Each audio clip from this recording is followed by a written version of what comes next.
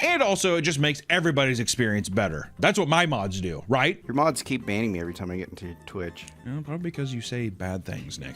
You say bad things that will get everyone in trouble, so shame on you. Regardless, many mods will post detailed stories recounting their struggles being a moderator. One Discord mod creates a detailed list of all hard work that goes into his volunteer job, complete with photos of anime characters sitting out under the rain of the night. Did you understand the emotional subtext to his image? Yeah, sad.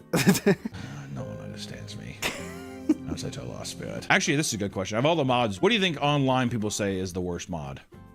It's gotta be Discord, right? I was gonna say Discord. I feel like they get clowned on the most. I feel like Reddit mods and Twitch mods, people are just, see that people are like, fuck this. I can't even post anymore in there, blah, blah, blah, or something. This fucking mods are power hungry. Versus Discord mods are almost always, they just say they're creepy. That whole like Hello Kitten thing, that was the first time I ever saw that was like a Discord mod thing. If you wanna be in my server, you're gonna have to send me some pictures.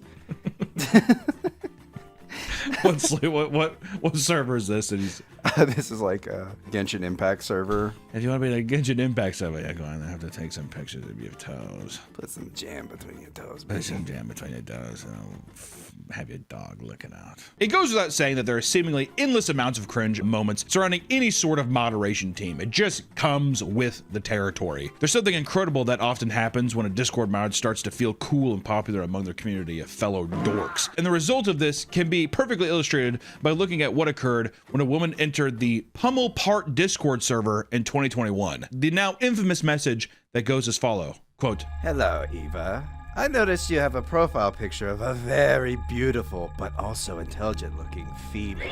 And I am under the presumption that this goddess is you. It is quite astonishing to see a female here in the Pummel Party official Discord. I am quite popular around here in this server, so if you require any guidance, please throw me a mention. I will assist you at any hour, day or night. And before you are mistaken, I do not seek your hand in a romantic way, although I am not opposed in the event you are interested in me, as many women often are.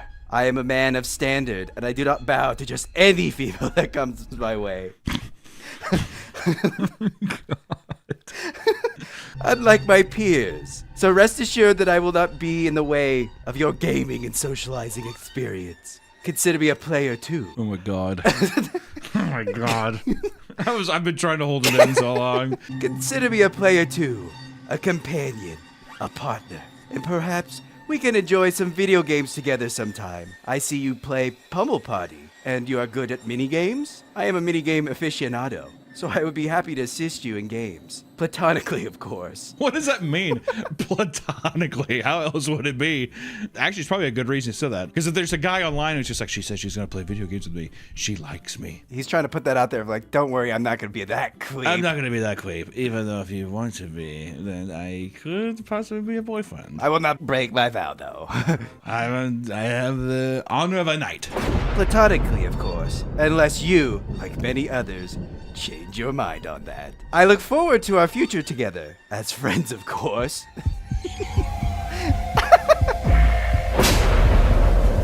I have to say this, at least. I have to commend his confidence. I will say, if I was on the receiving end of that message, I really don't know what I would do. I would probably, I would shrivel up and probably cease to be. I would turn to dust. That's how dry I would be. The amount of fake swagger of like, all the friends, even though they just, a lot of them decide to change their mind. Yeah, I get pussy a lot. Is that a Chad move, though? Well, that's what I'm saying. That's what I'm wondering is it a Chad move to just like the level of confidence of being like, well, we could play this little game of cat and mouse, but we all know that the rat always gets the cheese. And the cheese is stinky. Cheese is stinky. I like, but legitimately though, if I got that message, I would seriously be like, it would turn me off from every Discord server. It would make me nervous to interact with anybody. Hey, you want to play this game? Why? You know, like I'd be defensive now. If anything, this is a perfect warning for stranger danger. That's a bomb you have to defuse carefully. Oh, I have a feeling if you don't respond to it, you're gonna get a follow-up message. You're gonna log into Discord. There's gonna be that little red icon. I see you're online, but not responding. That's kind of weird.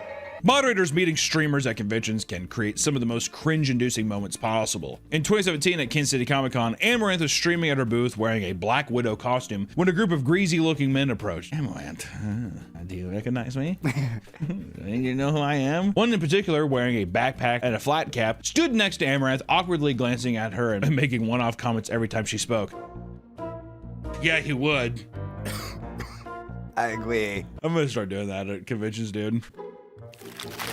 It'd be like that. God.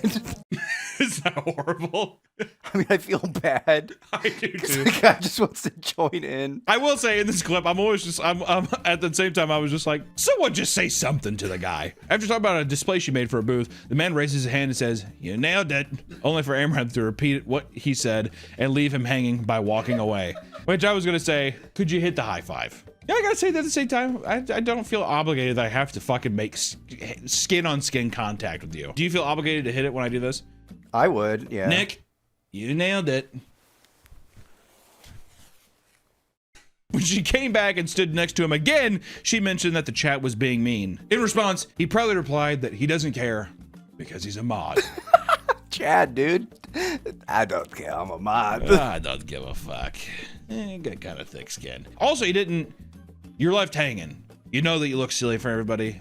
A lot of men would walk away, Nick. A lot of men would say, "Ooh, that's uncomfortable." He doesn't care. For me, I would just lower down, but is it more awkward to be like, hit him on the shoulder and like do one of these? I think he did the correct play of, she missed it, it's gone, the opportunity's gone. Because yeah, a lot of people would be like, wait, hold on a second, dude, fucking slap this shit. Don't leave me hanging. Or like grabbing one thing, Hunter's tip. Hunter's tip. If you meet someone at a convention, never touch them. Never, ever touch them. It sounds silly to say, but I will say, the amount of people that come up and like grab my arm, turn me around, pat me on the back, or like hug me. You know how many people have hugged me without me being like, oh, yeah. And then it feels weird because what am I gonna do? Be like, oh, nope. You feel bad. Only the guy that kissed me. That's the only time when that was bad. That got bad. That was physical. I'm just saying, the guy did a good job. He could have sat there and be like, hey. Yeah. Excuse me. This is slightly off topic, but at Papa Murphy's, we had a guy who he would go up to the girls. Every time he was leaving or he'd come in, he'd always stand there with his arms open. He'd be like, oh where's my hug? An employee did this? Yeah. Oh, God. Did they give him a hug? Did you have to give him a hug? Sometimes. He definitely had like a Redditor nice guy vibe to it, where he's just like this persona, like I'm a nice guy, but secretly he's like totally wants to fuck every chick that works at this place. Are you saying that he's targeted you at one point? No. A streamer known as Sup Caitlin brought her mod, Dilly the Mod, to her home for a stream that essentially boiled down to humiliating him for about an hour. She had set various stream goals, like letting him sniff her laundry, do a shot out of his belly button, and even kiss her, which she painted as her most putrid and disgusting goal of all, that's pretty harsh. You have to think with these things though, where it's this blatant, the motherfucker's gotta be in on it or whatever. All right, I'm gonna be rude. Because if not, this is just cruel. It's kind of like Pokimane and her new neighbor. Really, it's like everyone's like, that's your boyfriend. Just say it's your boyfriend. That has nothing to do with what we're talking about. Oh. I think I'm just upset that Pokemon. I think you are upset that maybe there is some psychological stuff going on with you. Yeah, it's like Pokemon talking about a new neighbor. It's like, just say that you're getting railed by some other guy. It's like some of us are just tired of being lied to, I guess. God damn it. Alright, here's a tier 3 sub. You bitch. Before the kiss, she was taking shots to prepare her for what would ultimately be just a tiny peck on the lips before sprinting to the bathroom to wash her mouth. It's a bit excessive. You can't lay a little fucking chicken peck on somebody. He must have had some stanky kimchi breath. She's hyping it up because she's like, oh, look how pretty I am and look how gross he is. Ugh, how would I ever do this? Ugh, yeah. Someone else do the same fucking thing. Can I get a peck for you? Oh my God, actually, that was the worst thing imaginable. Shame on you, dog. Women are the worst. They truly are. This video went viral, and people started to interview Dilly to discuss why he let her act like this. Dilly mentions multiple times that it was all content and downplays what happened. But most people can't help but feel like it was a genuine humiliation stream and pity him. Which, you know what? Who fucking cares what anybody else says? If Dilly's like, you know, it was content, it is what it is. Motherfucker's in the stream all the time. You think he doesn't know what's content, what's not content? Come on. I guess I have to ask you this question, Nick, because you're obviously an avid Pokemon watcher. Are you a mod for her? No. If you were, would you, if she did this in front of all these people, even if you knew it was content, would you feel comfortable with that? What, kissing? Oh, kissing me? Doing the kissing thing, but then being like, ooh, even if you knew it was. Yeah, if I knew it was content. Yeah, you'd be like, okay, Yeah, come on. Then I'd, you know, because off stream I'd get a real kiss. Yeah, We'd kiss for real. we kiss for real. And probably make out and hold hands. So, it's like what people don't know won't hurt them. I'd do anything for Pokemon. Pokemon, if you're watching this, run, hide, and never come out. If you're single and that is just your neighbor, here's my number. Run. To some people, their position as a Reddit mod is everything to them. In fact, there are many cases of people becoming full-blown moderation addicts. Many relationships have suffered due to the toll that aggressive Reddit usage has on them. Wow. One man ran to Reddit to rant about how his wife, who he'd been married to since 2015, started to become a full-blown Reddit addict. She was big into posting about politics and modding her own political subreddit. Her online activity ramped up drastically. 5 years of non-stop Reddit addiction took its toll on their relationship, greatly reducing the time they spent together. This all accumulated in her losing her job in 2020, which had her delving into daily Reddit sessions that lasted as long as 17 hours. God damn. 17 hours is moderating, then she's got 4 hours of casual Reddit scrolling. She's enjoying Reddit. Oh. Yeah. The man started working overtime to make up for her lack of job opportunities. Meanwhile, she became sedentary and started to gain an unhealthy amount of weight. Preach, sister. Me too. By 2023, he was drowning in work and struggling to afford feeding for two. Not only that, but their conversations were now reduced to either politics or Reddit. That's it. I'd kill myself. You see what happened in politics today? Yeah, it was the cutest little dog. He was forced to break the news to her that if she didn't reduce her Reddit usage, they would have to get a divorce. And in response, she chucked her dinner across the room and threw a tantrum. In the end, he left and had to live at a coworker's house for a period of time, only getting calls from his wife to complain about how he shut off her Uber Eats account. I just want to say, dodged a bullet. Stayed too long. I was going to say, yeah, 5+ years of that. Yeah. Do you think that a person that's on Reddit 17 hours a day moderating, you think they're reaching out to people being like, oh no, I'm going to phone my rent? Oh, I bet they do that. Yeah, here's my Venmo, Cash App, anything helps, guys. Yes, I'm making this a safe space for everybody. Well, you could throw a dash me food. You can also discount me some vanilla shakes and some Chick-fil-A sauce. Thank you so much. The Power Hunger Reddit mod is a tale as old as time, and many public Reddit spats have shown time and time again that some of these people get a sick kick out of being in control. Just recently, for example, a Reddit mob for the r/aviation deleted an incredible photo taken by veteran NASA astronaut Don Petit. Don posted a photo of a plane taken from the point of view of the International Space Station. Pretty sick. Despite one of the oldest active astronauts posting a breathtaking photo sharing something most people have never ever seen before, it was probably taken down by mods for being low quality and too blurry. Oh god, we can't even see the plane. Just enough. Which the internet quickly freaked out, leading to different mods to come out with an apology and put the post back up. I am so sorry. To be fair, that's nepotism. So an astronaut gets to take a shitty fucking picture? This is a subreddit. Read the fucking rules. Hey, listen, Don, how about a higher quality fucking photo next time? Yeah, we get it. You're on the space station. Discord is no different when it comes to moderation drama. In the large and active Discord server for Helldiver 2, one mod created tons of friction after posting their personal art depicting their persona dressed in Helldiver armor. They're gonna love this. Many people, whether it was an attempt to troll or voice genuine disgust, reacted to the image with puking emojis. This led to the mod posting rants about how disrespectful this was to her art, threatening to ban further use of the emoji with a 24-hour server timeout. The vomit continued to fly, and so did the angry mod posts. People who didn't want the ban were now opting for clown emojis, something that was not also a bannable offense. Somehow, the story blew up and escaped its own orbit, being talked about all over the internet. Cringe gamers started blasting the mods for becoming too woke, while others claimed the entire server was anti-furry. However, furry art had been posted on the server in the past, often without pushback, but in this case, hundreds of users were being nuked from the server every day, alongside mods posting edgelord response to the criticism, like this one. Man, watching you all cry amuses me so much. Editor turned me into a furry. My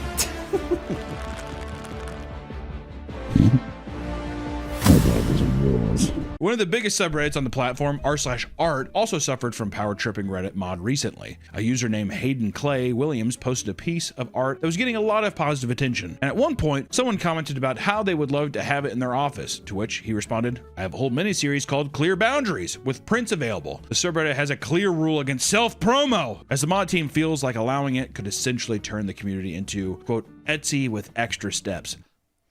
That being said, simply revealing that you sell prints isn't enough to cause this much of a freakout. One higher-up mod, however, didn't give him a warning and remove the post. Instead, he permanently banned him. He voiced his frustration to him, only for him to dig his heels in deeper by removing his entire history of the post on the subreddit. Hayden gives light pushback and is then told he's been reported for harassment, something Reddit agreed with, which led to a 3-day-long site-wide ban. The story went viral on Twitter, causing a stir as other users told stories of their miserable experiences with the mods. People started to fight back, spamming the word, quote, print, all across r/art and other subreddits. The mod team couldn't keep up with banning everyone, so they gave up and locked the subreddit entirely. When they opened it back up, the spamming resumed until they had to force lock it again. This ended with a post that read, "We out," and a comment from a mod stating, "You win, we all resign." But all 14 moderators didn't resign. It was a mod that removed everyone on his own accord, including himself. In the end, a brand new mod team was brought in, and multiple people who were unjustly banned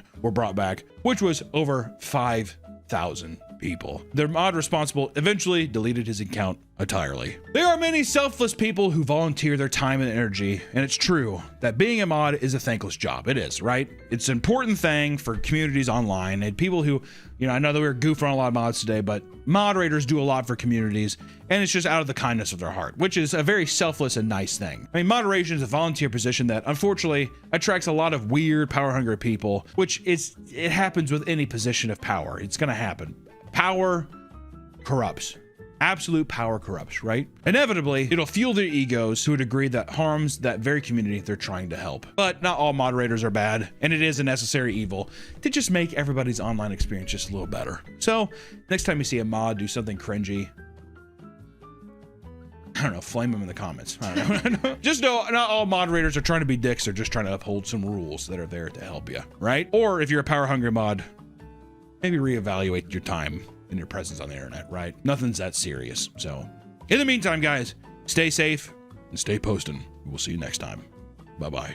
There's a recent story about this mod. This guy mod found out this other girl mod that he was talking to for 3 months killed herself, and he was freaking out. But people started poking the story, and then you found out that the girl was actually an Indian who like got too in over his head, so he faked her own death to get out of this fake relationship.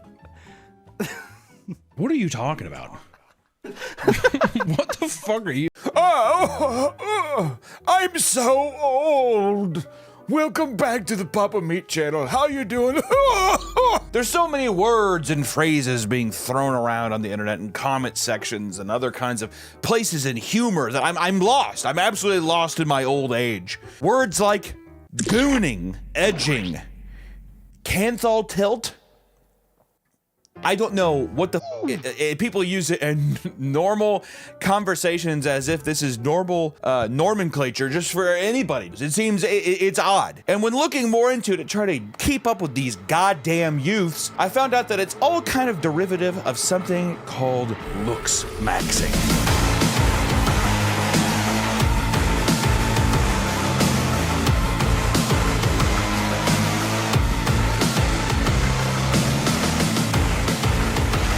Looks maxing is a very, very popular trend right now on YouTube and TikTok and all these other places, and it's kind of embedded in male culture. Yeah, the females, they do looks maxing too. Who gives a shit, dude? We need to talk about the real fucking juggernauts of this. The real people who hurt and suffer more than anyone else. Me and the boys, aka the incel community. Hey, if you're an incel, stand up, be proud. This one's for us, guys. There's level of obviously irony and other kinds of humor in it, but it is a very real thing. And it's something that I am going to take into consideration moving forward with my own looks, because I'm a morbidly obese piece of shit. I even got my my face evaluated by a Giga Chad, and this was the score. Not good. Looks maxing is the practice to maximize one's look, and most importantly, when you're a looks maxer, Your goal is mogging, which means to be more physically attractive than someone else. It's very petty, and that's why I love it so much. Looks maxing is actually a pretty old trend from around 2015 that popped up on a forum called lookism.net. It was mostly associated with incels trying to blame all of their problems on not being attractive enough to get some pussy, so the idea of looks maxing was born, which is kind of interesting because I will say in a lot of incel communities, usually there's no kind of self-growth happening, which is the opposite of looks maxing. They're upset. I am upset. I am married and I'm upset I get no pussy. All right, dude? And nearly a decade later, looks maxing has now spread to TikTok and YouTube, and the toxicity of the culture has been growing absolutely rampant. Which, you know, some people say toxicity.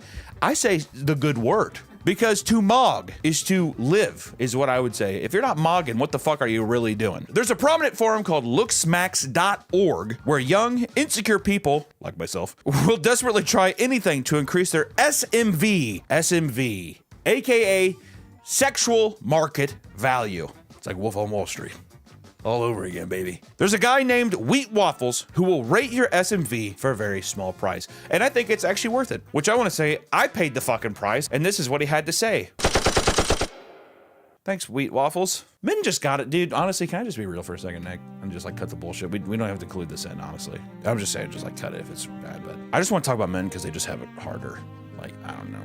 I'm tired of like, I go on these forums with women and they're like, oh, I don't look at it. Dude, I hate women! So let's take a look at some of the techniques to increase your SMV. And if you're a woman, get out of here! Get the hell out! Today's video is sponsored by Fume. If you have any unhealthy habits, maybe consider trying Fume. Once you form a bad habit, it's hard to break, and usually quitting cold turkey is the absolute worst thing someone can do. Let Fume fill the void in a natural, guilt-free way. You can still get your fix, just with healthier options. Fume's innovative, award-winning device is a sleek, lightweight, and can help you kick your habit. Fume is completely natural and replaces vapor with flavored air. Instead of harmful chemicals, users can enjoy Fume's refreshing flavors like crisp mint, sparkling grapefruit, orange vanilla, and raspberry lemon. Stopping is something we all put off because it's hard, but switching to Fume is easy, enjoyable, and even fun! Fume has served over 150,000 customers and has thousands of success stories, and there's no reason that can't be you. Join Fume in accelerating humanity's breakup from destructive habits by picking up the Journey Pack today. Head to tryfume.com/papameat or scan the QR code and use code PAPAMEAT to get 10% off when you get the Journey Pack today. And Fume's base was just launched in January. It's a weighted stand to rest your Fume on when not in use, with a magnet inside that keeps your Fume attached. The Fume device can be spun around on it, which is good for fidgeting. That's tryfum.com and use code PAPAMEAT to save an additional 10% off your order today. Thanks, Fume, for sponsoring the video, and back to the video. Which first on our long list is soft maxing. These are lifestyle changes that include basic care to your hygiene and aesthetic presence, such as going to the gym, getting a haircut, and moisturizing. That's right, I said moisturizing. It's no longer considered gay. Back in my day, if I would have brought some lotion or if I would have told, hey, I got some aloe vera, I'm gonna put it on my arms, people would say you're gay. And I think that actually drops my SMV. Correct, Nick? Thank you. It's basic hygiene and wearing clothes that fit you. No longer do you have tight, if you're a big guy like me, dude, you go buy clothes, you're not a medium. I've been there, dude. Hey, I'm living it. When I had to take the step from 2X to 3X, sad day. Sad day. Now we're gonna be talking about some techniques that will alter your physical appearance in some unusual ways. So please, come with me. Come with me. Come on, it's like a back alley deal. No, come on, seriously, no one's looking, come on. Starting off with the jaw and face, aka your moneymaker. The first category is improving the fucking jawline. You've probably seen people on the internet, you know, do the thing where they show off their Giga Chad chin and stuff like that. It's like basically saying, hey, are you in the club?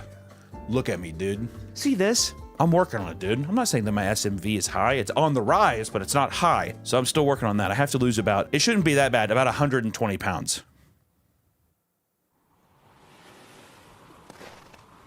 Mewing. You're probably thinking, Pokemon. Wrong! Looks maxing 101, dude. And it's named after its creator, Dr. Mike mew. This is a facial reconstruction technique that involves placing your tongue on the roof of your mouth to change the shape of your jawline. Some of the benefits include this: realigning your teeth so you don't have no buck-ass teeth, improve facial aesthetics so you get that chiseled Giga Chad jaw, and it stops you from becoming a mouth breather. If you're a mouth breather and you're a fucking uggo, back of the line, get the SMV up. You're not a Mog man yet. Mew immediately. I have sleep apnea, and that does not help my SMV. I want to see some before and afters, dude. 20 months mewing plus hard mewing. Oh my God, it's unbelievable. Beautiful man. SMV way up. You know, I would say that he was a pretty handsome guy to begin with, but that jawline now, unbelievable. Next up is gum chewing. The practice of gum chewing is to strengthen and sharpen one's jawline, which you're probably like, is that mewing? Dude, no. Were you listening? Some people recommend chewing gum for 16 hours a day to get chiseled jaw. And they make very hard gum. You can buy extremely hard pieces of gum just for this exercise, just to get those fucking muscles right here nice and buff, dude. Mastic gums are considered to be the best, which is 8 to 11 times harder than the normal gum. Look at that. Looks like fucking, I don't know if I think I'll just stick to mewing maybe. But there are some drawbacks, which you can develop TMJ and grind down your teeth into baby teeth. When you're trying to become a god, there's always going to be some bumpy steps along the way. But the people who persevere and who don't end up getting baby teeth or TMJ, they're the champions. Next one up is gua sha, which I feel like I've seen people roll these on dogs' heads and stuff. Which gua sha is a traditional Chinese healing method in which a trained professional uses a smooth-edged tool to stroke your skin while they press on it. You ever been rolled around by a Chinese guy? Well, you can do it yourself, or I still like getting mine from the Chinese guy. And my SMV, like I said, it's on the rise. Where's your SMV? Your SMV pretty good? This may reduce inflammation, reducing chronic pain, but it's mostly used to get sharp jawlines once again, dude. You think there's just a couple tricks in the books? Of course not, dude. Whenever Da Vinci made David, did he just slap the stone around a couple times? No. You gotta roll around. You gotta treat it right until it becomes absolutely perfect. David, the statue, definitely was a mogger. I can't speak for Da Vinci. Yes, Da Vinci was a good artist, but from what I saw in some of the pictures or paintings of him, oh boy, SMV was low. And I don't really know if he was a mogging man himself. Next up, we also have thumb pulling, which thumb pulling is a technique that involves inserting both thumbs in the mouth and pulling the palate apart against the back third of the palate. So it's going back. Oh, you pull your mouth open? The goal is to create more space in the mouth and stimulate maxilla bone growth, dude. Your teeth are essentially like a bird, right? You want to pull those bad boys out. And of course, there is belt pulling, which you bite down on a belt and then lift it up. You lift it up over your head. And, you know, there's some drawings of how to do this too. Let's just look at some of these. They're pretty good. This is haunting. First off, he put a lot of time in those eyes. That is fucking crazy. Dude, when we did the medieval torture device video, this is exactly what this is. Look at the fucking, like the scribbles on there too. This is a madman. This is Da Vinci. This is what Da Vinci wanted to be. I thought that was his asshole for a second where he's bent over, but no. So that's him. And that's him. You put it around your knees and you also pull that way too. Oh, this is the artist before and after images. All right, here's before one. What's this guy? He's a good-looking guy. He's got kind of a bit of a dud chin. Let's see afterwards, though, with the belt pulling. Is this the same man? This is the same guy? You know what? I think the old boy just should have grown his hair out. Because I think the long hair also accentuates. No, it was the belt pulling. I think it was a good deal, dude. I'll tell you a quick story about how I fucked my face up 5 years ago. I took a fucking belt, bit down on that shit, and started yanking it from my face with my arms. It didn't feel very good, so I lifted up my legs and put the ends around my feet, started pulling hard as possible, and felt a pop. I looked in the mirror and my face appeared forward as I was ecstatic. I finally found how to ascend hard.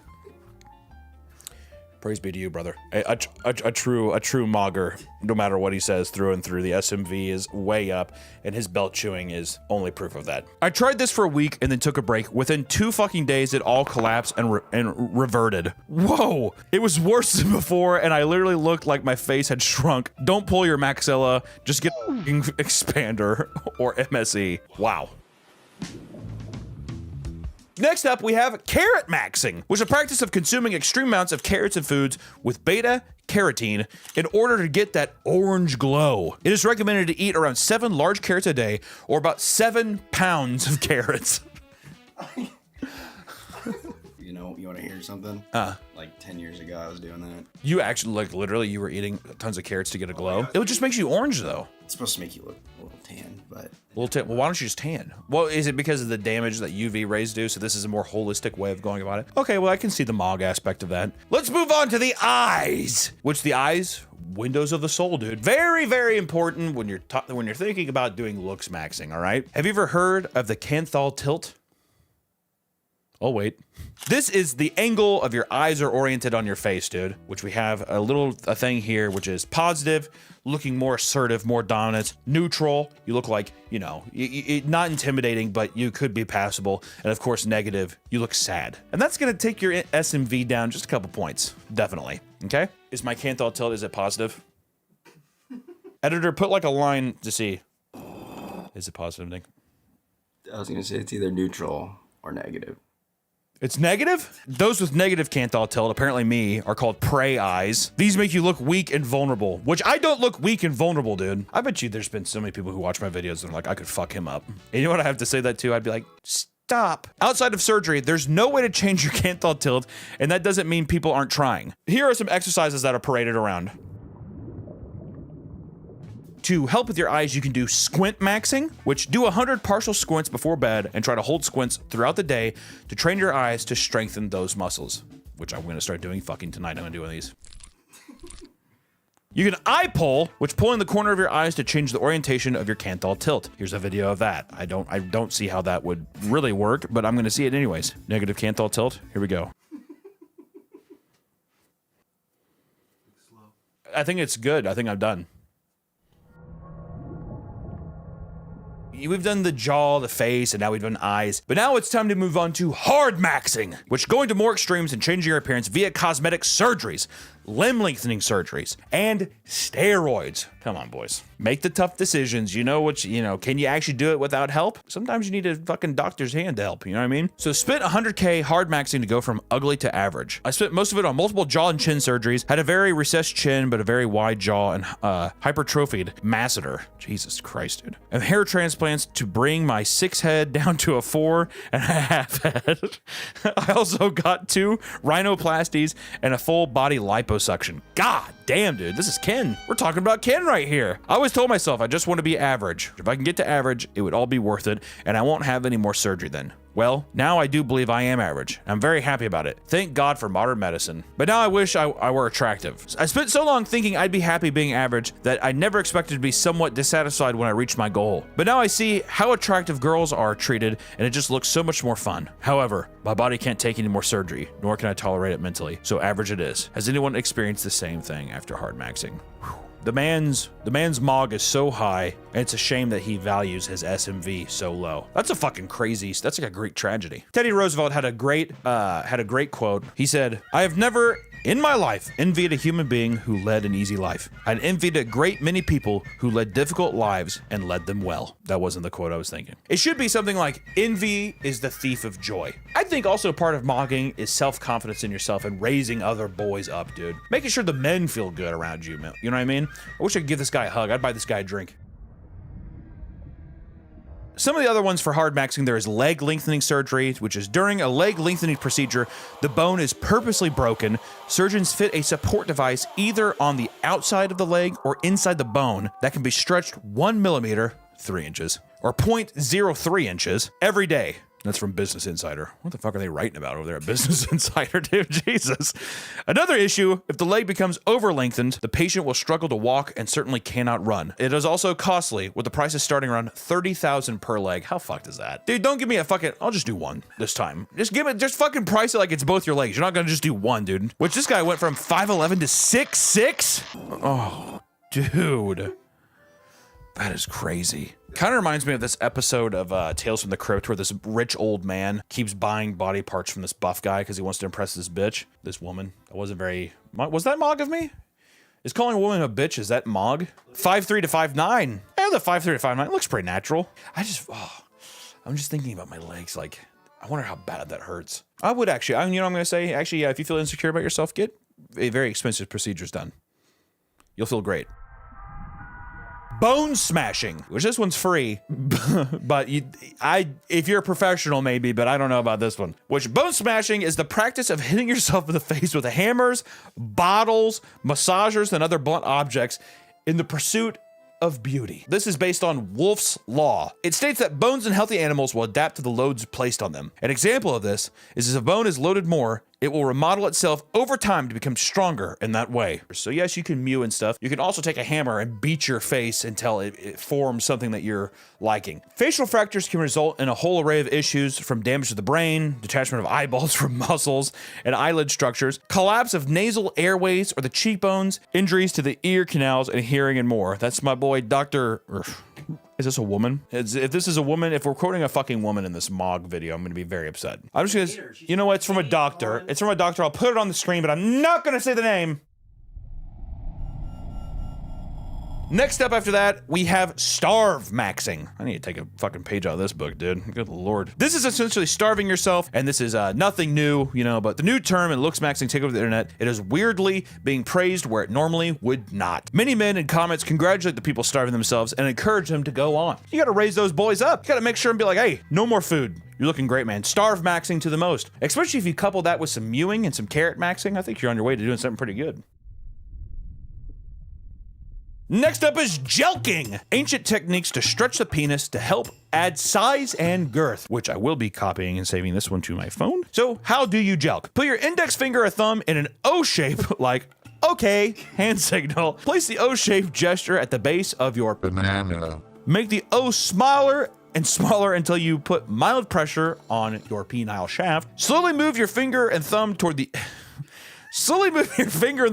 head of your penile unit until you reach the tip. Reduce the pressure if this feels painful. Boy, we're not trying to torture ourselves here, right? We're just trying to get bigger members, which in increase will bring us bigger confidence. All right? Repeat this once per day for about 20 minutes. That is a full workout, dude. They give the same instructions for a Bowflex, all right? That's how serious you have to take this. Improper techniques can cause damage to soft tissue. So you can develop Peyronie's disease. That is a great name for a penile disease, dude, which is scar tissue that can build up and create severe curvature on the member. Dude, you might like that. I thought they called that a shooting rainbow. I thought people liked that. Some people have also experienced erectile dysfunction. Next up is probably the one I've seen most commonly, and people have probably also seen most commonly, is edging and, of course, gooning. Edging is masturbating and stopping yourself before orgasm, and then beginning again, keeping yourself close to climax, but never getting there. Gooning is a form of masturbation that involves edging for a long period of time, resulting in hypnotic, trance-like states, which masturbation is so intense that it becomes a state of meditation that consumes you and provides endless pleasure. You either pair it with overstimming, which is as you possibly can, or edging. There is not one way to goon. They all just have one goal: be consumed by masturbation and bliss. Here's a couple comments I thought were applicable. Back in November, I was doing the No Nut November challenge, but I edged for every single day of the month. On December 1st, I started to masturbate and edge like 6 more times before I almost passed out from the intensity of that orgasm. So much, I had to take a bath and look for a towel to clean everything up. No joke, I like 4 ounces. And of course, the first comment underneath it is just beautiful. Which, boys, that's what we need to do. We need to boost our boys up. That's an incredible feat. An entire month of edging. Wow. If it was me, I would. Well, Nick, here's the thing. Would you say, are you an edger or are you a gooner? Edger.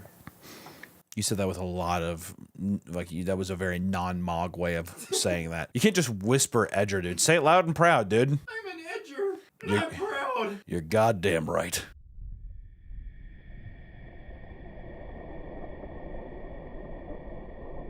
Next up, we have munting. Munting is a variation of necrophilia involving 2 living people and 1 dead person. It can be male or female. It's a corpse. All right, it's a dead corpse. And if you see someone who munts, you need to stay clear of that guy. But if you do, this is how to munt if that's a road that you want to go down, which is find and dig up a semi-decomposed corpse. One person then goes down on said corpse while the other one jumps on the dead person's stomach, causing the juices to be forced out of all orifice. These are drank by the person orally connected to the corpses. I want to throw up a little bit. And I want to say that this has nothing to do with looks maxing. Like I said, it's just a part of the nomenclature of what we're talking about. And there is a munting subreddit, but you have to literally request access and be granted in to see what's happening. So if anybody has that Pandora's box key, I guess maybe share it with the world, because I'm kind of curious, if I'm being honest.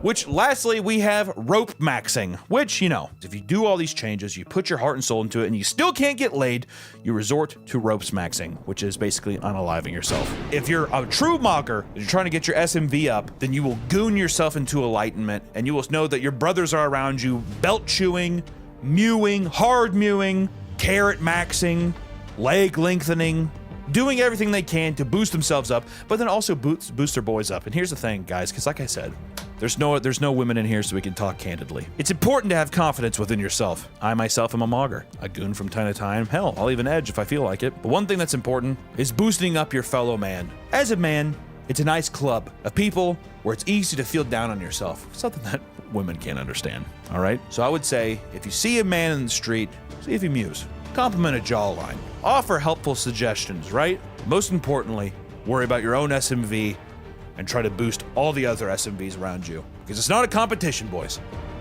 It's a lifestyle. Goodbye. What are you gonna tell me that you did? Oh, I'm comfortable in my own skin. Look how weak my chin is. Look how bulbous I am, dude. I look like the goddamn Michelin Man. You think I'm stoked about being a non-mog? Fuck that. You're trying to mog to be more mog than any other man around you. I love it, dude. New merch available at meatcandy.store. Promo available until April 26. Buy today. Buy today. How forceful is that? I don't know, if you select puppet shows and you want to support the channel, please buy the merch. It's available until April 26. Thanks, guys. Welcome back to the Papa Meat channel. How you doing? How you doing? Get in, sit on down, because today we're going to be talking about Gooner games. And no, these aren't little games you play when you're in Boy Scouts with the boys. You're not playing tummy sticks at your friend's house. They're Gooner games. People are enticed to play video games for many reasons. It's not just about good gameplay or an enriching story. There's actually another aspect that has a sizable portion of the gaming community in a chokehold. Whether it's directly stated or not, many newer games cater their products to horny gamers. Something that has proved incredibly lucrative over the years. Which, listen, guys, this isn't anything new, right? People have been doing this since the dawn. Anytime that you could put, man knew to put ink on wall, berry mash on wall in the caves. The cavemen, they were drawing titties. Hit sell. It's more obvious now, and the graphics are better, so you get to see more There's detail. so much to gooning culture now that feels like before it was in like the olden times where it's like you don't talk about religion, politics, or money, but these things were all like it's all unspoken rule. Right now it was a thing where it's like, well, of course I got this game because it makes me hard and it tickles my fancy, of course. But now it's become so outspoken, and gooner culture is so there's no shame in it anymore, that now it's evolved to something far scarier. Some of the biggest games, ones that you have likely played, are classified gooner games. And today we're going to talk about some of the biggest ones to come out in recent years. The concept has been hotly debated online. Many games are now being labeled as gooner games, and those who play them refuse to admit that as reality. I think this is the time and place. They just be like, this is why I do it. The thing is that the more you hide behind it, I think that's where the sharks smell blood. Because if you're not with us, you're against us, I think is what it is. I think it's people being like, hey, you think you're better than me playing this for the gameplay? There's not gameplay in this game. It's boobies. It's buttholes. Did you ever play women characters so you could stare at the behinds? If you stared at a man's behind, that's gay, but if it's a woman... Oh, I see. No, I don't know. I always thought the guys look cooler. I had a bunch of friends who were like, I prefer women because I don't want to stare at a guy's ass for 12 hours. That's the guy who's definitely very gay. Anytime I was like, what am I going to stare at a guy's ass the whole time? I'm like, pretty sure when I'm playing Spawn in a game, I'm not like, ew, yucky, his butt bum. He's bing bing. I don't like that. It's like, no, what about everything else on screen? But to be fair, if there was a man caked up, I mean, I might... It's like when it'd be the opposite of what I used to do. What I used to do back in the day is when I had Nintendo 64, I got so scared playing Quake 3 that I'd call my mom in to watch me finish playing a level. I'd be like, hey mom, come check this out. It's really cool. And she'd walk in and I'd be able to play. She's like, what am I looking at? I'm like, You feel less scared now that someone's there, right? Be the opposite. I'd be watching MLB Slugfest 06. Albert Pujols comes up to bat. Hey mom, I'm busy. Don't come in here for a while. My mom did the opposite. She would call me to play video games because she would throw up and get sick because of the motion sickness. Oh, playing what game? What game? Spyro for the PlayStation 1. She's like, oh! Nick, hold my hand. Nick, hold my hand. The purple dragon. I remember we took like a day off of school and she took off work to beat it. And like overnight, she was like, I had a bowl, like a bucket next to her. Oh my God. She was like, oh. It's not worth it.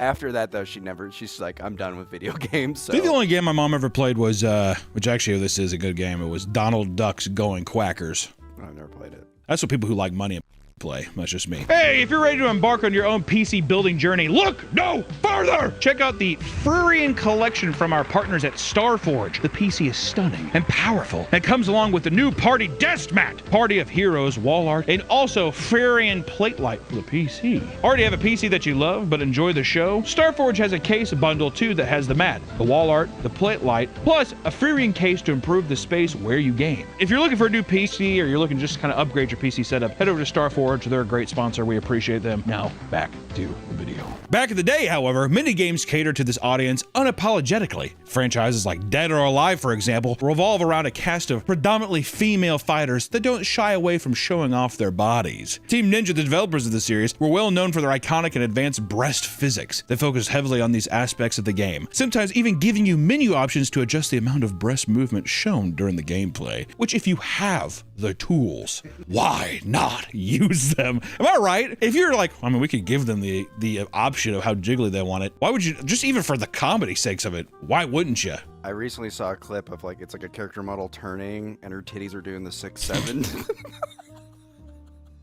One of the most intense presets labeled OMG had breast whipping non-stop during fights to the point where it was distracting to some players. Team Ninja knew their core audience. However, as they created a non-fighter series called Dead or Alive Extreme, these games put all the characters on a beach vacation where you could play mini games and, more importantly, build romantic relationships with your favorite characters. Didn't people freak out when the new Dead or Alive came out and it was like they covered all of them? What was the thing, like, remember there was like a game, there was a game recently within like recent years that was like, they robbed us, because they were seeing the character sheets and it's like, you can't even get behind and see anything now because they're clothed. That was Stellar Blade. Oh, Stellar Blade. But Okay. I think you're right with Dead or Alive. They were scantily clad and then they kind of made them a little less revealing. Yeah, because women said it was sexist. Ladies, go play Going Quackers and let us men have fun, right? And women ruin everything. Well, that's just absolutely true. Going from a fighting game to where it's just a beach thing where you can role play a relationship and do mini games, next level thinking, dude. I think when it first came out, there was a lot of, they weren't, you know, gooners weren't adamant to admit they were gooning to it, but they were Oh yeah, they were definitely, it's just good, it's like better than Tekken. They were just like, the games are fun. It's actually fun. The story's it's good. I do because the story, it's actually good. Today, there are still Gooner games that are much more overt, propped up ever more by the growing number of indie developers making their horny dreams a reality. Crushing Force is a loud and proud Gooner game, as the creator warns you up front on the download page that it contains inflation, furries, copious farting, vor, and crushing. Oh yeah. When I saw gameplay of this, I couldn't believe it was real. I thought I was impressed with the animation. I saw the thing, I was like, God damn. It's something where it's like, it's funny for a second, but I'm like, this is actual, like, people one-handing it. It look like those with the glove on playing Tetris. You know what I'm talking about? Have you seen those guys? You ever sit there one-tapping it while you're beating your shit underneath it? Despite being very clear about what it is, many players who poke fun at it report that the mechanics are legitimately good, and the game as a whole has sauce. Which I'm always a sucker for those, like, classic Street Fighter, like, you know what I mean? Like the 2D Marvel vs. Capcom-esque kind of like 2D fighter stuff. The debate surrounding Gooner games becomes more interesting as we move into more mainstream titles. To some, it's clear as day, but many believe the label it doles out unjustly. Which leads us to, I would say, the most obvious of the current age Gooner games. This one, I would say this is probably the Gooner game right now. Marvel Rivals is one of the newest hero shooters to blow up and achieve mass success. It has also seen one of the quickest developments of a Gooner fandom. The game was released in December of 2024, and by March of 2025, articles were already written about how it had become a massive hit with the Rule 34 communities, which if you don't know what Rule 34 is, corn. With only a few months of playtime, people had lost their minds over the characters and skins, and this was starting to affect the community as a whole. Also, I mean, here's the thing. With a thing like, if it's a superhero game, what do you think superheroes gonna have bad genetics? They're all gonna be pretty good looking people. Remember the Blob, X-Men, the big fat, even he was kind of cute. He was a big fatty. Even in horror games, you know, also does it kind of right is Resident Evil. They always have like some pretty girl in there, and even a hot guy. I mean, this new one, people are. I'll tell you what, the amount of girls I saw that were flicking their beans to Leon, holy moly, he'd do anything. He'd be like, and the girl would, like pause it at her streaming setup. Okay, be like one of those. Like, Just really? Pause chat real quick. Editor cut all that. Do you think the gooners, these gooner types who are obsessed with, or like, you know, if you're just like, I'm horned up playing this game, do you think it's just preference, or is it just like the developers try to just be like, they have to have a nice ass, they have to have big titties? You know, I don't see a lot bulge, or even bulge in games. Where's the bulge at? I'm talking like a curled up. It's like actually, yeah, it's like a print. How you gonna have Steve Rogers in a game? You don't have one print. If you're looking at older comics, they definitely, I mean, even Spider-Man's caked up, you know, when he's doing his shit. Women definitely have defined ass and big cleavage. But this was a Chinese company, and I think the Chinese know how to cater to gamers. I think they know. I guess that's true, is that American studios that do it, they always try to make them like Woke. I think they try to make them look like, I don't know, like amiibo figures or something. Like very kid friendly versus introducing more of like an Asian influence of art style or something like almost anime-esque these designs. I think it bridged that gap of people being like, which I think was smart. No one wants to see a fucking, which listen, Jack Kirby's the king. I love Jack Kirby. I love all of them. Frank Miller. I love all the old guys. Sam Keith, rip Sam Keith. Rest in peace to one of the goats, the Max. You ever read the Max? It's good stuff. Man just passed away. He has like one of my favorite Wolverine runs. It doesn't matter. All I'm saying is that for a new age audience, people who are all obsessed with anime and shit, having those characters be more in an anime style, I think it does help a lot. So yeah, they've always been caked up, but it's old-timey 60s caked. Come on, dude. Or even 90s pockets. You just want to see nothing but pockets? No, dude. I want fat and I want mushroom prints. That's why that'd be my advocate, is just be like, yeah, I mean, big asses and big titties are cool. Throw a couple pork chops on the grill there and see what we can do. You know what I mean? Slap those guys together like that.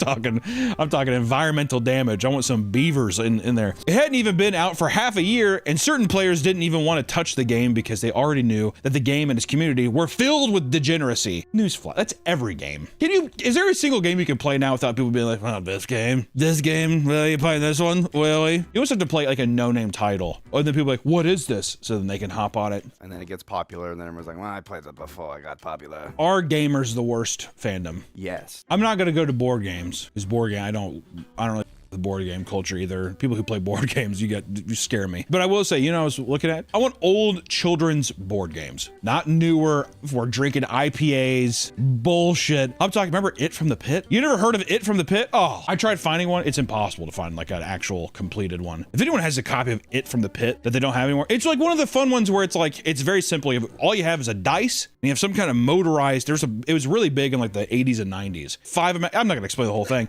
It's show a picture. It's really fun. That's the kind of stuff. If someone shows up with, and what is it, Wingspan and I don't know, Space Camper, hey, figure we can have a couple of these and game out tonight. I'm gonna say, get the out of here, dude. But if my boy shows up with Tito's and It from the Pit, for a while, it's gonna be a good night. It's gonna be a damn good night. Be smoking cigars and shit, rolling dice and shit, because it's almost like shooting dice with a addict in like a back alley. Almost. Thing got a hold of me. It's not like you had to dig in to find stuff either. Before season 1 even launched, people were making mods to turn all the female characters fat in game, which went viral on Twitter, which is just fun. Which honestly, I think knowing how much pre-production goes into games now, I think that should be an option with everything. So you have like the super hot version, you have a medium version, or maybe you're just like, I don't want to look at this skinny all day, and you look at yourself, you feel bad. Maybe a more realistic version, and then a big fat. Wouldn't that be nice? Uncharted, I think, started that. Really? They had in the game, I'm pretty sure they had a fat Drake model that you could play. Yeah. No, you mouth breathing all the way through there. But behind cover, still getting shot because he's so fat. They need to add that, but it needs to make it easier. Like there's like you can barely run and you can't climb. See, the game like almost breaks because it's just being like, you think some fat ass is gonna be able to like jump and scale the side of a mountain like you do in Uncharted? Yeah, right. There's a whole new caveat where you have to go get like a medical crane that lifts you up the side of the mountain. Marvel also knew their community was filled with gooners because during the summer, they released a swimsuit collection featuring all the female characters in little thongs with more advanced jiggle physics. I mean, dude. Like money. I mean, come on. With each skin also came character-specific victory poses and emotes that showed off the bathing suits in provocative positions. Deadpool, one of the newest additions, shoves his fat, bouncing ass into the camera within the first 10 seconds of the announcement. It's funny. Do you think Ryan Gosling approves? This is actually very funny. Is that a good Ryan Reynolds impression? Pretty much just always sounds like this. Is when he's talking, he always has to go kind of quick, and he kind of talks like that. With the devs and the game's creative director feeding into the fan base's desires, it has created some of the most depraved and desperate players. One person said, which I do love that. Depraved and desperate players, please. One person said that they downloaded the game after having a long shift at work and wanted to play something different because everything else was so repetitive. I'm like, Marvel Rivals, what are you talking about? They were instantly addicted to the game the second they booted it up for the first time. However, in future sessions, they started to notice that they couldn't start the game without popping a chubby.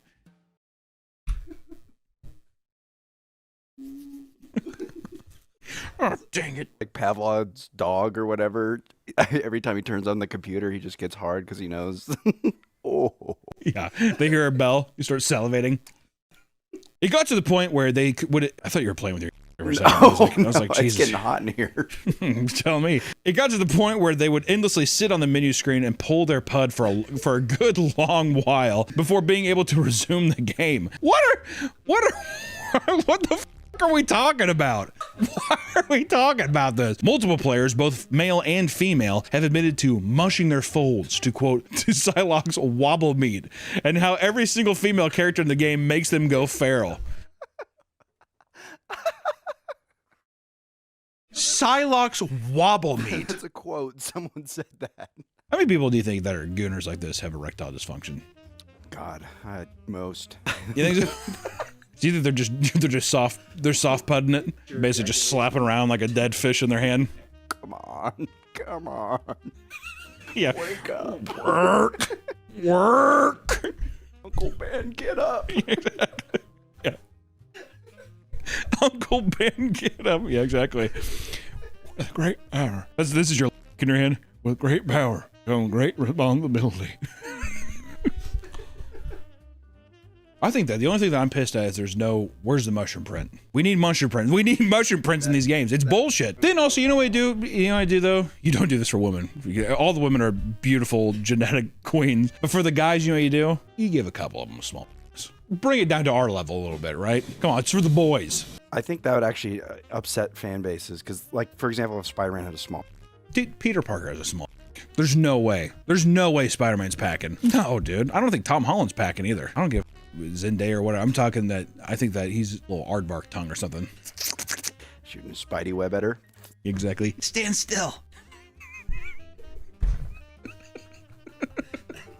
I'm guessing that. Maybe he's talking to Zendaya. I don't know who he's talking to. All right, well. Overwatch was one of the most popular games for its time. The hero shooter, which carries a wide cast of characters, has an adoring fan base, or at least they used to. It's kind of dead now. Yeah, Marvel Rivals has taken Overwatch's space. Which it's the same game, essentially, except one's first person and one's not. And then, unlike Overwatch, Marvel Rivals has embraced the Gooner. Oh, so, well, yeah, because it's Blizzard, right? Blizzard is not going to want to do that. The hottest thing they ever made was Tauren. You ever see a Tauren woman?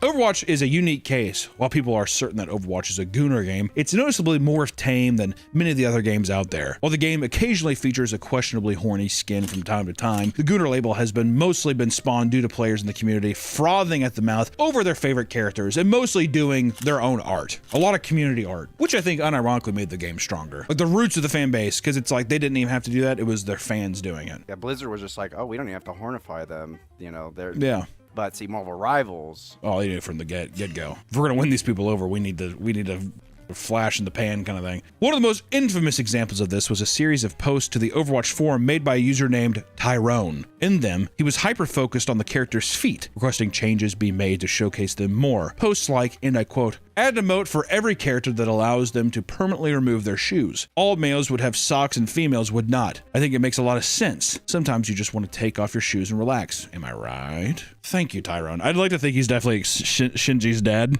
Keep the men's shoes on, but be able to remove the women's. Yeah, it's like, well, don't guys like taking their shoes off too to relax? Shut up.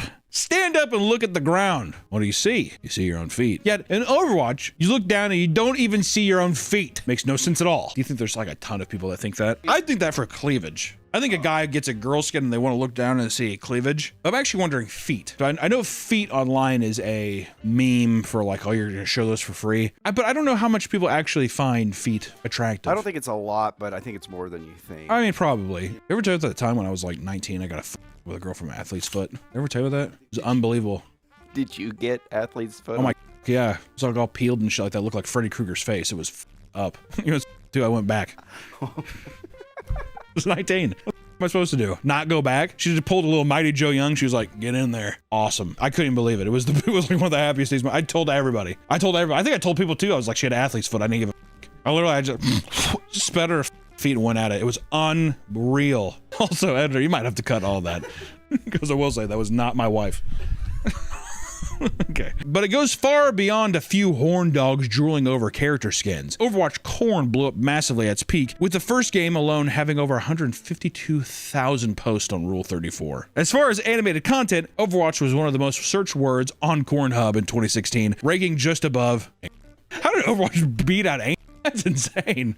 Usage of Source Filmmaker and Blender soared due to the high influx of people ripping the Overwatch models from the game to animate their own steamy videos to upload online. People still seem to attribute innovations and advancements in their technology to the endless development of this type of content, which it is. It's insane. People doing that kind of stuff has done nothing but help improve the software. Isn't that crazy? Many franchises lose their wholesome fan bases once the Gooners learn of their female protagonists. This is especially true for Nier Automata. One of the main characters in the Automata is an android woman named 2B, dressed in a short black dress, thigh-high leather boots, and white bodysuit. And as you can imagine, people have been losing their minds over the character since the game's release in 2018. Right at the game's launch, over 30 adult mods were created and downloaded over 500,000 times. And to this day, Nier Automata has some of the most downloaded NSFW mods on multiple modding websites, which is kind of impressive. If I was the modeler, I'd be flattered. I'd be very flattered. The developer of the game, Yoko Taro, is actually a Gooner himself and clearly made the game with 2B's sex appeal in mind. He's fully accepting of the NSFW content that has come out of the Gooner fanbase. Before the game even launched, there was a rumor that 2B's undercarriage was anatomically correct. Which also, if I'm gonna go the whole route of designing it, I'm gonna make it anatomically correct. Also, the Japanese people are proud of being Gooners. Oh yeah,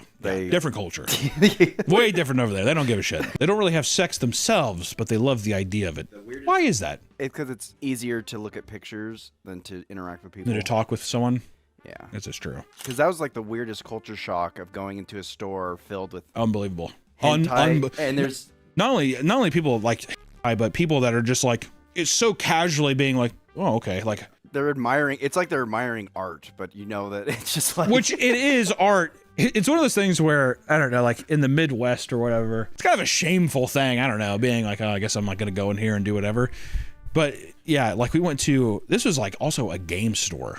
Okay. We went to a game store that was like 4 or 5 stories tall, and 2 of the floors, I mean, it was just nothing but and those floors were packed. It was as if it was, I mean, like it was a busy shopping day, but it was so casual. It was unbelievable. It's a lot of old guys too. And they bunch together, guys. they'll lift something up, and then like 3 of them will come and be like, oh, what'd you find? They do. It is a thing. He's like a spread, and the guys are like, It's very communal. It's kind of sweet in a way, I guess. Me and Allison were walking around, and we saw some of that stuff. It wasn't as bad until we went to Nakano Broadway. We went to one of the Mondorock stores. There's like 7 Mondorock stores there, you know. We went to the one of the bookstores, and there was this huge section, whatever. It was like right next. I was not in there for that, but I was looking through one of the books, and I was down this aisle, and this guy, I don't know if I should say what it was, but it was like some pretty depraved shit, okay?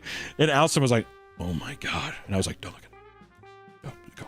Don't look at it. Go. But it was just open. But it was another thing, once again, to your point, a guy walked by, he did, he was like looking over his shoulder. Yoko's admitted that he's a gooner as well. When asked about his sexual female character designs, he told reporters, and I quote, "I just really like girls." I had a similar thing happen. Not a reporter, but I was high on acid and I was having a miserable time, and my coworker trying to cheer me up, not knowing I was high. He just thought I was sad. He's like, "Hey man, I heard you like drawing. What do you like to draw?" And then I just put a creepy smile and I was like, "Girls." The funny thing is I don't draw girls, so I don't know why I said that. That is funny. But the funny thing is, I don't really do it. I'm just a creep who's high on acid. Where was this at PM's? is that Papa Murphy's? We were rolling dough balls. Getting all hard, pressing up against mozzarella balls and shit. Yeah, he tried to continue the conversation of like, "Oh, well, why do you like drawing them? They're curves." Oh my God, Nick, stop. You're no more. No more of that. I'm quickly pivoting too. Also, we were away from that conversation. You just had to get that out, didn't you? My God. Like Yoko, many of the fans will staunchly defend their obsession with 2B's character design and will gang up on anyone who is tired of seeing her half naked. I think she's cold. Let her have a sweater. You! On more than one occasion, casual fans will post, and I quote, "Is anyone else sick of the cosplays and horny posting? Is anyone else sick of the cosplays and horny posting? Is anyone else sick of the cosplay and the horny posting?" That is the One Piece subreddit. It's just women cosplaying, horny cosplaying, and of course they get upvoted a bunch. Is anyone else tired of the cosplay and horny posting? Is anyone else tired of being tempted by the devil? Eat your shit like crazy, animal style. One of the most widely discussed titles in Gooner game genre is undoubtedly Zenless Zone Zero, an anime fantasy gacha that we've briefly discussed on this channel in the past, specifically in regards to a controversy in which developers removed the ability for players to angle the camera down for an upskirt view, and the onslaught of furious criticism led to the creators, MiHoYo, reversing the decision in about the span of 24 hours. News publications referred to this event as Gooner 9/11, which is pretty funny. This game boasts a whopping 80,000 posts on Rule 34, despite only being released in 2024. Some of the internet's toughest soldiers demand that people stop calling ZZZ a Gooner game, explaining how it's a lore-rich game with great gameplay. No matter how well developed a game is, however, you can't escape what's right in front of you. Content uploaded by the Zenless Zone Zero official YouTube don't shy away from this aspect. One promotional video is literally just one straight minute of a character, Pulchra, getting a massage as she moans repeatedly. Play a little bit of it. I'm so sorry. That's the entire video. That's what the video is. In a character reveal for a newer character called Jane, she's seen interrogating a woman seductively. Within the first 10 seconds, she puts her foot in the tied up woman's face to lift the camera towards her. She just so happens to have her shoe taken off just for this moment. Little foot fetish for the people, dude. We're seeing the birth of dedicated Gooner historians now, folks. Community members are taking it upon themselves to create in-depth charts and analyze each inch of a character's body, their secretions, and more. One brave man made a chart for the 35 characters that existed at the time, specifically to confirm if their boobs, thighs, and ass jiggled during gameplay, cutscenes, or free-roaming segments. Another post revolved around the character Yi, Ishu and Shifu, using lengthy calculations to reveal the likely volume of sweat her armpits produced, as well as the level of stink they had. Similar calculations were done to determine which of the two characters, Nicole and Caesar, produced more breast milk based on the size of their breasts, diet, hydration, stress levels, and other hormonal factors. People are documenting this, all right? This is going to go down in 80 years. This is going to be fascinating. This is going to be, I mean, people are going to be like, what were they talking about? What do you mean? There's the age-old rule. If it's on the internet, there's of it. It holds true, especially in the gaming world, if not more so. Long ago, Gooner games were a niche genre that you couldn't find in most stores, but now it's become a very popular way to guarantee sales within a broader community of gamers. If you ever find yourself unable to play a game without having to take a pleasure pit stop, then it might be time to walk away and do some self-reflection, or double down and goon away, my friends. Goon away. The ending of Signs. Swing away! That's what's going to stop the aliens. Instead of glasses of water, it's going to be a guy being like, if an alien came down, I could feel like a semen would be a thing. They'd be like, no. Well, they'd be asexual. Be like, what is this? That'd be a rude first impression. Alien coming down, a guy's just like They shooting ropes on him. Shots on the face. Do you think ever at any point a human has had sex with an alien? I'm saying in a way where it's like back shots where the guy's like Patrick Bateman looking in the mirror, slamming it. I can see that. I can see some aliens. At least one. I mean, one. And throughout all of his millions of years. I bet you there's alien civilization did a little road trip to Earth, picked up some caveman, and they were... That alien probably got arrested. It's like horse here on Earth or something like that. You know, it's like a dog. You know what I mean? You slept, you let it have sex with you? What are you talking about? It's like, it's called love. Love. Yeah, death penalty, death penalty. That's our video. Gooner Games. Okay. Welcome back to the Papa Meat channel. How you doing? How you doing? And happy holidays to everybody. Even if you're not, you know, maybe you're one of those people who's like, I don't like the holidays because me and my dad don't get along. AKA every art school girl I've ever talked to, that's their story. Oh, you going home for Christmas break? Yeah, but I don't really know why. Me and my parents don't get along. It's like, well, you're so fucking jolly. That's kind of odd. But today I thought that we would go through basically the evolution of Santa, starting from what we know of him today, this beautiful... Oh, come here. Oh my God, Santa, stop.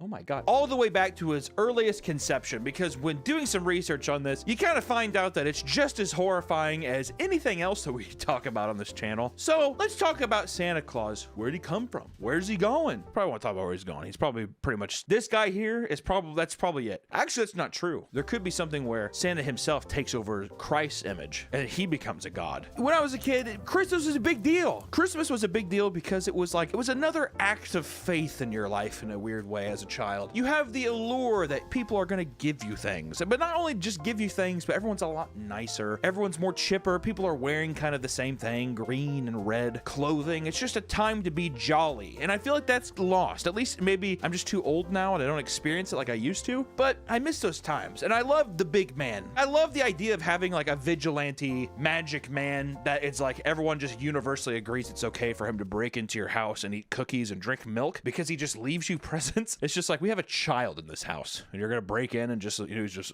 I see you when you're sleeping and I know when you're awake, so don't shut those eyes. Needless to say, it's a big deal. So I just want to talk about all the different kinds of Santas because there's not just one, there's a lot of them, which starts off in the 2020s, the now. This is where we're at now. We as a society and as a human race, we are starting to do virtual Santa experiences where you can get on Zoom calls because of COVID. People now go on Zoom calls with Santa, and that's the new sitting on Santa's lap. And for people who are so, you know, not from this planet, you would go to a mall, maybe? You would go somewhere and there'd be a Santa, and you'd sit on his lap and you would ask for a gift. And he'd be like, oh, well, I'll see what yeah, okay, fine, you'll get it. But no longer. Now it's all just adopting older traditions to new day circumstances. Everything's online, everything's digital, and even Santa's big, soft, hot, sexy knee is divided between a computer screen, which also increasingly Santa is used in context for promoting sustainability, social justice, and other contemporary issues. Depictions have appeared featuring African-American Santas as well as Santas in wheelchairs. We have a Santa for everybody now, because back in the day, let me tell you, Santa didn't talk about any of that shit. It was just kind of like, this is the Santa, tough shit, all right? Which looking back on it now, I feel kind of guilty. That's just what he is. Are we sure? Yeah. Yes. You know, no room for discussion. I will say the wheelchair one, come on. He's magical. Like, I get the wheelchair inclusion of like disabled people and stuff like that, but who the fuck, I mean, like what? Maybe he fucking asked for some legs, dude. It's horrible. Don't leave that in. But let's reverse the clock back just like a decade. Turn it back. The 2010s. High-tech Santa with advancements in technology around this time on Earth. We got Santa depicted in more high-tech scenarios, you know, reflecting the modern world's technological progress. I mean, Santa with phones. Santa's on his sleigh no longer has stupid-ass fucking reindeer. It's like powered by jets and all kinds of shit. This is an era where everything's moving at the speed of light. Internet's getting faster. iPhone just came out. The Blackberries, like, were fucked. The amount of people probably asking Santa for an iPhone was probably astronomical. I never did because my family was poor. Let me tell you something. In poverty, you realize Santa is not real very quickly. Okay? Are you tired of having the same old browser time and time again? I wanted to talk about the Opera browser. Opera browser is faster, safer, and smarter than the default browsers. Fully focused on privacy, and I want you to experience distraction-free browsing with ad blocking with our friends at Opera. Some of the distinguishable features that I love with Opera are their tab islands, which the tab islands make it super easy to keep things organized. And I'm somebody who does not like having too many tabs tabs open. It stresses me the fuck out. For real, ask my buddy Nick. But if I'm researching something, whether it's for a video or reference images for a background or character design, I can group these different tabs into groups based on context, which makes things condensed and easy to find so that you always know where things are and you never get overwhelmed, like I do, very easily. I have panic attacks. Another thing that is great about Opera is the private browsing. It's got a VPN built into the browser that's free and unlimited and keeps things secure.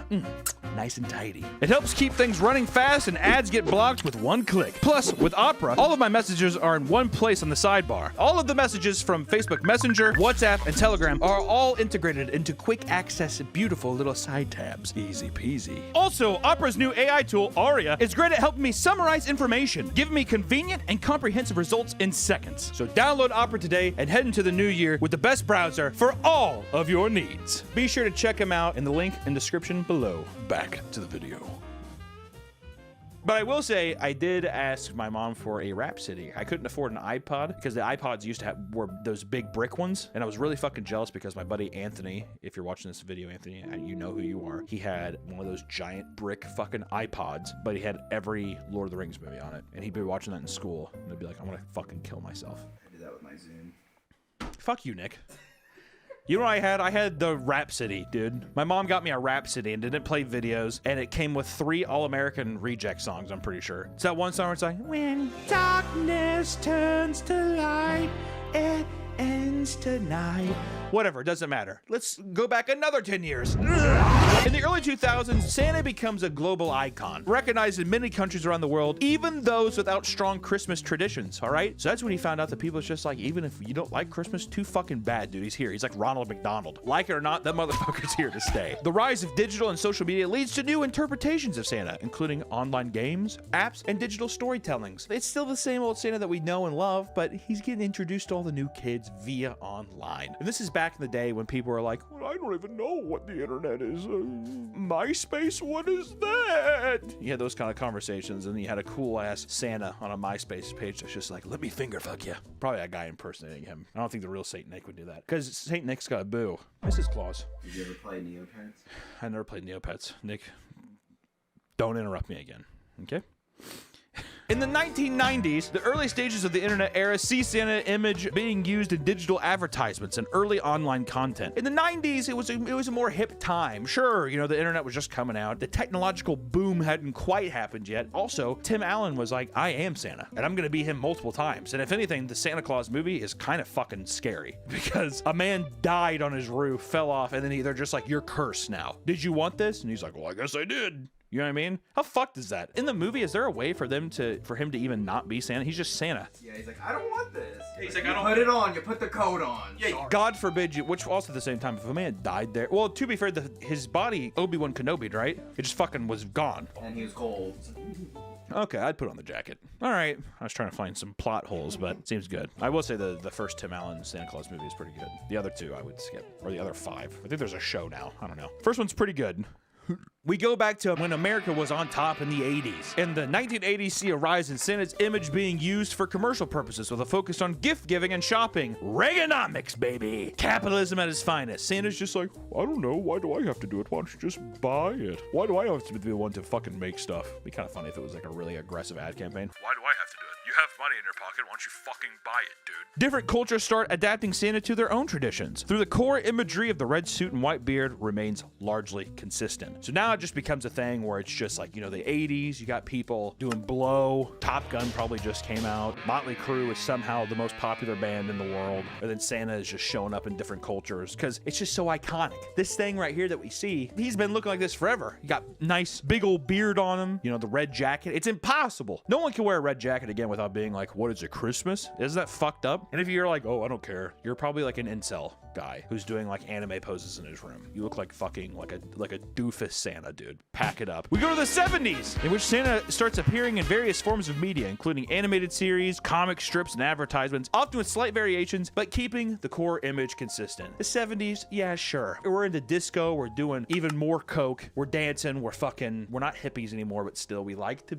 have sex and dance. But our Santa is still pretty conservative. You know, now this is where we start to see Santa doesn't really change too much. He's showing up in other stuff, but Santa's he's staying right where he's at. Which in the 60s, now you have all the classic animated movies. Rudolph, Red-Nosed Reindeer. Pretty sure that's where the Abominable Snowman's from. All that crazy, creepy stop motion shit. That was all 60s stuff. You have the now familiar form influencing children's perception of him, who are coming in, and at this point in the 60s, you know, we're like 30 years into what this new design is. So while it's not the newest thing in the world, I feel like a lot of young kids are still, this is their first understanding of what Santa Claus even is. And then we keep turning back the clock to the 50s. Which in the 50s, with the rise of the television, Santa begins appearing in numerous TV shows and commercials, further spreading his standardized image. What happens that, you know, has been still trickling a little bit today? We get mall Santas, because back in the 50s, malls, that's where dads got their cock sucked by other men because they were too afraid to come out as being gay. And that's also where you got a bicycle. I miss malls. One of my malls had a hot air balloon thing in it. You didn't ride it, but it would go up and down. It just looked nice. There's a lot of fountains. It doesn't matter. The mall Santa. The tradition of mall Santa has become increasingly popular in the United States, making Santa a regular feature in shopping centers during the holiday season. The 1956 popular song by George Malacrino, Mrs. Santa Claus, in the 1963 children's book How Mrs. Santa Claus Saved Christmas, helped standardize and establish the character and role of Mrs. Claus in the U.S., which is kind of a big bummer, because I imagine in the 40s they're like, dude, Santa, that must have been like a superstition. Kind of like the idea that people say like UPS or Amazon drivers are fucking your wives. Now it's like, oh, Santa's gonna come in and dick down your wife or your husband, dude. Hey, Shelly, I think why is your husband so cheery lately? Probably because he's getting dicked down by Santa. You know what I mean? Probably. Or she stopped yapping at him. Hey, Christmas came early, huh?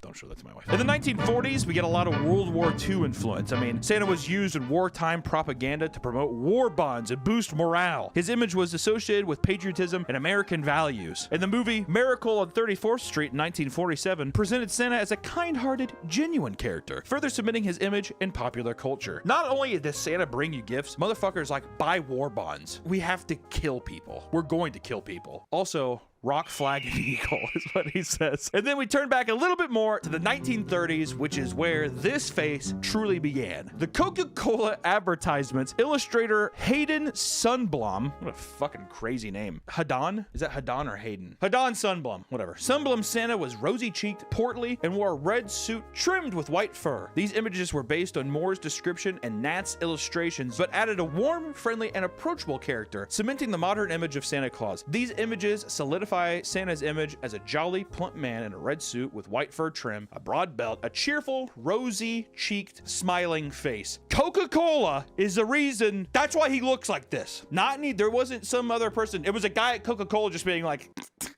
red because Coca-Cola, right? I mean, I don't know. Look at him. And then for some reason back then, I wonder how they got that through. Well, I guess in the 30s, it's Depression era, so everyone was just like skinny and fucking poor. So he's probably like, this guy's fat as shit. He's happy as fuck. He's the happiest guy in the world right now. And they're like, fuck it, print it, move it, sure. Historically, Coca-Cola was not the first soft drink company to utilize the modern image of Santa Claus in its advertising. White Rock Beverages had used a Santa figure in a monochrome advertisement for mineral water in 1915. That doesn't fucking count in my book, dude. Because everyone knows the Coca-Cola. It doesn't matter. We're going to keep going. In some images from the early 20th century, Santa was depicted as personally making his toys by hand in a small workshop like a craftsman. Eventually, the idea emerged that he had numerous elves responsible for making the toys, but the toys were still handmade by each individual elf working in traditional manner. They're like, he's a hardworking guy. And then they're like, he has a sweatshop. That's kind of the evolution. And I think around this time too, Lord of the Rings was really popular. Like it's kind of new. And they're probably just like, it's fucking elves. All right. And they're like, oh, cool. Are they sexy? They're like, no, they're like short and gross. And like, they make like wooden trains, which that's fucked up too, because all the stuff they're making is all 1930s toys. People would be like, oh, they're making Game Boys. But then Nintendo would be like, yeah, the fuck right, dude. We're making Nintendos, not those stupid ass fucking elves. The Life and Adventures of Santa Claus, which was a children's book published in 1902. Much of Santa Claus mythos was not firmly established at the time, leaving Baum to give his quote-unquote Niklas. I was kind of almost said something different. You gotta watch out when you read that. Yikes. Which is Nasiel's Little One, a variety of immortal support. What am I reading? What the fuck are these sentences? A variety of immortal support. A home in the laughing valley of Ho, and 10 reindeer could not fly, but leapt in enormous flight-like bounds. Claus's immortality was earned, much like his title, Santa. Decided by a vote of those naturally immortal, this work also establishes Claus' mottos, a happy childhood among immortals. Which, let me tell you something. This guy was given a book to write, and then he's just like, I'm gonna make it. Step one, he's immortal. He's borderline God. He doesn't really have helpers, but he does have reindeers that don't fly, but they jump very, very far. Which, if you think about it, they probably didn't go too in depth with this, but he'd have to jump far enough to cross the ocean. So, I mean, it's basically flying, but still, that's a way bumpier ride, dude. Like, think about the amount of times that Santa in that form probably got some fucking rocky bumps from that jumps. Doesn't matter. And in 1881, political cartoonist Thomas Nast drew on Moore's poem to create the first likeliness that matches our modern image of Santa Claus. His cartoon, which appeared in Harper's Weekly, depicted Santa as a rotund, cheerful man with a full white beard, holding a sack of laden with toys for lucky children. It is Nast who gave Santa his bright red suit trimmed with white fur, North Pole workshop elves, and his wife, Mrs. Claus. Stores began to advertise Christmas shopping in 1820, and by the 1840s, newspapers were creating separate sections for holiday advertisements, which often featured images of newly popular Santa Claus. This shit's going way back. We thought it was Coke, which Coke, I still am pointing Coke out as being the fucking people that advertise this, but as you can see, the images here, it's not the same, all right? Not the same. Just want to put that out there. A Visit from St. Nicholas, which was an 1822 poem by Clement Clark Moore, commonly known as The Night Before Christmas, introduced Santa Claus as a jolly, chubby man who drove a sleigh pulled by reindeers. This portrayal was pivotal in shaping the modern image of Santa as a cheerful, plump, and friendly figure. I feel like we've said that 7 different times. People are making him fat. In 1809, Washington Irving, an American author, depicted St. Nicholas in his satirical work, A History of New York, as a pipe-smoking, elfin Dutch burgher. This was a significant shift from his traditional religious portrayal, leaning more towards a folklore-based character. Like I said, Tolkien hasn't been born yet, but I feel like Tolkien might have been looking at Santa a little bit when he was writing some of his fantasy novels, all right? In 1809, the name Santa Claus evolved from Nick Dutch's nickname, Sinterklaas, a shortened form of Saint Nicholas, Dutch for Saint Nicholas. As his prominence grew, Sinterklaas was described as everything from a rascal with a blue 3-cornered hat, red waistcoat, and yellow stockings to a man wearing a broad-brimmed hat and a huge pair of Flemish trunk hose. What did I even just say? He was basically dressing up as a rugby player. It's kind of in my mind's eye, that's what I had. A rugby player with a funny hat. Maybe that's how we'll describe it. Early representations of the gift giver from church history and folklore, especially St. Nicholas, merged with English character Father Christmas to create the mythical character known to the rest of the English-speaking world as Santa Claus. Are you following along? This is a lot of boring information. His appearance varied, one depiction being John Leach's illustration, who gives a shit about this, which now you get in, because now some people still say this. I used to say this when I was a kid, Father Christmas, which Father Christmas dates back as far as the 16th century in England during the reign of Henry VIII, when he was pictured as a large man in a green or scarlet robe lined with fur. He typified the spirit of good cheer at Christmas, bringing peace, joy, good food, and wine, and revelry, which revelry means to fucking party, dude, and to fuck hard. Typify. What did I say? Typified? He typified. Whatever. During the Middle Ages, often on the evening before his name day of 6 December, children were bestowed gifts in his honor. In the Middle Ages, that's when kids started getting gifts, all right? We're still not the farthest back. We're in the fucking Middle Ages now, and kids are just now getting gifts. We got a long way to go. As the legend of St. Nicholas spread through Europe, it mingled with local folklore. In different countries, he took on various attributes of local winter figures, such as the English Father Christmas, their Germanic god Woden, and the Dutch Sinterklaas. These figures were often portrayed as cheerful and benevolent, bringing a more joyful demeanor to the character. You notice how I said a more joyful demeanor to the character? A more joyful demeanor to a god. Where do you think that means we're going? Let's keep going back in time. The earliest depictions of St. Nicholas is in the 4th century, dude. All right? That's like 300 to 400 AD. That's where we're at. Like Rome is still a thing. Julius Caesar Rome type shit is still going on. Christianity by this point is so new that it's probably like what we almost assume like vegan bakeries are today, where it's like kind of hip still, but people are like, we get it, right? In the earliest depictions of St. Nicholas, the 4th century bishop, who was the primary inspiration for Santa Claus, portrayed him as a stern, thin religious figure, often in bishop's robes, and these images were more solemn and aligned with the role of a Christian saint. So he's not jolly, he's fucking cold, he's thin, and he's just like, God loves me, and you better love him back. Okay? It is believed that Nicholas was born sometime around 280 AD, somewhere around there, in Patara, near Myra, in modern-day Turkey. That's where he came from. Saint Nick, I don't know if he's as white as we remember. I think that got smudged up in the history books a bit, right? Much admired for his piety and kindness, Saint Nicholas became the subject of many legends. It is said that he gave away all of his inherited wealth and traveled the countryside helping the poor and sick. One of the best known Saint Nicholas stories is the time he saved 3 poor sisters from being sold into slavery or prostitution by their father by providing them with a dowry so that they could be married. Do you want a Coke yet? You want those polar bears to come sliding in yet? Remember Saint Nicholas, who's like basically Buddha? It's like the literal story of Buddha who gave away his wealth to motherfucker sat under a tree, but Saint Nicholas was just like, you could pay for the pussy or take this dowry. You could marry her. So there you go. People were like, are you an angel? He's like, kinda. Sure. That is the earliest conception of Saint Nick. So we have the Coca-Cola Saint Nick. This is where we're at, right? This is where we ended up. Everyone did that game of telephone with each other. They're like, he's like a tall religious guy. And by the end of it, they're just like, he's fat and he's so happy about it. He's a fat fuck and he's so happy about it. We're here, but we started here. Honestly, it could have gone worse. Obviously, everyone likes the big plump one. Oh, you want to grab his big little titties, you want to tickle him and stuff. This guy I'm kind of afraid of. This guy here is the guy who's just like, I'm gonna beat the shit out of you with my bare hands. Also, please don't pay for that pussy. You could marry her. But in between that time too, like I said, Santa came in around the 4th century, and I think people were just like, I mean, he's too fucking happy. By this time, people are like, we need some punishment. We need the fear of God being put into people, which also, that's when on the opposite side of Europe, Krampus came in, which you might have heard of Krampus. You know, he's been in some movies lately, but Krampus came in around the 6th or 7th century, stretching back to pre-Christian Alpine traditions. I don't know what that is, but I'm going to put it up on the screen very quickly, and you can pause it if you want. With their celebrations involving Krampus dating back to, like I said, the 6th to 8th century AD. Before 1000 hit, dude. Think about that. Before there was even a year 1000, they had this monstrosity come out. Krampus is thought to come from either Bavarian Krampen, meaning dead, rotten, or from the German Kramp or Krampen, meaning claw. How fun. It really is a beautiful time of year. Dead, rotten, claw, he's evil! Though there are no written sources before the end of the 16th century about him, okay? These are all just speculations. It's like Nat Geo. Do you guys remember those, being in school and your teacher would wheel in the TV and you'd be like, oh, yo, we're not doing class today, we gotta watch whatever's on the TV.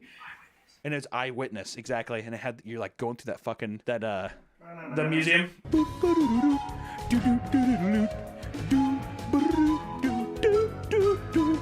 Krampus is traditionally associated with the Christmas season and is particularly celebrated on December 5th during the Krampusnacht, or Krampus night, which beforehand, like we said, back then, St. Nicholas's Day was December 6th. So the day before, you had to pay offerings to essentially the devil at that time and be like, please don't come and get us, please. In the folklore, Krampus serves as the counterpart to St. Nicholas. While St. Nicholas rewards good children, Krampus punishes those who have misbehaved, which we forgot to touch on this because, you know, a lot of this is common sense, but nowadays, if you're a bad kid, you get cold in your stocking. If you're a bad kid back then, like a 7-foot tall goat man comes and gets you.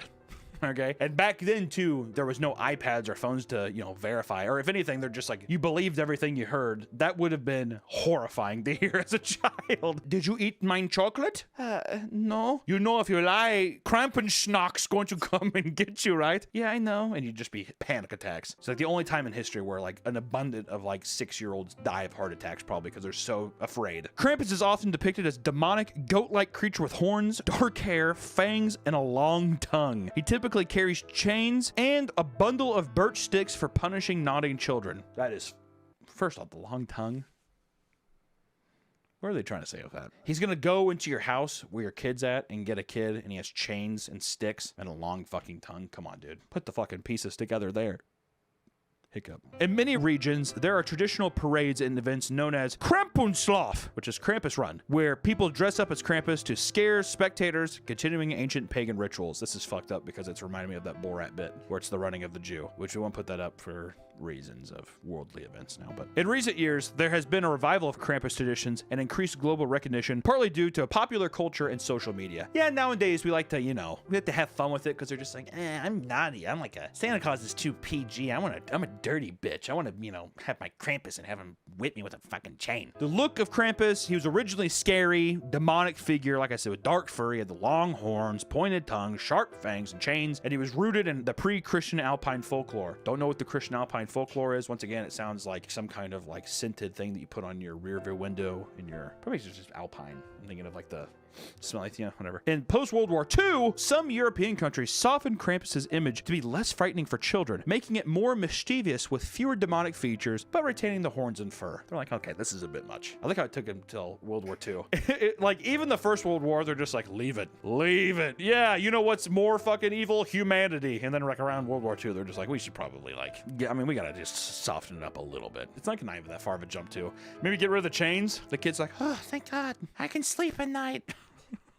Krampus's appearances varies regionally from goat-like to more human traits, with costumes made from local materials like wood, fur, and bells, and parades of Krampusnacht display diverse Krampus costumes from traditional to modern, illustrating the character's evolving image across Europe. Which I just want to say, the best depiction of Krampus ever was in that 2016 Krampus horror movie. It looks fucking sick. It's like Santa's face skinned. You don't ever see his real. It's awesome. He's hunched over. Just want to say that one's the best. It's the best ever. I mean, that puts us to the end. I mean, Santa came from the 3rd or 4th century, dude. That's fucking insane. Going back through, which Santa would I like to have?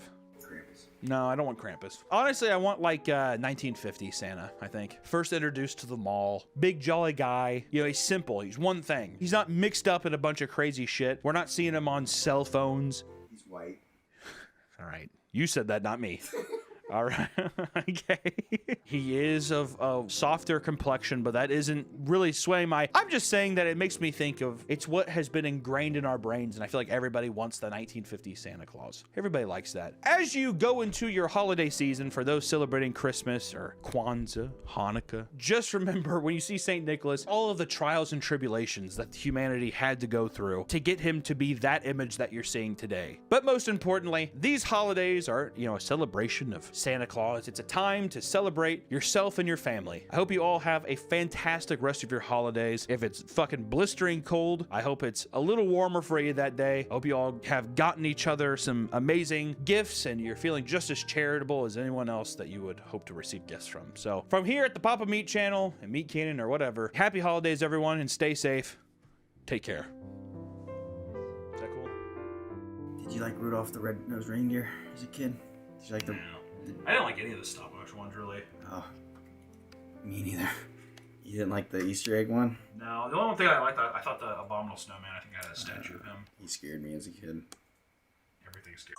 There is an implosion happening on Twitter right now between Mudahar and XQC. For people who don't know about these people, Mudahar is, I would say, a general advocate of internet trends, pop culture in that vein, talks about a lot of commentary. You might have seen him whenever he made the video on Ethan Klein back in the day, and he also runs a podcast with Oompaville, one of my good friends. And of course, you probably know XQC. I think he's the biggest streamer on Twitch or Kick or wherever the fuck he's at. He's the biggest streamer to ever live, pretty much. And there's been a big battle about reaction content. You probably see it all over YouTube. Streamers uploading their streams to YouTube, reacting to other people's content, whether it's Osmongold watching every literal second of the Johnny Depp trial, Hassan with the meme of his empty chair, or XQC putting himself in the corner of a video and uploading the entire thing. And it's caused a huge debate. And I felt, honestly, personally involved in this subject, and I thought it was all very fascinating. And I just wanted to give my 2 cents on this matter, because as a person who makes cartoons online, my shit gets uploaded, reacted to, people upload it without crediting. It's just everywhere. So I thought to myself, you know what? I think I'm going to weigh in on this and look at this little conversation. And also, it's just kind of an amusing conversation between 2 internet pals. So let's take a look at it. This all started with a tweet from Mudahar that said, "Just a shame garbage like this fills the recommended tab." And it's a classic XQC soy face with the Kennedy assassination. XQC reacts to Lemino. Hopefully I said that right. Just let me know. Which is an hour and 53 minute long video, which I'm almost positive is the actual runtime of the video that the person made, which is pretty crazy to upload the entire thing. Which, let me just go on record and say this. Initially, just before we get into all this, I think that people that react to things in a corner and upload the entire video to their site for their audience and make money off of it, regardless if they need it or not, that's like fucking really scummy. I think that you should do anything to transform content. Even if you do react to something or you use a large part of the video, are you editing it? Are you making a smaller piece of a puzzle to a larger image image that you're presenting, I think is very, very key. And like I said, I don't give a fuck how rich you are or if something isn't for money or not. It's money that you're taking away from somebody else, and it's also exposure and organic growth that you're taking away from somebody who worked incredibly hard on a piece of content. That's how I feel about it. Do I think all reaction channels are bad? Absolutely not. There's a lot of people who transform content and make something new out of it that's even better, and two fan bases get to rejoice, and that's the beauty of it. But whenever a fan base or a particular content creator takes content or videos or whatever the fuck you would say, art in general, and just uses it for their own gain in that way, I think it's just really scummy. But let's go on. How did XQC respond to this? I'm sure he didn't mind. See his cute little thumbnail here? Who doesn't do a soy face? I know I do. I love it, and I'll never stop doing it. XQC followed up in the comments and he said, I wonder what triggers people like you so much. Revenue share? Audience split? Algorithm? I've heard this complaint a million times, and most public figures try to attack it from multiple angles, just to fall flat on their face. I'm watching a vid I like to my people. That's it. What's funny to me about this initially is, one, the general, I guess, lack of care. And then also say it's happened a million times. If somebody complained about something a million times, don't you think you'd be like, I feel like maybe there's a bit of an argument to be made here. If there's a million examples, and all these things you're saying, audience split, revenue share, and algorithm, those are all vital things for a content creator. Not everybody is the biggest streamer on the internet. It takes a long time to build an audience, and God forbid, this whole thing, let me tell you something too. Online, if you're ever doing any online work, you will find that every person says the number one rule is always accept money, do not accept exposure. So this whole argument's just like, well, what the? I'm just watching a video. Okay, who cares? Yeah, but this entire video is put on your channel. It's viewed through your lens, through your audience. It diminishes all the weight of the person watching this, especially when it's just your face in the corner of a video. It's like, just put some edits in there. If money's no issue, hire multiple editors for a 2-hour-long video. Do something to transform it. You sitting there talking barely in a dark room or whatever does not justify this as transformative. It starts a whole conversation of, it just feels parasitic. Mudahar used a lot of the words cannibalistic or cannibalizing, because you are literally eating and devouring all of the growth that this person would have that took all this time to watch something that you enjoyed. This exposure, it isn't always transparent, and the money does go a long way for a lot of people who don't make a lot of fucking money. So fucking L there, in my opinion. One of the comments also said from Ryan, I'm a fan of React videos, but I feel it's extremely unfair. The original videos provider needs to get a portion of the income from your React videos, a 50-50, more for them. And XQC took very quickly. I wonder if this person's even like a reactor, if they're just like, I'm just a person on the internet who likes content, and then this large content creator is just like, they can claim the whole fucking thing, and they do a lot of times. I swear you guys just make shit up for the hell of it. My stuff gets re-uploaded for the YouTube frogs that miss the stream. Get me contradictory analytics or facts. Anything else is re-uploading for YouTube frogs. Can't you just like, aren't the streams saved? Like, if people miss a stream, can't they just go back on your Twitch and watch the streams? Like, I don't understand that argument. Well, you know, only this part of the stream was really worth watching, so I just wanted to upload it there. Or it's like, that just doesn't make any sense. I like how it's also, you have to have an exact breakdown spreadsheet of every analytical fact. You need to expose how much money you're making in general, how much money you're losing, make that public knowledge, and then that'll be the concrete facts. That makes a lot of fucking sense. Chairman says, who does YouTube pay the ad revenue to in a situation like that? I hope it's not XQC. That's a bit of a shot. You know, we're swinging low and swinging hard. XQC promptly replied and said, imagine being so small-minded you think I care about the revenue and it's computed into anything. Now, with something like that, I think it's really important to say that, like, it's just an extremely selfish way of looking at all of this. Everything that's being said is about him and not about the ad revenue that is going towards the person who has a much larger audience, or much smaller audience, and a much smaller, probably, scale to profit of anything. And it's somebody that's doing this out of passion, who likes to do it, who justifiably deserves to get paid the ad revenue on YouTube from such a thing that goes viral, gets recommended, or even if such a large influencer feels the need to like watch it and present it to their audience, you would want that kind of exposure and that kind of monetization to go to somebody who deserves it. And a lot of the time, this is a job. It is about fucking money. They put a lot of time into this. People do it a lot for a hobby as well, but to completely exclude that person from any financial gain and just attribute it all to yourself and how much money, I don't care about making money. I don't care. Everyone knows my giant deals that are being made. Who cares? These are for the YouTube frogs, right? The boys who missed the stream. But I will be actually monetizing it in general, though. I know it's not about money, but boys, we have to, I mean, come on. We got to be making something off the back end, right? Right? That's what pisses me off too, actually, about it. It's not about the monetization, but I am monetizing it. It's not about the money, but like, I'm gonna like it's green, right? You know what I mean? It makes it almost worse. It makes it almost worse when you're like, I mean, like, dude, like, money to me is like, I fucking, I spit out my fucking snot on it, dude. It doesn't mean a goddamn thing. Wait, is it gonna pay for my villa? No, but it might pay for the electricity, you know, like, who cares? Fuck, dude. Chairman then responded, he said, I'm saying I hope YouTube pays the original creators of the content on their platform, not the brainlets who watch a face cam over the videos while eating food. I mean, to be fair, at the same time, this is the problem though too with React content, is that if people do consume content like that, and they like consuming the original content on someone else's platform while they do nothing, and they just eat food, or they sit in a room, or they say, oh my god, oh my god. It's like Jax Films had that great video talking about Sniper Wolf, who actually adds nothing to the video besides being cute on camera and saying, oh my god. Someone turns on a light switch. They flip the switch! But even, I mean, at times, that's probably more than what some of these people do on streams when they re-upload it. And it just feels extremely parasitic, I guess is what I'm saying. Mudahar has a longer tweet here that I thought was kind of important, kind of good to say too, which is, I know you're not the...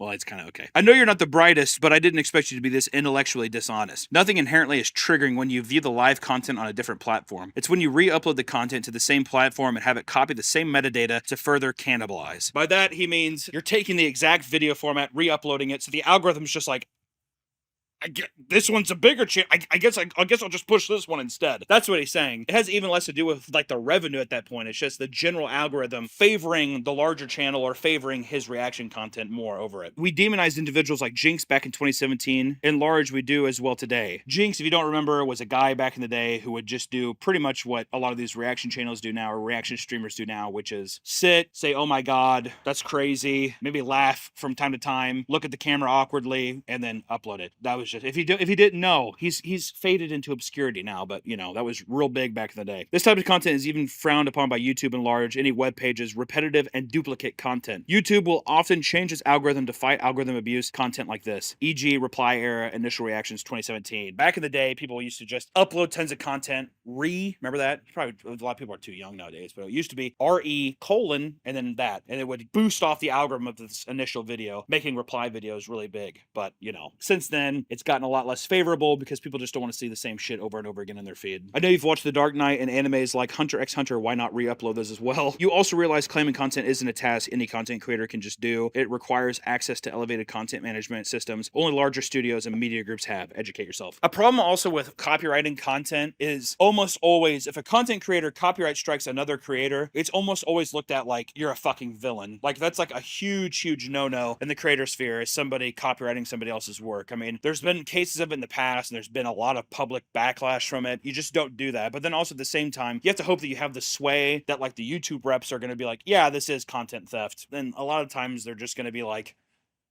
you know, I don't know. I mean, he has a big channel. What am I? Just leave it. We don't want Twitter to be mad at us. That's the kind of vibe I think they get a lot of the time. And then XQC responds with, damn, I knew you liked using big words that people would give your takes more importance, but filling your unfounded criticism full of personal attacks and using anecdotal evidence to prove that the content is cannibalistic by nature. I get it now. I don't know what big words he's referring to. Was it metadata? What was the big, was it triggering? I only complain about big words if someone is able to throw onomatopoeia in a sentence. That's when I'm like, okay, dude, fuck off. You could have found a way around that, but whatever. I get it now. It's all for show. You have no substance. I guess it makes sense that you're upset everyone is reacting to actual good content instead of whatever you post. Dude. That's like the biggest playground insult to other creators. Well, I guess you're just mad because people aren't watching your content because it's not good, right? Got him. Yeah, well, your mom.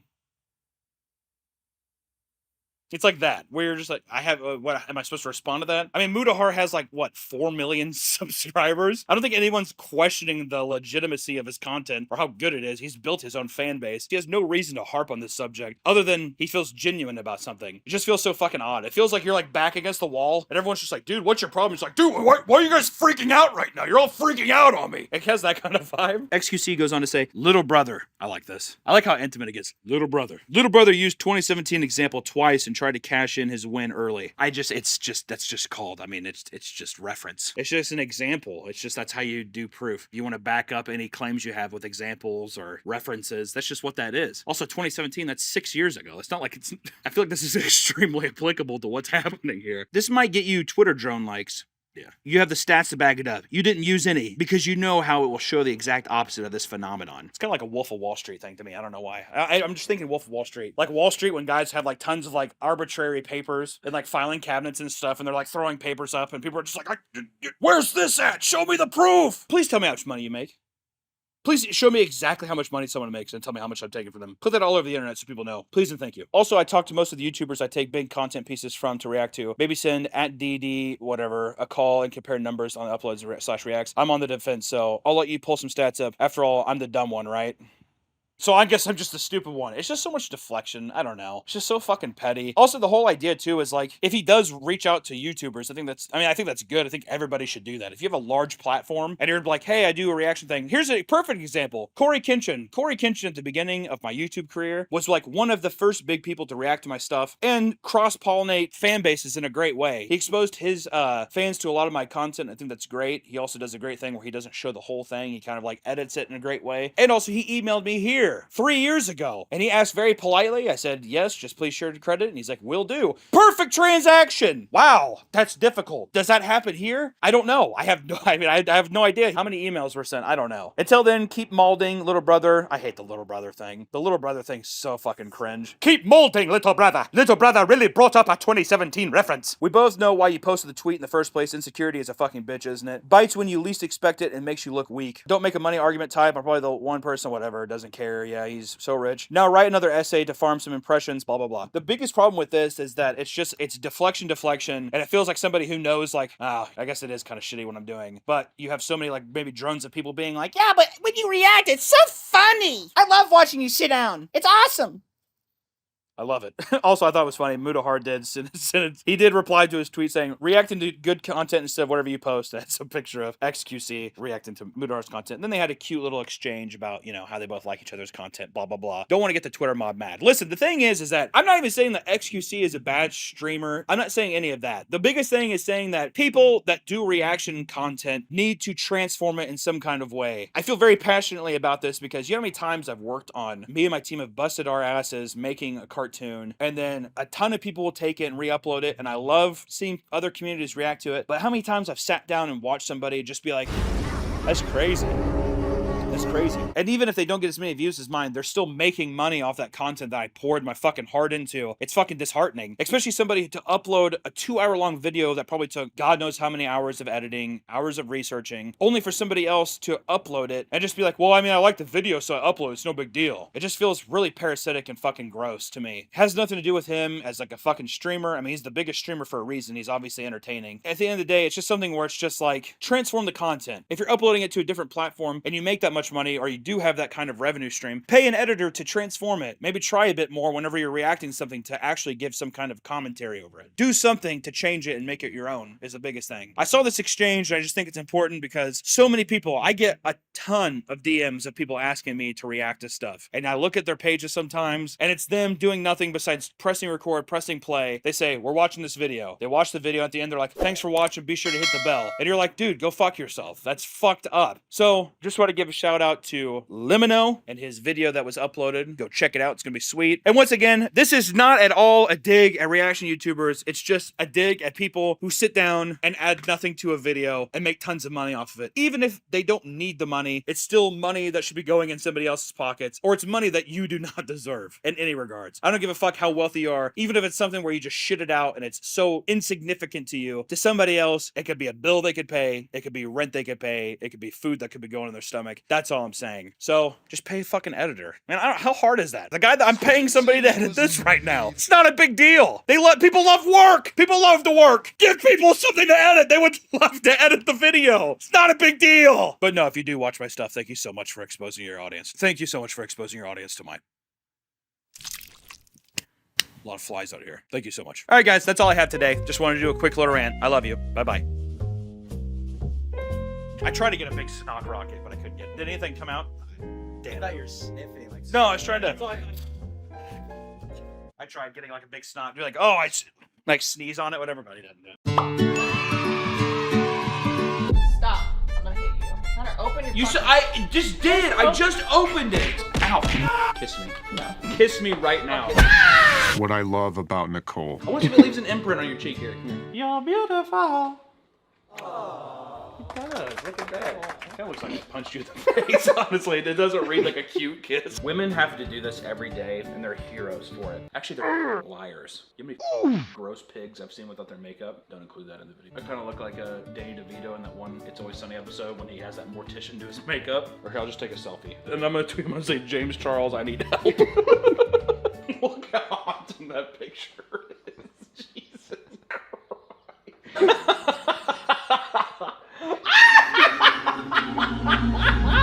This looks terrible. I don't look white enough, Alice. It needs to look cartoonish. Someone said you're not under 18. He won't reply, sadly. Renfield. Renfield. I look like the lead singer of The Cure. Except he looks like mashed potatoes now. I look like mashed potatoes now. God, Jacob is such a fucking bitch. I'm glad we have this girl time. Oh, God. Why does it smell so strong? Why are you so messy? Because we're boys. Are you confident with this? Yeah, I'm not gonna poke you in the eye. Allison, Your makeup you makes need... you look like a sick dog. Your teeth look so yellow right now. What do you mean they look Because your yellow? face is stark ass white. With your normal fucking jaundiced skin, they look white. Your eyes are pretty though. Shut up. Like your eyeballs, not your makeup. Yeah, I know. Your eyes are gross. You're holding me like Stop moving away from me. I know how women feel at the club. You could have been Dracula, dude. Renfield. Anyone else disappointed with Hunter's makeup for this review? You look badass, dude. Welcome back to the Papa Meat channel. Come on in and sit on down. Today we're going to be talking about Renfield, the new Nicolas Cage vampire movie. Ah, vampire movies. A classic staple in the horror franchise. Starting back in the 30s with Bela Lugosi with the beautiful black and white Universal horrors, and kind of having a huge resurgence in the 80s and 90s. And just when you think that you're out of it, boom! Twilight happens in the 2000s. More than any other trope, even zombies or werewolves or whatever, vampires are just kind of always around. They're always here. They're always permeant in culture and, you know, fucking sex and everything else that happens. There's a lot of ways to do social commentary with vampires, which is why I was curious for Nicolas Cage to come in and play Dracula himself. Let's talk about what this movie's even about. Nicholas Hoult stars as Renfield, the servant and familiar to Dracula, played by the wonderful Nick Cage. Renfield is tired of killing for Dracula, but is too afraid to say no. With the help of his support group and Aquafina, Renfield must muster up the courage to stand up to Dracula, or else he will be doomed. You know, I'll be honest, I went into this movie and I made an expectation. I did a trailer video earlier this year, or a couple weeks ago, maybe a month ago by now. I went into this movie with very low expectations, thinking that, oh, they're gonna use Nicolas Cage as the main selling point of this movie, but they're gonna pull a Jared Leto Joker moment where he's in like a couple scenes and that's it. Easy pay grade. But I'll tell you, I came out with it pleasantly surprised. I had a good time with this movie. There's a lot more Nicolas Cage than I thought it would be. As a spoiler warning and as a quick rating, I give like a 6.5 out of 10. It was a fun time. For a generic comedy with Nicolas Cage as the vampire, it could be much worse. And I thought that, you know, this is a fun one. So if you're trying to finger your girlfriend or something this weekend and you need a movie to go see, maybe try this one. Maybe you can finger her there. We'll see. But yeah, spoiler warnings for here on out. So there you go. Now, I think it's worth going in knowing that this is a comedy movie. This is a silly, goofy movie. But how does it compare to the other kind of cheesy vampire movies out there? I mean, some of my favorite classics. Blade, Wesley Snipes. It's a black vampire that knows kung fu that just beats the shit out of people. It's fucking awesome. It's really, really stupid, but it's a lot of fun. Interview with a Vampire, sexy Brad Pitt, Tom Cruise. Oh, you think they're gonna fuck the whole movie, but they don't. But it's a classic. And even the 90s Dracula film, Bram Stoker's Dracula, with Keanu Reeves and Gary Oldman, which I thought felt very similar to this, because back in the day, everyone was like, oh, Keanu Reeves, he's the new hip, hot guy. We'll throw him in the movie. And he was the worst part of that movie. But needless to say, the movie's still fucking amazing. Or it can fall on the bad tier of campy vampire movies. Remember 30 Days of Night? Remember that? It was a comic book. The trailer had that really good scene where the guy's like, oh God. He says that, and you're like, oh my God, this seems awesome. And then it was terrible. Or yeah, like we already talked about Twilight. Remember when girls used to finger themselves with that book? Remember saying those big black books with the fucking apple everywhere just creased up, and just covered in. And then even, you know, in theaters, I remember back in the day, I think it was in junior high or something, I saw Abe Lincoln's Vampire Hunter, or whatever the fuck that movie was, where it's Abe Lincoln and he hunts down vampires. And it's the funny, ironic thing to be like, no, it's hilarious and cool, but it's just really, really bad. Which side does it fall on? Which spectrum does it fall on? And I think it falls on kind of the funner side. It probably has some Halloween rewatchability, I would say. You could probably pop this on. But really, people are wondering, how does it fare with Nicolas Cage's performance, right? The only reason that Nicolas Cage movies sell anymore is because people want to see the freak out.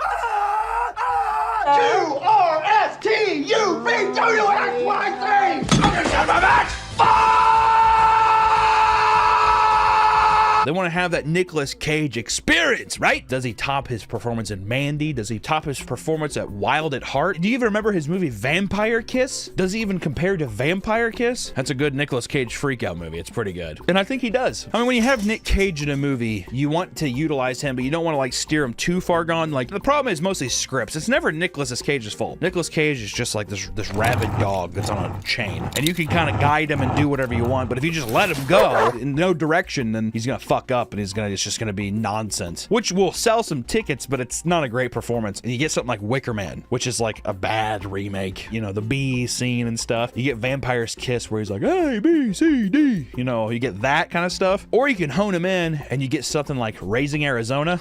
You get something like Pig.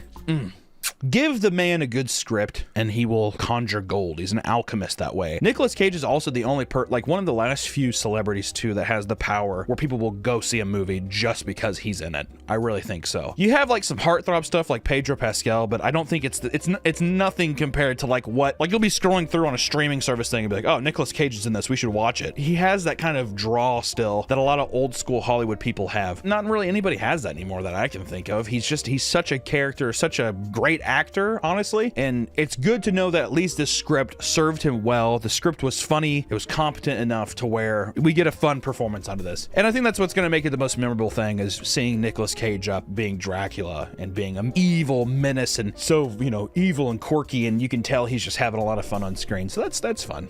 I liked it. There's a lot of funny actors too in it. It's good. He is obviously the highlight of this movie, but there's plenty of times where Nicolas Cage comes on screen. He's a good actor, but he's like very funny. Knows how to work his way through a scene. He knows how to really boost other people up comedically as well, because Ben Schwartz is in this, and not funny. I didn't care for the Ben Schwartz appearance. I'll go ahead and say it. Awkwafina's in the film. I liked her. I liked her performance. She's very deadpan, and she's also like, her timing for delivery is really fun. She has the same posture as Woody Allen, which I thought was kind of funny. She's in a cop suit, but she's just very like stiff and everything. It's just funny. Her whole motive for the movie is justice, and I find that to be kind of fun. She wants retribution, and she wants like the law to win, which is a good concept for a cop character. So that was fun and consistent. There's like a little stupid family melodrama that you probably could have had without, but it's not too distracting. It's fine. And Nicholas Hoult as Renfield, he's like a likable character. I just like him. I like that guy. I think he was Beast in the X-Men movies too. He was also in this Hugh Grant movie called About a Boy when he was like 7, and he was good in that. He played the character well, but he does not look like an action guy. Like whenever all the action was happening, it just looked awkward. But Renfield, I mean, it's cool. There's parts of the movie where he is like decomposed, so it's like Nicolas Cage in like this zombie outfit, and you can barely understand what he's saying. It's a lot of fun. So I think that it gives you, it's not so over the top to where it's like they gave him no direction and he's just screaming on set for like 4 days or however long he's there. It feels like they actually honed in his acting and he gave a good performance. So I would say, you know,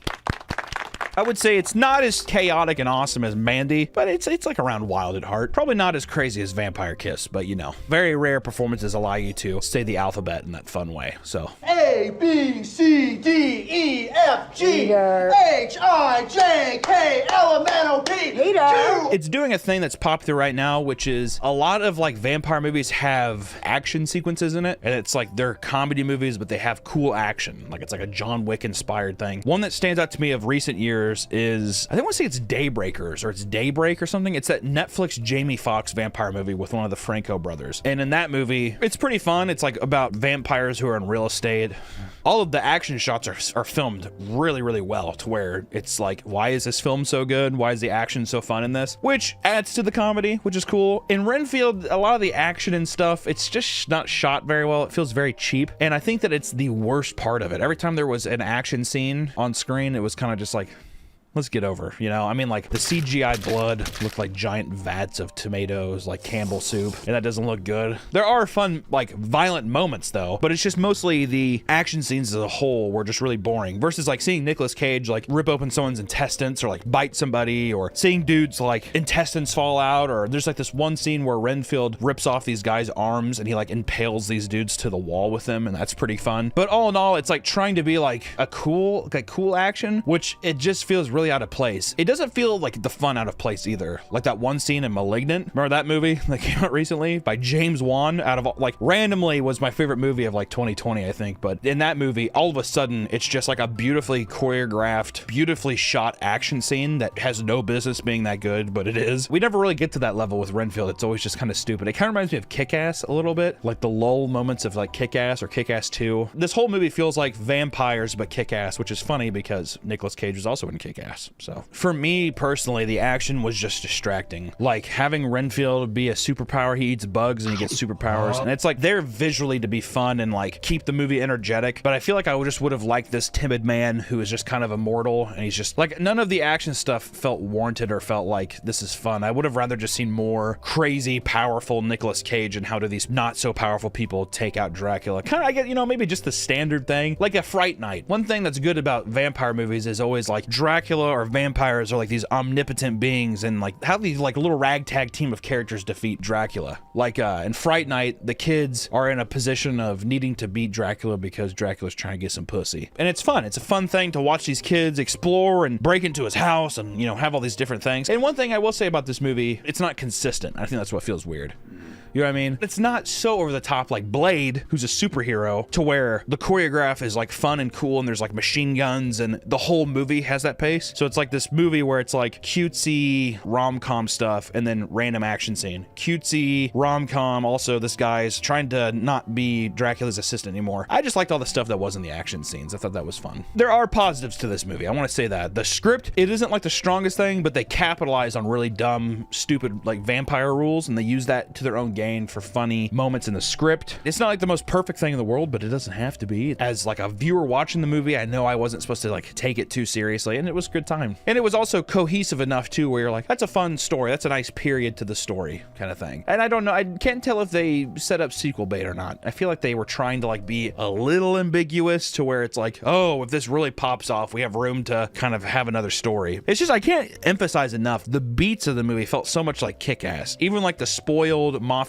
kid, you have that was like the McLovin guy in Kick-Ass, and now that's Ben Schwartz here. McLovin had, I think, a charger. This guy has a charger. They're both the sons to like a mob boss. They both are like trying to get power and more responsibility in their thing, but they're pussies. They're like nerds. I mean, it's like kind of, like verbatim, whatever, except at the end of this movie, spoilers, he gets kicked in the gut and he shits himself and he breaks every bone in his body, but it looks like he dies. I will say the mafia leader in this movie, just one horrible voice. Worse than Ray Liotta in those Chantix commercials. I can't tell you how good it feels to have smoking behind me. She's just like, hi, hi, Dracula. But they never say anything about it. I just wish there was a joke about it. Like Ben Schwartz's character just being like, my mom's, you know, she reads me poems every night, so I go to bed because she has the voice of an angel. And then she's just like, come on, sweetheart. You know what I mean? Just something, it needed to be addressed. It's like, it's almost like she had a giant burn on her face and everyone's just like, no one's even gonna ask about it. Is there no story there? You're not curious at all why her voice sounds like that. Just as an audience member, I'm like, why do you sound like this? They did a cool thing at the beginning too, when Renfield's kind of telling his backstory, where it's like they kind of take it back to like a Universal horror, black and white, grainy image thing, and it's talking about who he was before all this, before he became Dracula's servant or whatever, slave. And it does a cool callback to Universal Pictures, like horror, like black and white film, and that was really fun. It was shot well. I wish we kind of stayed in it longer. Honestly, when I was like watching it, I was kind of like, oh, this would have been fun if the whole movie was just in this time period and it was just shot like this. I thought that would be really cool. I understand why, because I know people are very like, oh, it looks old, I don't want to see it, but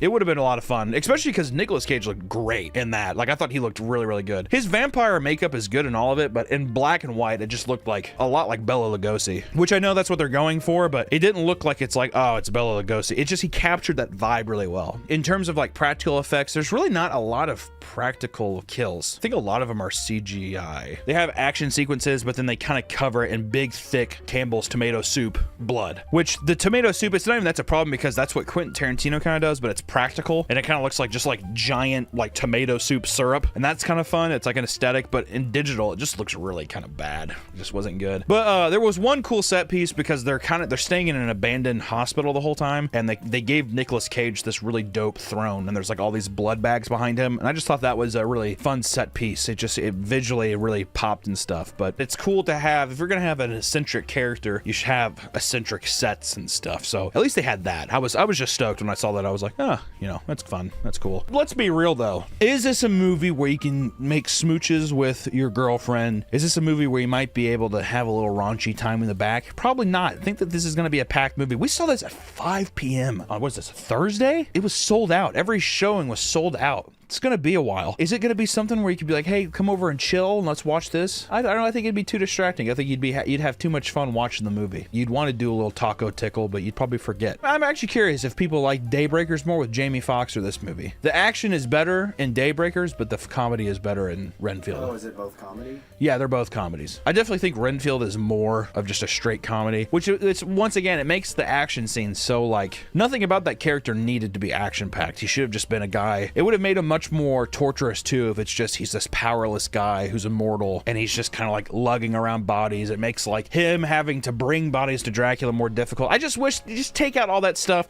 You can still have the cop chick or whatever, but just take out all the other stuff, you know? It should have been like him leading Dracula to places and then Dracula slaying. Yeah, like Renfield brings him to places, then Dracula wakes up and he kills people. Or even a fun thing too would have been Renfield is like, oh, we have to move, master, and he takes him to some place that's like a trap or something, like betraying him or something, like seeing how that unfolds. In the Dracula lore, in the actual book, or in the old movie, I think, Renfield, the character, eats bugs because he thinks it makes him immortal. And Dracula is just like, yep, it does. Like, so it's kind of funny because Renfield's kind of psychotic, but in this one they use that lore and they kind of switch it, and it's like, oh, it gives him powers. But even the movie itself is like, oh, it just works, don't worry about it, which is fine, but at the same time it's just really stupid. And it's just like, oh, why did you even have that in there? You already have the guy look all like weak and frumpy and stuff. Why even have him be a big badass? Like, it's a juxtaposition, but it's like, is it worth it? And I think no. But all in all, I recommend Renfield. I think you should go see it, especially in theaters. It was a lot of fun with like an audience and a crowd. There's a lot of big laughs and stuff. And do I think it's the best like Cageism? Do I think it's the best like freak out fun Nick Cage movie? No, I think that like in the grand scheme of things, I think it'll be like tucked away somewhere in the middle of his catalog, but it doesn't need to be a giant freak out. But still, it's always worth reporting in because I think people are mostly curious about that. Great vampire film. If you like vampires and if you like Nicolas Cage and if you like getting blowjobs or fingering people in movie theaters, maybe go see it. Go see Renfield, but sit in the back of the theater and just eat Milk Duds as loud as you can. The most challenging of candies, Milk Duds. Just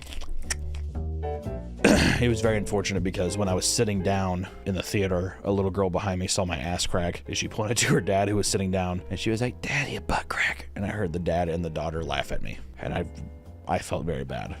That made me feel very self-conscious. I need to wear more belts. It's more of a story. It's actually like just the hair pouring out of my ass. It doesn't matter. I just, you know, come on. Welcome back to the Papa Meat channel. How you doing? How you doing? Coming in and sitting down because today we're talking about how people eat themselves. You know, we've all heard of cannibalism, right? People who eat the flesh of their own kind. Something most people find horrific and utterly fascinating. Well, today we're going to talk about a different kind of cannibalism. One that many of the people watching this video actively participate in. Oh, I bet you didn't know that, did you? Me? Cannibalize? Me? A cannibal? I could never! Liar! I'm talking about self-cannibalism, which refers to the act of eating one's self. Well, Hunter, I'm not cutting myself up and Jeffrey Dahmering myself. No, that's not what we're talking about. Because whether it's nail biting, hair eating, or gobbling boogers, that's technically a form of cannibalism. Ooh, gotcha! We got him. I'm all three. That's right. If you ever want to see the most disgusting fingernails on planet Earth, look at these. You're probably thinking, is this a man chained up in a cell? Is this a black and white photo of a man who was a prisoner in, what is it, Azkaban? Is that the wizard one? Sure, I'm keeping it there. Was there Death Eaters flying around? No, those are Nick's hands. Boy's got a few ticks, is what I gotta say. He is wound up tight. It's hard for me to open a can of soda. Yeah, no wonder. I'm like, you want a can of soda? Take a bottle of water. So today, we're gonna talk about the gross reality of self-cannibalism. But first, let's learn a little more about what self-cannibalism is, right? We have to ask ourselves these questions all the time so we know we're all on the same page. Auto-cannibalism is closely related to, oh my God. God, that hot chicken sandwich earlier. I wish I just got like a burger. They seem like more of a burger place. It doesn't matter. I don't put this in. Auto-cannibalism is closely related with pica, which is the compulsion to swallow non-food items that provide no nutritional value. Like a bed. Show a picture of someone eating a bed. My name is Jennifer, and I'm addicted to eating mattresses. Or panties. Do you think people that eat beds, that's gotta be carbs. Is there carbs in bed? I guess it depends what the... Is there carbs in bed? Is there carbs in bed, yes or no? Empty calories. It's like a beer.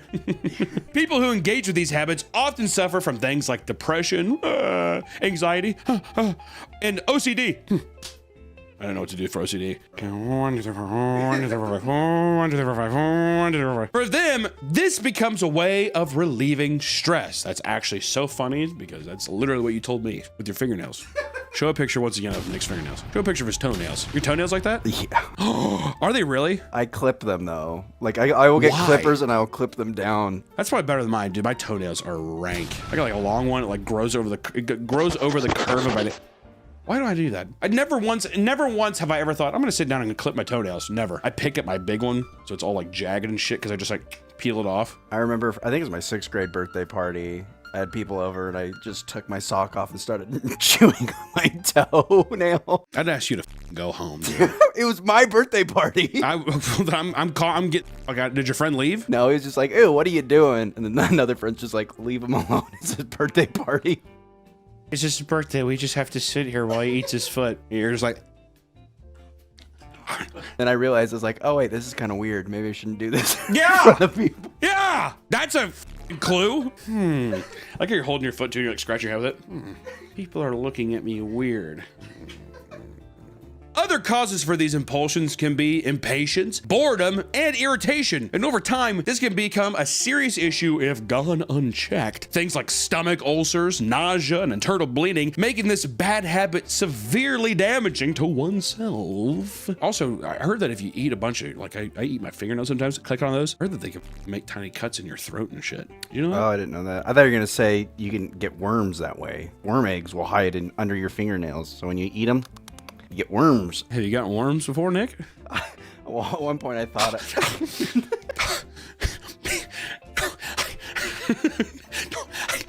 if I ever had worms, I've never got them treated. So you like the worms? I've got worms, and I was just like, good neighbors is what they were. The causes are believed to be linked to mental illness, particularly psychosis. These harmful self-grooming habits are known as body-focused repetitive behaviors, or BFRBs, and can be genetic, starting at a young age. BFRBs have not been intensely studied and are often misunderstood and underdiagnosed. You think people eat their tongue? Oh, yeah. I've seen some. Don't you do that too? Don't you eat like a hole in your tongue? Or your cheek? That's what it was. I had a buddy who would eat the skin on the side of his tongue, whatever. He'd like do that, like chew on it, and he'd like chew on it, and he'd like spit it. It's just disgusting. BFRB. But with that said, I like to go through the many unique types of auto-cannibalism to show you just how strange they can get, with each one getting progressively more bizarre. Today's video is sponsored by PDS Debt. You find yourself in debt? Are debt collectors calling you looking to take away your home, your car, your paycheck? The good news is, there's still a way out. Whether it's credit card debt, personal loans, collections, or medical bills, PDS Debt can find a personalized solution for you. PDS Debt has an A+ rating with the Better Business Bureau and has tons of 5-star reviews on Google, plus a 5-star rating on Trustpilot. That's because PDS Debt has helped tens of thousands find alternative solutions and get out of debt in a fraction of the time. If you're currently struggling with debt, making payments every month, but balances don't seem to be going down, PDS Debt may be able to help.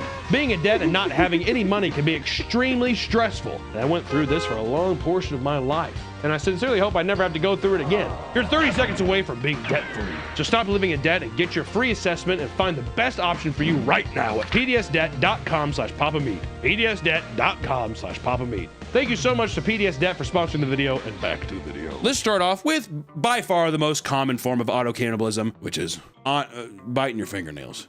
How do you say that word? Onychophagia. Oh, these are nothing compared to your nails, dude. It's crazy. How do you feel? You could be a poster boy for onychophagia. We need to make you like a Red Ribbon Army shirt that says BFRB and the thing. While it's a common form of stress relief in adults, it can lead to a variety of health issues like stomach infections, dental misalignment, and fungal infections, and even jaw pain from excessive biting. A man from Liverpool named Hanneman nearly died from this bad habit. After intense nail biting, he began to break out into a cold sweat and started to shake aggressively. I don't feel too good. He rushed to the hospital after seeing his fingernail had swollen up dramatically, and he had contracted sepsis and had to undergo 4 days under a hospital IV drip before recovering. For that, I feel like he dipped his like finger in poo or something. He was definitely, yeah, he fucking dipped his finger in poo, because he's probably digging down in there, getting poo in your finger like that. Didn't wipe very good, it's itchy in me bum hole. Whatever, and the next one he's like, huh? And it's like huge, what? That kind of thing. Why does poo? Comes from me. Why is it so infectious? Poo? Yeah. It's bacteria, it's your waste. Yeah, with this. It came from me, what, I can't eat it? Just like shit all over my face. And on top of the potential health risks, many just find that they are ashamed of the way that their damaged hands look. Ashamed of the way their damaged hands look. Ashamed of the way their damaged hands look. Ashamed of the way their damaged hands look. I think there's only been one time where I was afraid for just have a date look at my hands because she was just one. She was Why? so beautiful. I didn't want. You're like, I've only been on a date with one person I ever truly found beautiful. Keep that in mind, ladies. If he's not hiding his hands, you're a dog. But where this really starts to escalate is when the next stage, toenail biting, happens. God, you've done all of these, Nick. Not only does this come with similar risks, but it can cause serious interpersonal conflicts due to the gross nature of the act. My birthday party. Literally. God, dude. Do you eat your boogers? No. Okay. I have when I was younger. Yeah, just no. No. It's fine. We end on no. No. But I have done it before. When you're little, I mean, I feel like that's like a thing. How little, dude? When you were driving your car? Yeah. 21. According to one man, he has to secretly store mouthwash in multiple areas of this house so that he could clean his mouth quickly after kissing his girlfriend due to her excessive toenail biting. Also, dude, the bro's down bad. She better have she better have a whop on her if that's the case, dude. Be like, mate, why don't you just leave her? Leave her. Everyone's from Liverpool now. Why don't you just leave her? And he's just like, I can't. Got like cuts and shit from her toenail, whatever, on his lip. I can't. It's too good. It's like the genie granting me a wish every time. No, it could be that good for me, dude. I'd be like, I'm getting the fuck out of here, man. Biting your toenail. If I came in and something was all curled up like a pretzel, like, I'd be like, and I'd leave. I say, snap, crackle, pop. I'm out of there, dude. Others admit that they are in their 40s and still secretly bite their toenails when their wives are not looking. That's impressive. Do a quick like cat stretch real quick. And put it back down. Some even lament that despite the insane amount of pain they're under, they still can't help but rip off their entire nail plates of their toes. See, I've had this compulsion where I was like, I just want to rip my fingernails and toenails off. Why? They're already so low. I was like, I just need to get rid of them. But I don't want the pain. It hurts. We're starting to move on to much more concerning stages, which are much less commonly practiced. So let's move into dermatophagia. This is where, like I said, like once again, as we start rolling down, try to stay with me. It's gonna get worse. Gonna get kind of gross. Show a picture here. Dermatophagia. We're gonna have a secret for all those who stay. Yeah, but at the end of the video, we have a pretty awesome secret. So stick around. Seriously, don't leave. And if you skip in, I'll know and I'll kill you. I'll go to your house, I'll fucking kill you. I'll beat you with a hammer. You want that to happen? Then skip to this timestamp right now. This is a compulsion to bite and consume the skin of your own body. It's commonly performed on the hands, like chewing calluses and sucking on knuckles. Never have I once seen that in my life, and that would be fucking disgusting to see a guy like this. Why does that guy feel kind of good though, huh? I'm kind of sitting there, I'm like, It could also include other areas of the body, like biting the lips and cheeks to the point of causing painful sores. People that engage in this habit often have visible scarring on their body and have irritated skin. Similar to the precious types, dermatophagia can often result in infections, and the damage done to the skin can cause people to socially isolate themselves due to the shame and embarrassment of their condition. I just want to say this now, I don't want to sound rude, but anyone who does any of this shit, biting for all that, hide. And don't come out. Go into a cave, pull a big rock over the opening, and stay there until you die, and let your soul rot in hell for all eternity. Message received.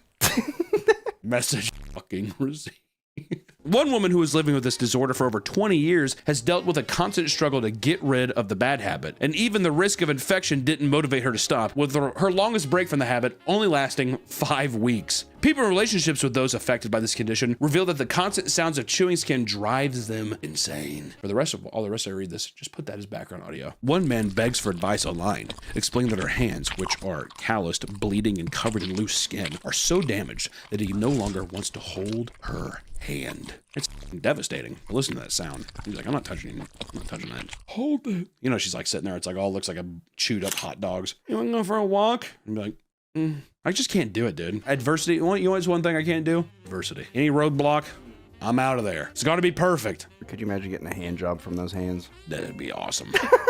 I bet you a hand job from some zombie hands would be insane. Be like a lizard's back or something. That doesn't sound... You don't like that?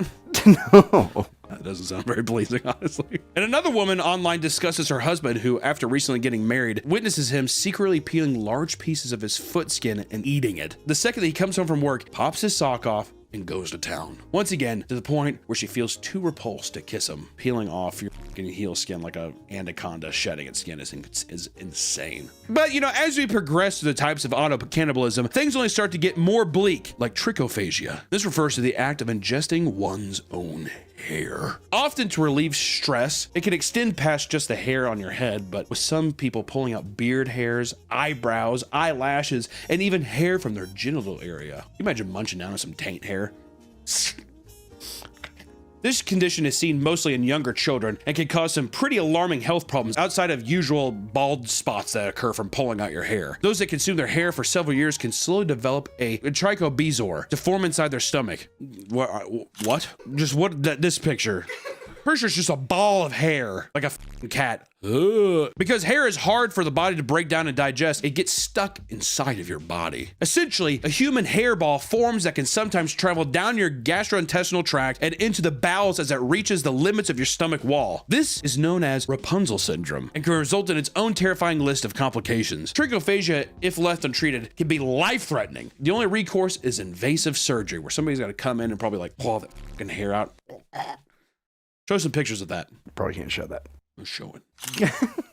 If it's blurred, I'm sorry. Even as a child as old as 9 was rushed to the hospital due to Rapunzel syndrome, Sophie Goss had been constantly pulling out and eating her hair, to the point where her mother started putting olive oil on it at night and giving Sophie gloves to prevent her from yanking on it. So she's probably like, whoop. She was seasoning it. Well, I was like, this is gonna taste delicious, probably. But she's probably like, it's probably like oiling it up. She's like, why can I not? At one point, she approached her mother and told her she felt like she was going to die after throwing up a hairball and passing out. She was rushed to the hospital where a hairball the size of her belly had to be removed surgically after it created a hole in her stomach. That's insane, man. Like, I mean, think about it. That's like a hairball like that big, like a hair volleyball. Now let's talk about one of the strangest types of auto-cannibalism, auto-vampirism. Simply put, these people are drinking their own blood, all right? We've seen some people kind of mess with it. Right? Brian Johnson, the man who's living forever. We deal in blood, but these people are drinking their own blood. They're stabbing themselves and like, They're like a giant Capri Sun canister, right? Often self-harming for the sole purpose of doing so. Some believe it is participated by some strictly for sexual pleasure, while others form an unyielding compulsion. Some also believe that consuming such a large amount of iron can actually be toxic to the human body. It's hard to know much about this specific condition, seeing as it's incredibly rare, but one woman, a 38-year-old makeup artist named Georgina Condon,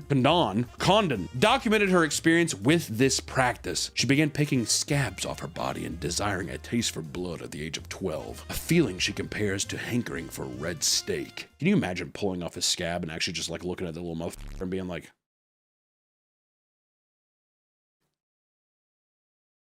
like a Listerine strip? Supposedly, she is terrified of needles and blades, which stopped being an issue once she met a man named Zamal at the vampire-themed Bloodlust Ball in Brisbane. He became her blood donor, cutting him and feeding from him every week to stay satisfied. She explains that she would never consume blood from another donor, as this would technically be cheating. Some people who want to consume parts of their own body choose to make it a whole event rather than just drinking their own blood. They decide to use it to cook an elaborate meal, like the woman who cooked a human blood sausage. Oh, this looks disgusting. Doesn't it look nasty? Das was gut. Gwen Vandersvan, despite being dissuaded from doing so from her peers, decided to cook a blood sausage using her own blood. She didn't see what the big deal was, seeing as people eat pigs and cows without feeling anything at all. She slowly crafted the blood sausages, deciding to serve them to herself along with a friend. According to her, it was very an enjoyable experience. I bet she's real fun. What, so we do it to cows all the time? I can't do it to myself? I hate when people do that shit. Oh, okay. So I guess should we just eat the dogs too? If my fat ass was given blood sausage and I was like, you want that? I'd be like, no. There's no way my blood can be good. I'd be like, no thanks. We now have to talk about the weirdest side of auto-cannibalism. Some people don't just eat their hair or small parts of their skin. They eat their entire limbs off their body. Let's talk about people eating their fingers. David Playpens, who was caught in a nasty motorcycle accident, had one of his fingers turn completely black. He was told he would have to have it amputated, but David had no interest in getting rid of it. He had also been curious about what human flesh tastes like and ultimately decided to take the finger home so they could cook it and eat it. He kept the bones as a souvenir. I've actually wondered what human tastes like, so I'd rather do that. I would say, excuse me? Would you eat, if your leg was gonna be cut off, would you cook and eat part of your leg? No. You said that with a lot of uncertainty. Would you? So is someone gonna cook it up and serve it to me? Yeah, like nice. However nice it could be. I bet my fat ass thighs would taste sweet. I'd be disgusted with it. I don't know. I'd be like, I just feel bad. My leg. Sad eating your leg. Well, another man from New Zealand who suffered from severe depression decided on a whim that he would cut off one of his fingers for the purpose of cooking it alongside some veggies and eating it. No drugs and alcohol were involved. He was simply assessed by psychiatrists to have a vulnerable personality structure. Whatever the that means. Did someone tell him to do it? Yeah, he's like, okay, fine. Or the thought just popped up, might as well. Well, I think I will, actually. It was revealed that after being attacked by two men, he fantasized for the first time about not only killing them, but eating them as well. He claimed doing this would, quote, rob them of everything, which he felt they deserved. I do love that he's just like, I want to kill him. I also want to eat him. Only then will they have paid their debt. During a depressive episode, he started battling on insomnia and started having endless thoughts about cutting off his fingers, eventually trying to shoelace around one and slicing it off with a jigsaw. He originally planned to cut off and consume 2 more fingers the next day, but was given more serious medical care before he could do so. He admits that he regretted the decision in the end. It's just like a crazed fucking manic episode, basically. I wonder where the fingers, though. Probably like the easiest thing to cut off and not like bleed out. You think so? I feel like it's just something of like it's the first, you have the thought, and what's the first thing you see? He's just like, that's the first thing he saw. I feel like, I'd want, if I was gonna eat part of myself, I want this part of your palm. Doesn't that just look juicy? Just scoop that out with a melon baller. I'd go for a little ham hock. You like a little ham hock? Or a little muffin top. Ooh, my muffin top would taste delicious. My muffin top would be a sweet, baby. Nice little sweet potato with it. I'd be like, God damn, I'm gonna get a little sweet tooth after this. I want ice cream. To keep the train rolling, how about we talk about the death row inmate who ate his own eyeballs? Eyeballs, ladies and gentlemen. Not just one. Pop both his muffins in. There's a little melon bar. In 2004, a man named Andre Thomas was imprisoned after murdering both his wife, his 4-year-old son, and a 13-year-old daughter. It was reported that he cut out and held onto the hearts of both of his children and was doing so because God himself directed him to save them from the demons that lived inside of them, aka great mentally well guy. Not only did the doctors diagnose him as a paranoid schizophrenic, but he was also under the influence of a mixture of weed, alcohol, and cough syrup. I feel like the cough syrup was probably more to play there. Yeah, he was smoking reefer. Yeah, he drank a little alcohol. And he drank a bunch of cough syrup. Sure, we could blame the cough syrup all day. He was given the death penalty and put on death row, but a later case was made that he did not deserve to be executed, as he was mentally ill man, not sound of mind. Which I say, off, dude. All right, then fine, then kill the monster. You know what I mean? Put him down. Bye-bye. While the man was behind bars, he had become convinced that the government was listening to the thoughts in his head. This motivated him to gouge out both of his eyes. He made the decision to consume his left eye after the fact because, quote, he was certain they would figure out some way to put it back in. Which, wouldn't you hate that? The eyeball thing is crazy, but after reviewing this document, this was supposed to be the first one that we're going to talk about. But in my opinion, it is by far the most grotesque. So if you've made it this far, I appreciate you, but buckle up because I'm saying I want editor load this shit up with the most disgusting B-roll. This is by far the most disgusting section of the video. I'm of course referring to as mucophagy, which mucophagy refers to the act of feeding on your own mucus. I like the word feeding. I do too. too. Like a bib and stuff. For some, this is nothing strange. Who hasn't eaten their buggers at least once, right? As a little kid? Little pick and scratch, little eat, who knows? While most view this act as gross and unsightly, some doctors swear by the health benefits of ingesting your own mucus. According to Dr. Joseph Mercola, consuming your dried mucus acts as a sort of potential vaccine, strengthen your body's immune system by creating antibodies and help it fight future diseases. Researchers at MIT claim that eating boogers can help protect your teeth from cavities, as ingesting it releases salivary mucins that form a barrier on your teeth that blocks bacteria. Others believe that there's not really enough research surrounding booger eating to guarantee the benefits that some people say. And not only that, but it encourages the spreading of germs of household objects, which can lead to more people getting sick. That's why you eat, with a spoon. You eat it with a spoon. So outside of proposed health benefits or compulsion, some just enjoy the taste. And here's a nice quote straight from the booger connoisseur's mouth. He says, and I quote, "I've loved picking my nose and eating my boogers for as long as I can remember. Not only is the feeling of picking my nose very satisfying, the more substantial the booger, the more excited I get. The taste is unlike anything I've tried before. Amazing salty flavor. If it's a dried booger, it's usually even more delectable. But runny boogers are fun to be slurped up like spaghetti." A woman that had been married for 5 years has strongly considered getting a divorce after discovering her husband had been hiding a terrible booger eating habit. After walking in on it, she asked what he was doing, to which he smiled and exclaimed, "Eating my booger?" Why does this feel the most disgusting out of everything? This might sound dumb, but it's because he feels so juvenile. Like, does it feel like when people do it, they're almost like a baby or something? Like, it's kind of like almost like diaper play or some shit with it. Eating my booger.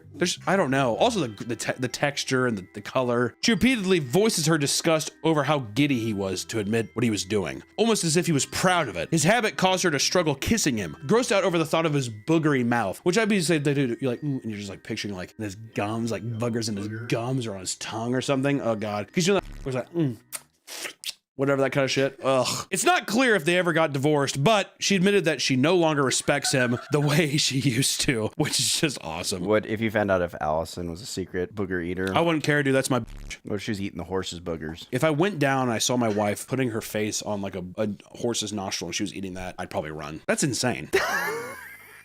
That's insane. To be fair though, if it was like a big like a big one, she was like, I mean, I just don't know, dude. I just don't know. Do you think? Okay, well, I think I know this answer, but is it worse to eat other people's boogers? Yes. Yeah, dude. Yeah. Without a fucking doubt in my mind, yes. Oh my god. But as a final treat, we're going to throw in a story about a cult leader who made his followers eat his waste. So let's talk about the Thai feces eating cult. Tawi Nanra is a Thai cult leader who gained infamy in 2022 after police raided his remote jungle compound in Chayaphum. The 75-year-old man was arrested after the bodies of 11 members were found alongside him. For years, Nanra ran a cult in which he referred to as the father of all religions. He taught his followers that all ailments and illnesses could be cured by eating his skin and various body secretions. His followers would consume his dandruff, mucus, skin, piss, and shit, and the various bodies found belonged to followers that foolishly believed in his treatments, and none of his followers were doing anything by force, with one officer witnessing a member willingly drink urine during the arrest. His followers chased after the police car as the 75-year-old man was taken away. They swore by their teachings, refuting criticism made by the public about their disgusting practices, and one member in regard to eating Nanra's waste states, quote, "There isn't even an odor. Only those with tainted mind may smell it." Which I gotta say goes so hard. You smell shit? Probably because you have a dark soul. That goes kind of hard, dude. He was denied bail and remained in custody as the police began an investigation into the cult's strange activity. Could you imagine like him just sitting there? Do you think he had nose pickers? Oh, dude, no, I think that he's sitting there and he's doing his teachings. He's like, only through me is everything here. And he like does this and a girl like crawls up. Oh. Probably do it with like and shit too. You have to suck my fucking eat my that kind of stuff too. But only if you want to. But only if I'm holy. I'm very holy. Listen, auto-cannibalism is a terrifying thing, but there's a treatment for these kinds of conditions like medication and cognitive behavior therapy that can help remove the obsessive compulsions that cause these problems. And if you're someone who is just casually bites their nails or perhaps bites a callus or two, keep an eye on yourself. You may think it's stress relieving, but it's not entirely harmless. Thank you so much, and hey, I hope your bellies are full while you're eating your fingernails and skin off the heel of your foot and shit and boogers and all that during this. The booger section of this video, if you made it all the way through, I appreciate you. I don't know why, but shit feels so less invasive than the boogers. I don't know why. Maybe it's because I have a clean mind. I have a clean mind, that's why. Thank you all so much, and I will catch you in the next one. Bye-bye.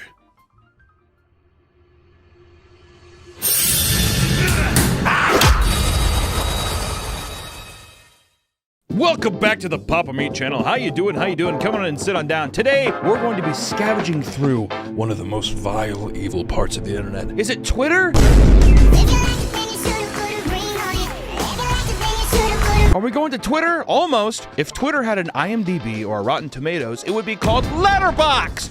We're going to be looking at some of the hottest takes, some of the worst reviews on Letterboxd and seeing how they fare. All right? You know, some of these are kind of funny.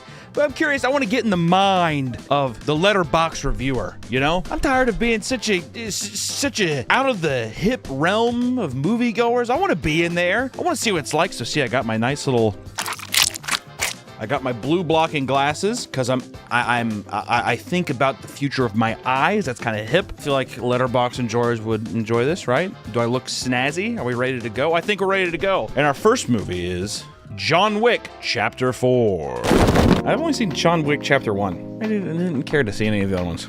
It was great. I loved it. Dakota Joaquin gave it 5 stars. Can't wait to finally lose my virginity so I can say that this was better than sex. Damn, Joaquin. Let me tell you, a lot of things are better than pussy or boy butt, whatever you're thinking. It is overrated. Especially when you get in a relationship. Am I right, fellas?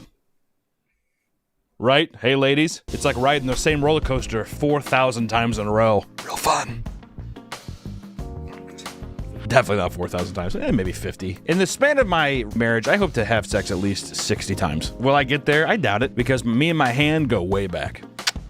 5 stars from 24 Frames of Nick. Hey, I follow him on Twitter. I think he said he wanted to box me one time. On March 24th, 2023, Kanye West said he is no longer anti-Semitic because of this movie and Jonah Hill. 5 stars? I don't think I'd give 21 Jump Street 5 stars. I was very surprised. I like Jonah Hill. I just got done watching Moneyball. He's really good in that. I miss fat Jonah Hill. It's gonna happen whenever I get ripped. People are gonna be like, I miss Fatty McGoo. Movies where the main guy comes and you see the cum. I'm trying to think about what's the weakest movie on this list. God, The Green Knight was such a disappointment. I was so sad with The Green Knight. I'd say The Green Knight's probably the worst movie on this list. Aesthetically, it's very beautiful. It's a beautiful movie, but goddamn, is it just a slog. I don't even know the Evangelion scene. Put the Evangelion scene up.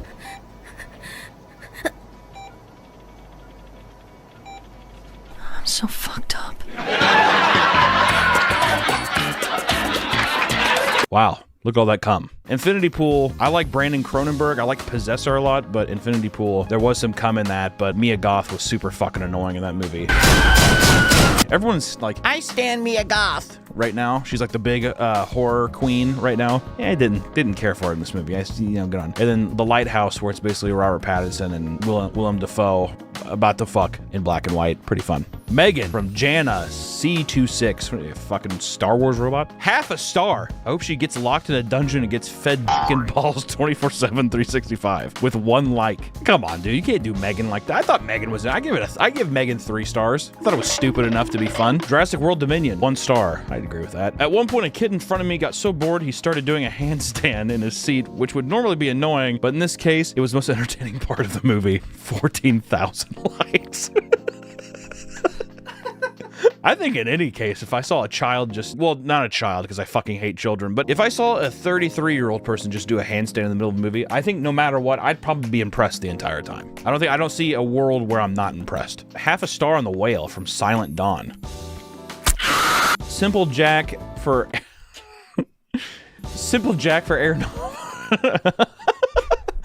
What is it? What is this? 10. What is that? It just says 10. Simple Jack for Aronofsky heads. Or maybe his Norbit. Darren's latest case in Miserableism is an A24 produced theatrical adaptation that functions as both, what is that word? Saccharine weepy for people who use the Brendan Renaissance hashtag and those who wish that my 600-pound life somehow had less artistic integrity.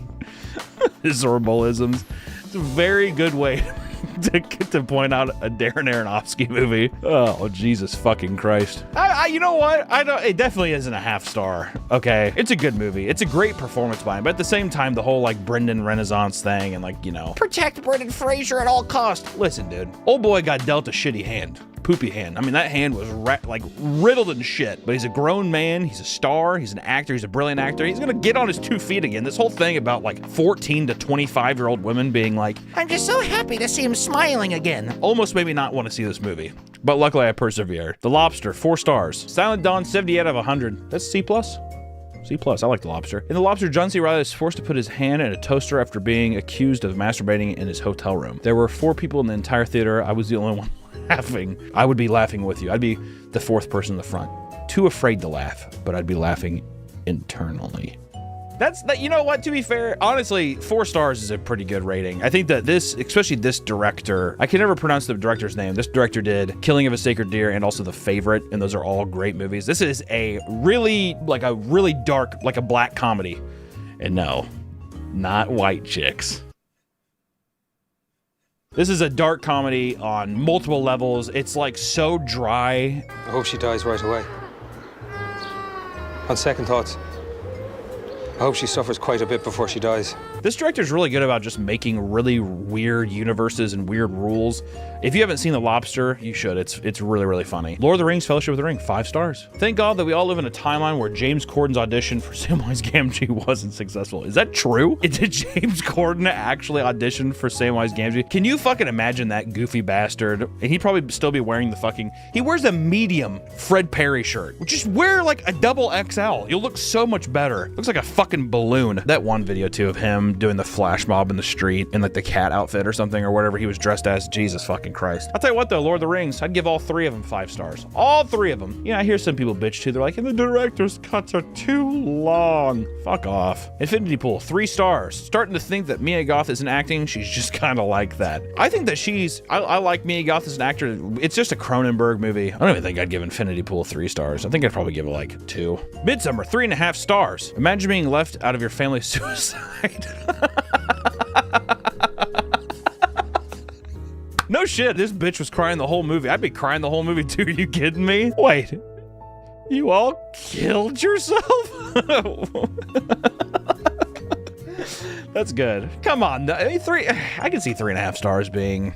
That's acceptable for Midsummer. I'd probably give it 4. The Northman, 4 stars. Robert Eggers watched The Lion King, said, Willem, take off your clothes. I have an idea. I think he just said this is Hamlet. I don't think he even tried to hide it. I think he just wanted to make a Nordic Hamlet, which if you don't know this, billions of fucking movies copy Hamlet, okay? A lot of them. Almost every family drama copies Hamlet. Just want to throw that out there. Texas Chainsaw Massacre 2022. Oh God, 1 star. How could you even vote on this? Netflix should be waived next month's fee as an apology for putting this movie out. Oh my God. First off, do not watch this movie. It's not even funny bad, but there is one part where it's so atrocious.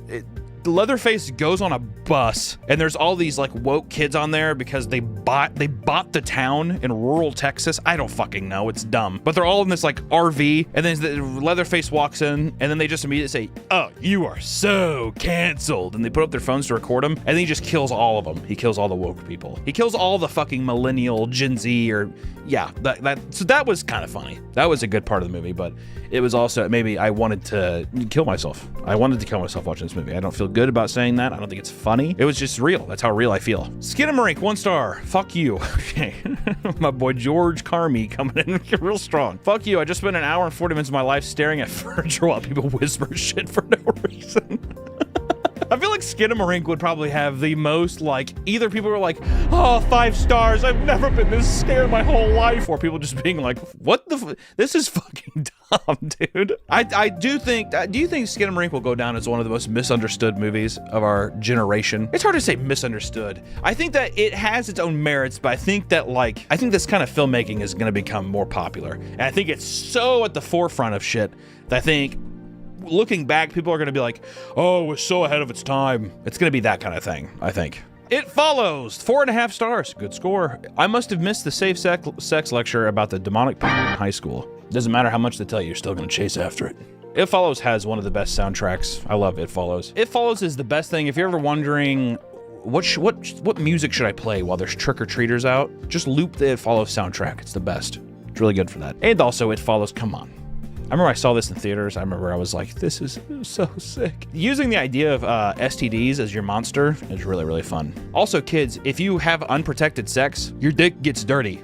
Okay? There's diseases everywhere. No one wants to be the person. You don't want to be the first person in your high school to get that. Some people like to wear them like veteran badges, like a Purple Heart. There's no Purple Heart right here. This is a dishonorable discharge, right? And that's gonna be the same dishonorable discharge that comes out of your cock.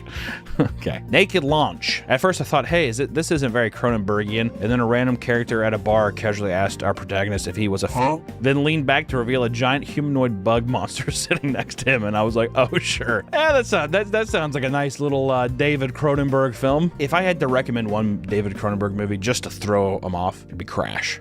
You ever see Crash? Pretty much just people fucking in cars the whole time. People obsessed with fucking in cars and getting in wrecks. No, not the Crash that's like the weird racist movie. No.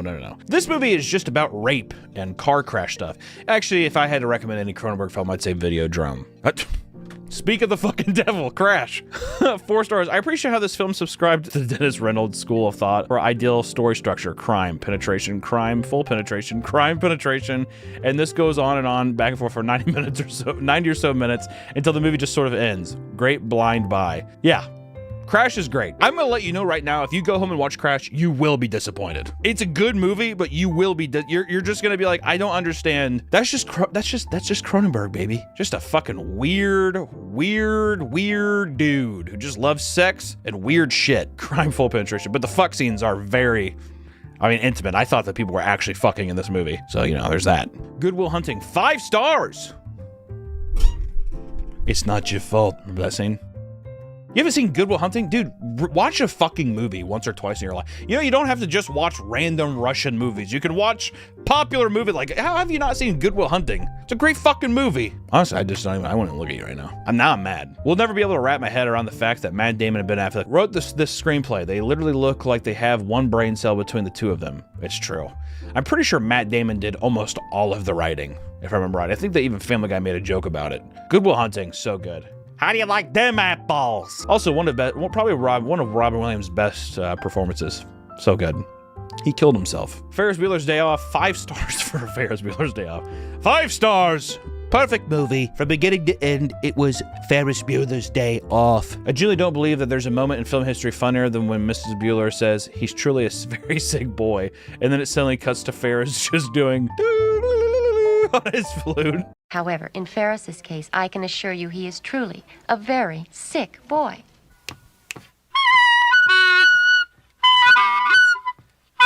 Never had one lesson.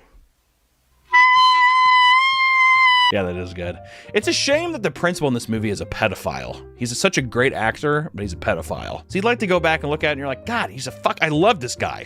He's in Howard the Duck. He's in Beetlejuice. He's in Ed Wood. He's in all these great movies. And then you're like, he's a pedophile. Old. God, I fucking hate this movie. 5 stars for Old. My mind is blown by every facet of the film. The acting, the script, the story, the directing, all of it was awful. The worst movie I've seen in years. They had us in the first half. Who keeps giving M. Night Shyamalan money? Who the fuck keeps producing these movies? I want to know. It just goes to show. That's what we need to do next. We need to make one hit and then just ride that shit forever. Black Adam. 5 stars. Got my hog slopped watching this masterpiece. That's a way to bust, dude. Imagine going to see Black Adam and you see Dwayne The Rock, that giant fucking buff thumb on screen, and then you are still able to get hard and release on a completion. Wow. Also, who the fuck cares about Black Adam, the superhero, dude? Nope. 4 stars. That's what my pussy looks like. And there it is.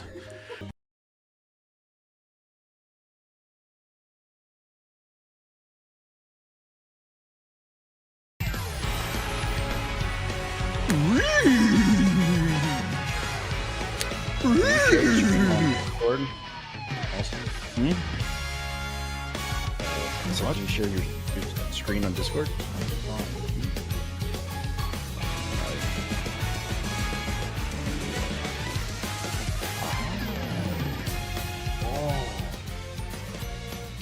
Whoa.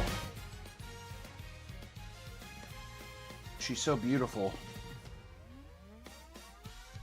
Wow. So kawaii. How do you pronounce this? Uma Musume. Uma. Yeah, there you go. Uma Musume. Pretty Ohio. Derby. Whee! Every horse girl just had her day, dude. You know, back in my day, we used to beat the hell out of horse girls. You go to a bully them. I had a horse girl have a crush on me. She Did you tell her to saddle up? No, I was sixth grade. Did you tell her to saddle up? No. Come on, man. Sixth grade. Yep. I was sixth grade. Fifth grade, and it was Well, which show one and is tell, it? and she. It's fifth grade. Huh? Show and tell. She brought in horse toenail clippings. Ew. And then at the end of the day, she gifted them to me. Her friend was like, I think her name was like Colleen or something, but it's like, Colleen really likes you, and she wanted to give these to you. And it was in front of all the guys in the football locker room. So I scoffed, and I threw them away. Broke her heart. Broke her heart. Well, dude, It's true. you should have went up to her and said, you know, you're a fucking freak, right? All right. Uma Musume, Pretty Derby. I have not played this. Oh my god, do I actually have to be... Oh my god, the clicks are so satisfying. Yeah.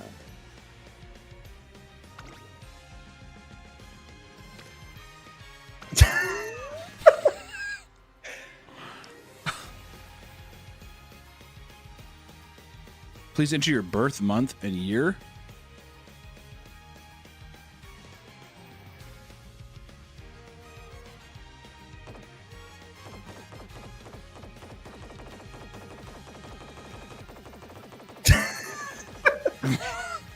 I think it's just month and year. Enter your birth month and year to play. That's what I did. Zero.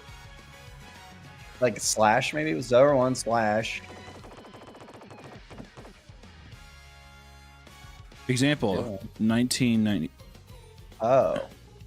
Didn't I just fucking do that? Oh, I'm no, ju- but I'm it's, gonna- looks like it's year first. Year first. Oh, year first. Yeah. Well, why would it say birth month and year? What the fuck ever did? Yeah, this is fucking horse shit. It really, hey, it really, I like that.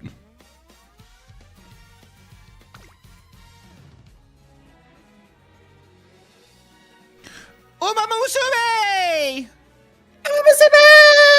Ohio gozaimasu! Miss ISA! Miss ISA! All right, now we're in it.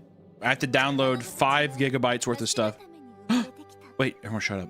時に数奇で時に輝かしい歴史を持つ別世界の名前と共に生まれその魂を受け継いで走るそれが彼女たちの運命この世界に生きる馬娘の未来のレース結果はまだ誰にもわからない彼女たちは走り続ける瞳の先にあるゴールだけを目指して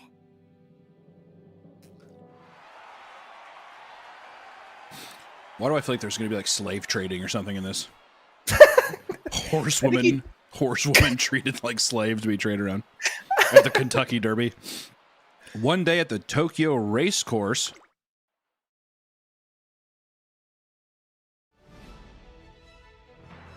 Oh, yeah, this is the tutorial. Maybe we should have done this on screen.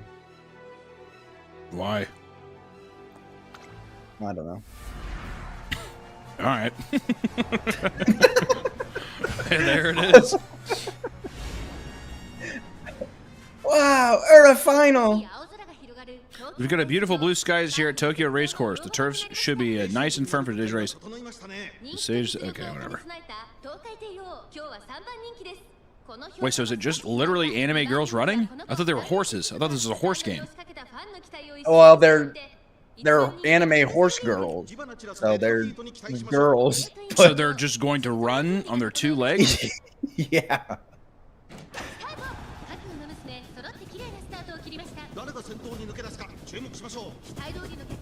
When do I start playing? Do I get to like run as one of them? No, you train them. I don't even get to run. I don't even get to be a character that runs the race. No, they run themselves.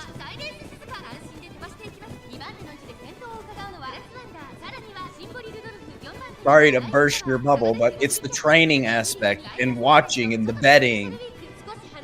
So you're literally a Kentucky Derby. You're an obese American betting on Japanese Kentucky Derby racing. You don't even. Well, no, you're the owner. You own these horses. I own these women. So this is literally a slave aspect to this. Then, okay. Yeah. Oh. Well, you employ them.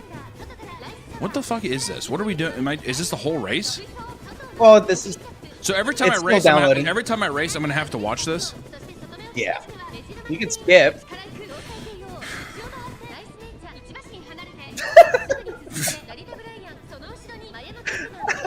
It's a long fucking track, goddamn, dude.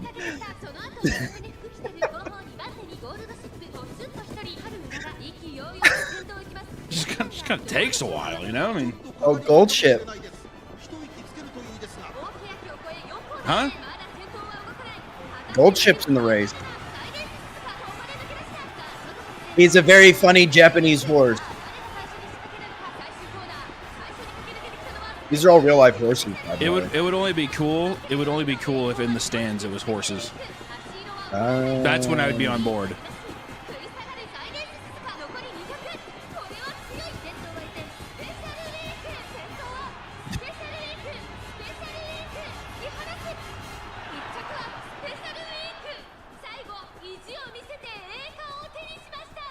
Dang, she fucking killed it.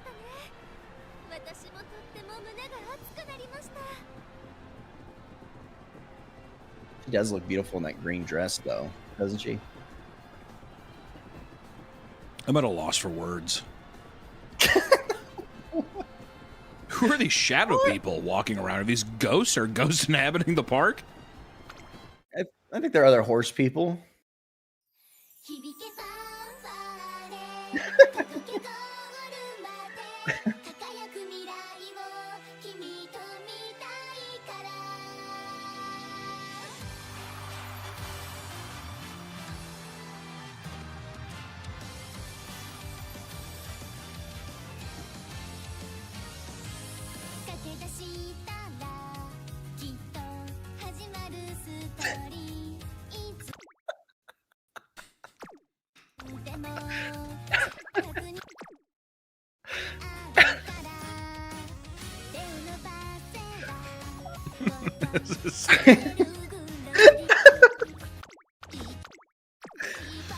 Can you click that, like, pause?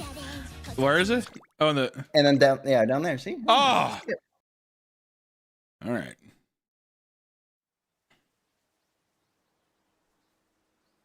The day after watching the race with Tazuna. Okay. Welcome to the Japan Umamasume Training Center Academy. It's the finest Umamasume training establishment in Japan, home to countless students who dream of racing world. Nani?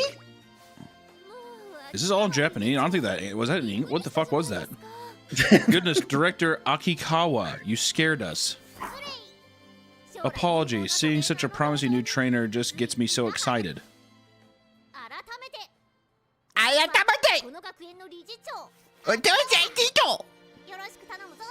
Can you?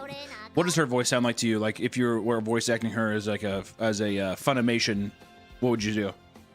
I would say, "Hi, my name's Akikawa, and I'm the director of Umamamuse." All right, well now you're gonna be Director Akikawa, so anytime she talks, you gotta do it. Okay.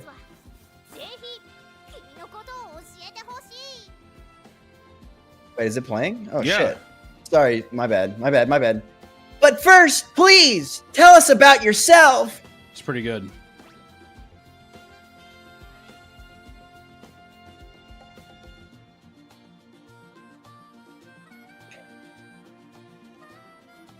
What's your trainer name? I'm thinking. Nay. Nay. The whole thing's just nay. Yeah. Uh-oh, people are saying time to fire me again in the chat. Guys, what did I do?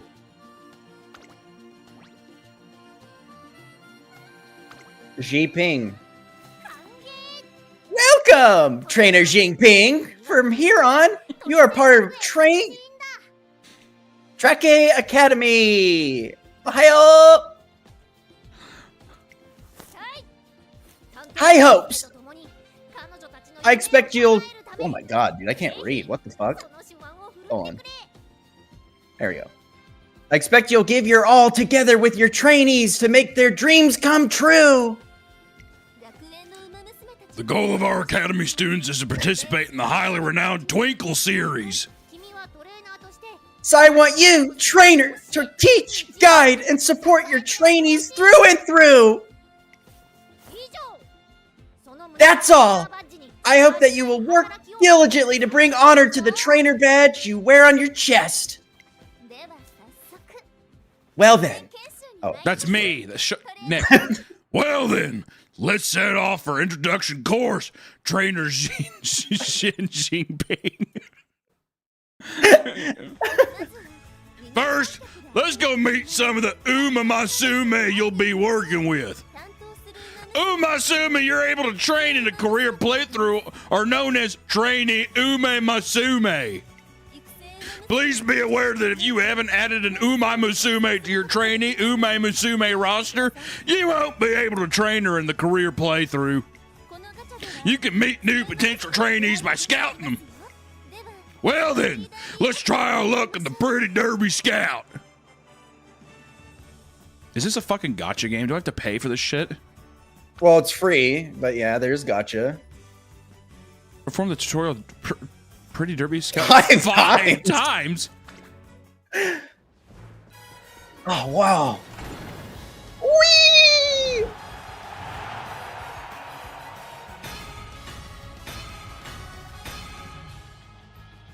Am I supposed to know that the gold one is good? Die with Scarlet! Sakura Bukashino. Vodka. I like that already. I like vodka. Let's get vodka. What do I don't even want to see the other. Give me vodka.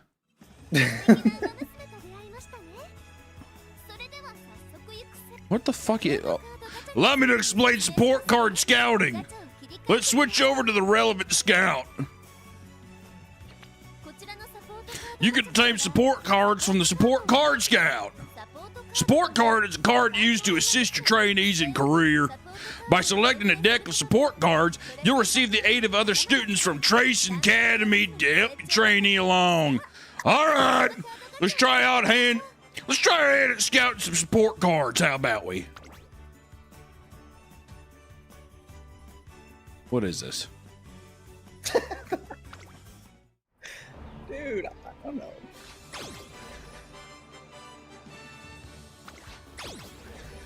Wow, Silent Suzuka.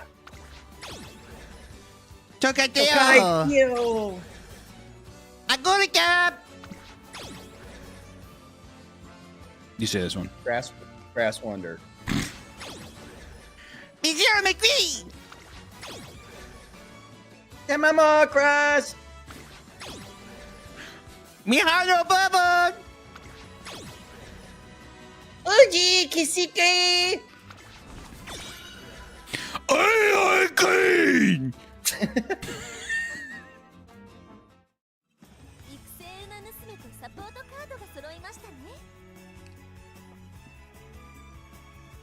You scouted some trainee Uzumazume and support cards. Now that we have that out of the way, let's begin your everyday life with your trainee Umamasume. This is the entrance of Traken Academy. We can also call it the home screen. That would be fucking nice, dude. From here, you can access various places within the Traken Academy. You can begin a career playthrough for any of your trainees here. First, let's make preparations for your career playthrough. Let's select a scenario to play.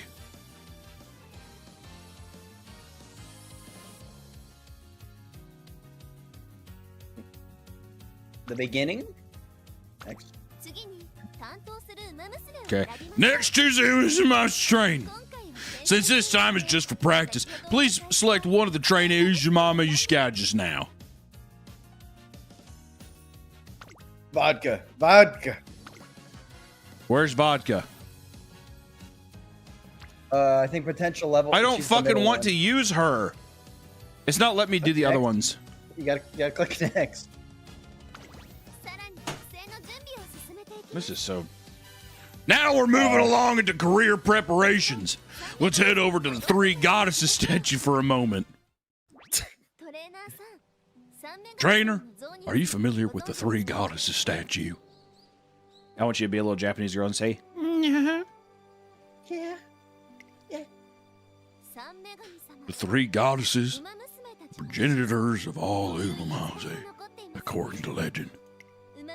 They are also described as deities who watch over and guide the Umamaze.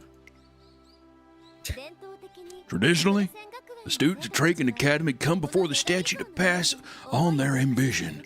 The day spent running towards their dreams, the emotions experienced on their journeys. All of this is entrusted to the statue. Future generations of runners come here to inherit this ambition and, if they're so lucky, turn it into power. And so the legacy of one runner is passed on to the next and the next. It's quite mysterious, isn't it? A decorated runner who passes on their ambition to your trainee is called a veteran Umamaze. Once a runner has completed her career, she can register as a veteran Umamaze and choose his legacy. Now then, go ahead and choose your legacies. Legacies can pass on sparks of inspiration, which grant your trainee attribute boost and skill hints, among other benefits. And don't worry, legacies can inspire new trainees as many times as you'd like. I just want to say, I'm not going to remember a single fucking thing. Vodka. Let's choose a second legacy, Umamaze. Until you're more familiar with the process, please try to use an auto-select feature. The two select legacy Umamaze and trainee Umamaze have an affinity level determined by their relationship. It's said that if they share a good affinity, it becomes a little more likely for something nice to happen. This might be good to remember when you're making arrangements in the future. Now we'll choose some support cards to assist you and your trainee during your career. Each card comes with various benefits. When do I fucking race, dude?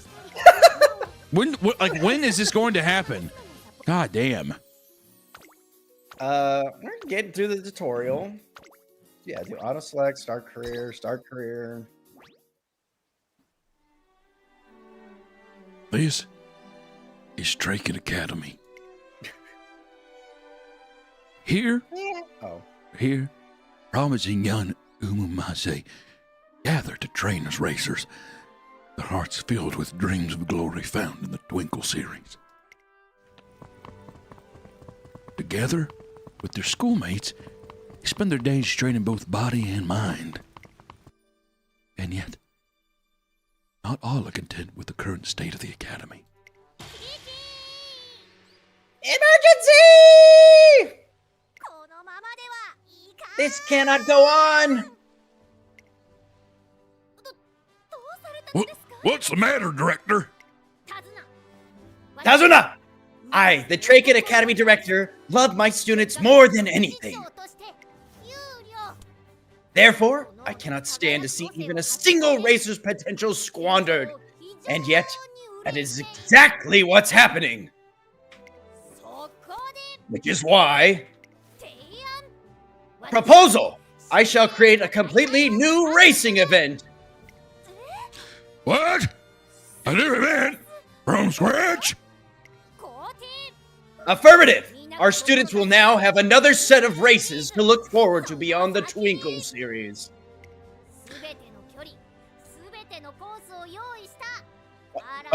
One that includes all distances, all courses, a racing event unlike any that have come before.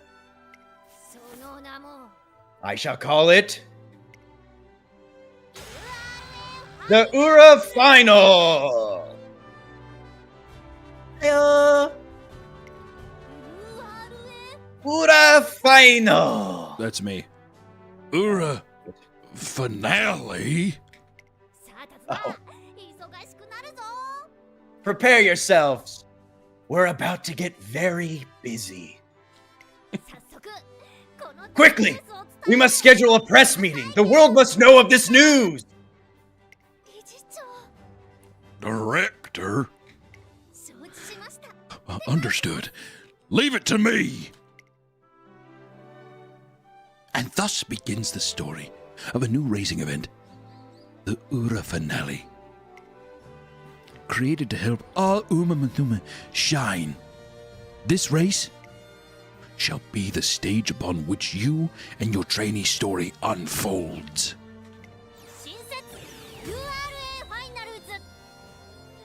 Oh.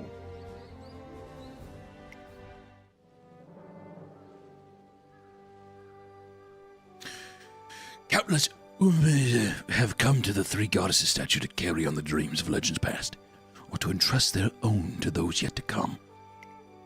Today, those legacies spark inspiration yet another new runner. When will it end? Oh, tits. Tits for days. Tits. Their legacies live on. Your speed went up by 5. Stamina went up by 5. And your power, it went up by 10. Guts went up by 5.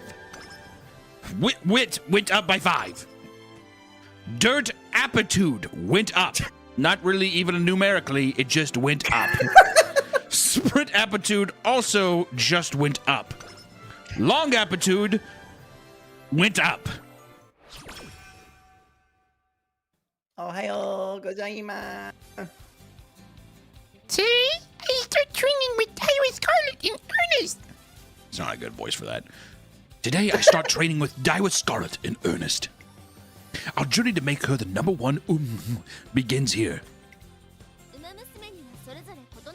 Each Umamuse has different goals. This is your goal for the time being. These commands let you progress through the career. Execute a command gives you a run. First, select rating. These are different types of trade. Each increases in different attributes. Let's try selection speed for now. Wow. Your energy went down by 18.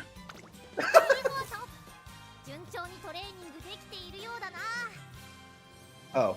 Splendid! It appears your training regimen is going swimmingly. Ah, director. I came to check in on things, but color me impressed.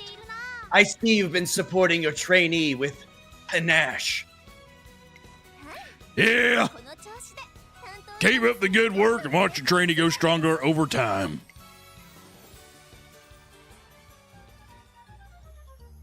One day, as I'm rounding a corner. You can do special week. Oh no! Oh no! Oh no! Look out! Oh.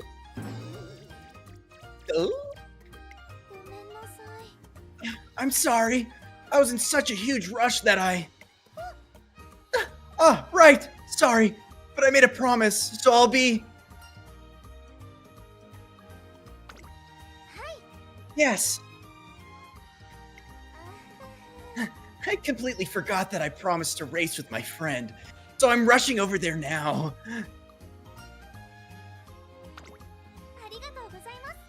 Got it. Thanks. And I'm sorry for crashing into you. Bye!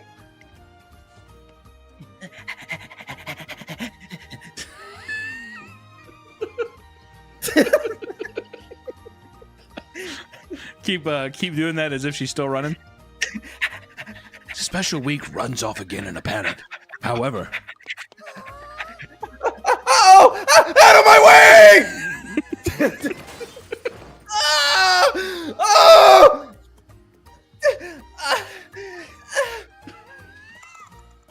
Eureka! I got an idea! Wait, this is you, right? Yeah. Eureka! I got an idea! This could be useful for Daiwa Scarlet's training. This contributed to Daiwa Scarlet's growth. Okay, her guts went up by 15. What? Her gutty work? Looks like you had a conversation with one of the support Umazumas. Every single encounter is a precious experience. Be sure to make use of them while training.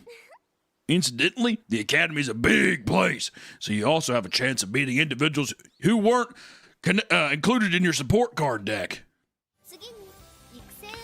Oh my god.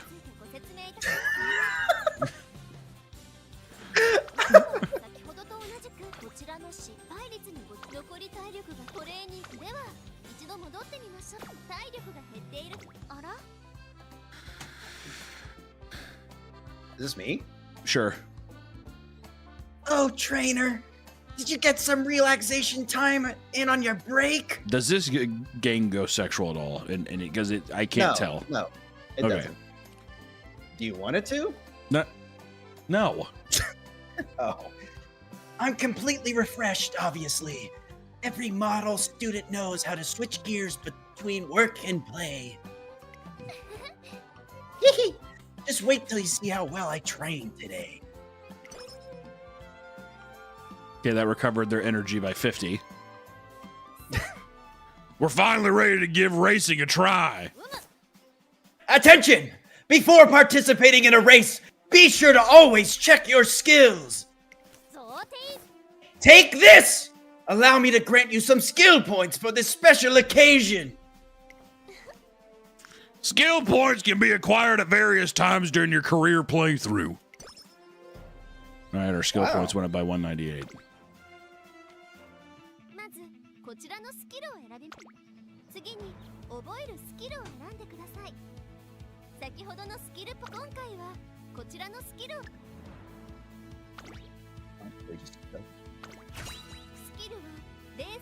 Skills are great importance to win races.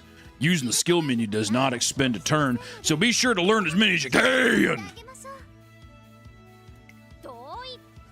I concur. Hoarding your skill points is a tragic waste of potential.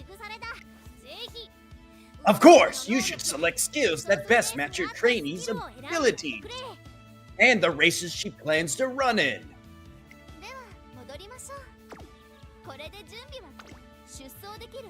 We finally get the race. We finally get the race. It's time for our debut race, guys. Oh, here we go. At last, I'm gonna enter the Twinkle series. Yes. I can't wait. Let's go. My legs are itching to run.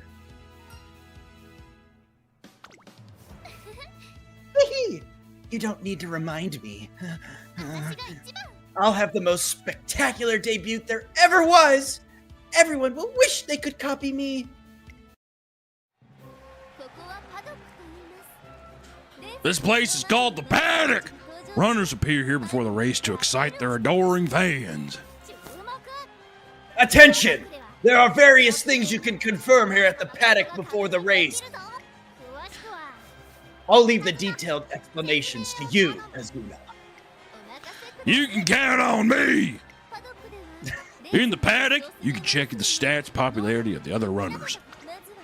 Predictions of a runner's performance are denoted by the symbols fucking clear triangle, solid triangle, like an empty circle, and a circle inside of a circle from lowest to highest. The top right symbol represents the expert predictions, while popularity is represented a fan option. The higher a runner's ability and mood, the higher her popularity and expectations placed will be. Of course, popularity doesn't guarantee a win, but the more favored your trainee is, the more you can expect from her. You can also change your runner's strategy in the paddock. You're all set. It's finally time to start the race. Yay! Whoa. Whoa. I just want to shout out Daniel Gregory real quick. He donated $250. God damn! Well, while we've been doing this. Yeah. He said, meant to send a message with the last one. I subbed to Patreon yesterday and wondered if you had a place where followers can share their art. I don't think yet. The only place, well, no. In Discord there is. We have a Patreon Discord, and there's a Your Art section in that. Okay. Also, we're #1 favorite here. I just want to say that real quick. Also, Kins hit 50 gifted subs. Jesus Christ, thanks, guys. If I don't win this, I'm killing myself. Don't say that. No, if I don't win this fucking race, I'm gonna kill myself. I'm gonna put a gun in my mouth. I'm gonna shoot my fucking self in the head. I believe Scarlet will win for us. Her beauty knows no bounds.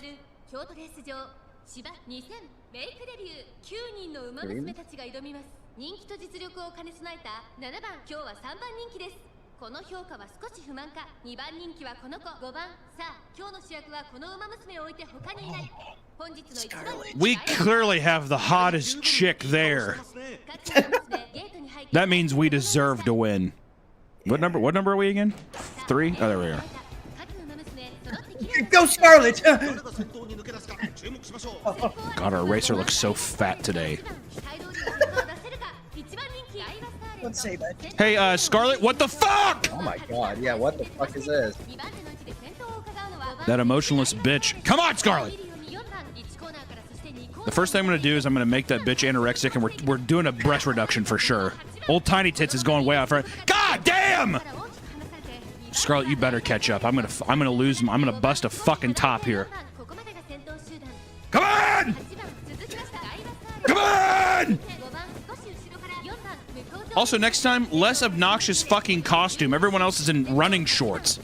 She's in a full fucking Sailor Moon garb. Take it off!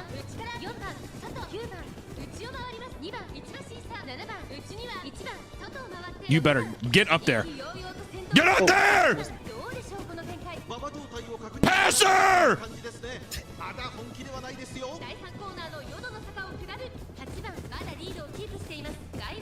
Fucking sweep the leg, Scarlet.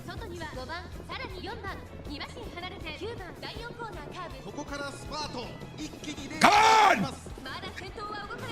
Holy fuck, who is this bitch? Oh my god, bronze!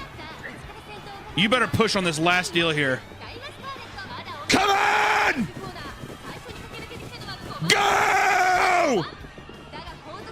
Is she dropping down to 4th right now? Oh, Get god. up there! Oh! Wow. That feels cheap. Use your red ace special ability! What do we just give her fucking steroids? What the fuck just happened? God, her tits jiggle so well. Her outfit's her outfit could be a little more revealing, is all I gotta say. What the fuck was that thing at the end, dude? You know, little cheat, like a cheat code. What is it? NOS. Get a little NOS button. Well, guess what, fatty? We're gonna train for a long time until you get that. Should never been that close.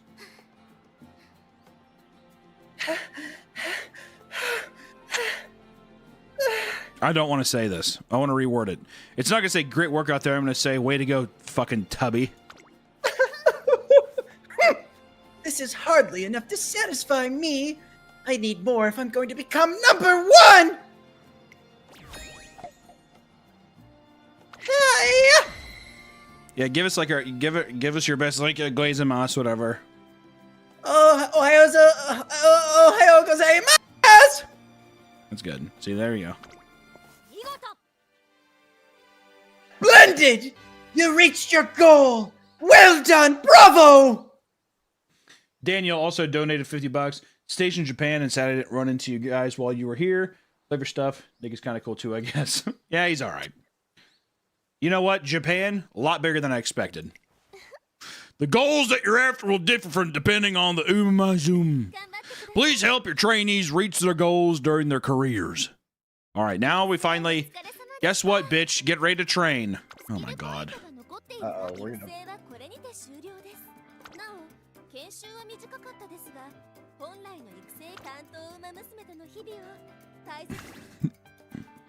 Finally get to train. Okay, so I'm guessing this is just the tutorial? Yeah. Wow, Whoa! An F ranking. Fuck off, bitch. Okay, see, look at the speed. Look at these scores. We're a laughing stock. A laughing stock! Ohayou gozaimasu!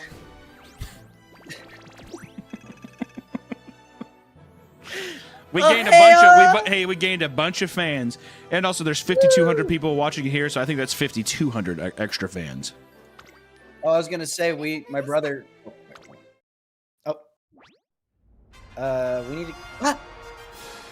More anime! More anime! Yes! Yes!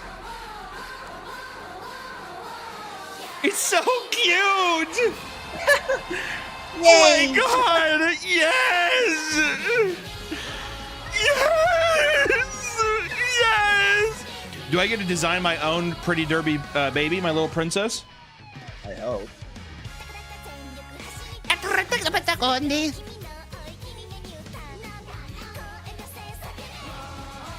They're all training.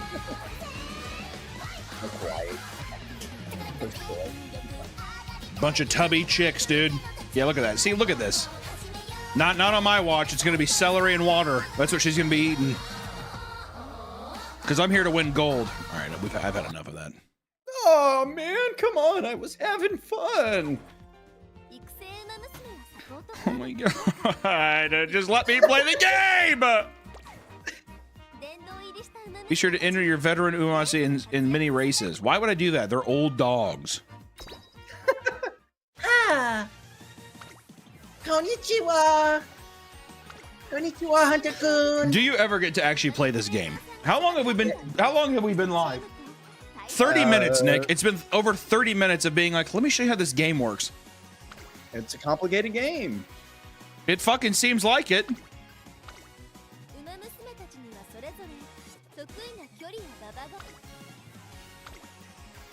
They've made every decision for me so far. They say that it's almost done. Oh, Ryan Hess gave us $50. Thank you, Ryan. Ryan Hess with a cute little samurai. With a cute little samurai. Is that Chinese? Is that Chinese or Japanese? Samurai is Chinese. Japanese. Japanese. Ohio gozaimasu, Ryan. Ohio. Sumimasen. One more Coke highball, please. Oh yeah, Shinjin. Biwa Haya Hide. New support cards. Yay. Majira Palmer and Ikuno Dictus. Never skip a warm-ups. Go ahead and leave. Such cute catchphrases. Yay. Oh, awesome. Oh, we got carrots.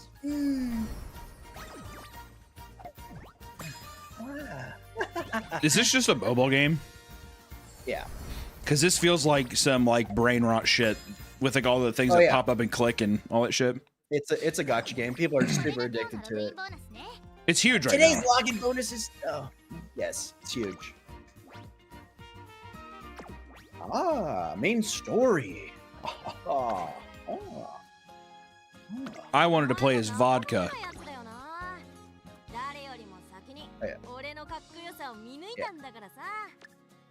Yeah. Landscape. Landscape.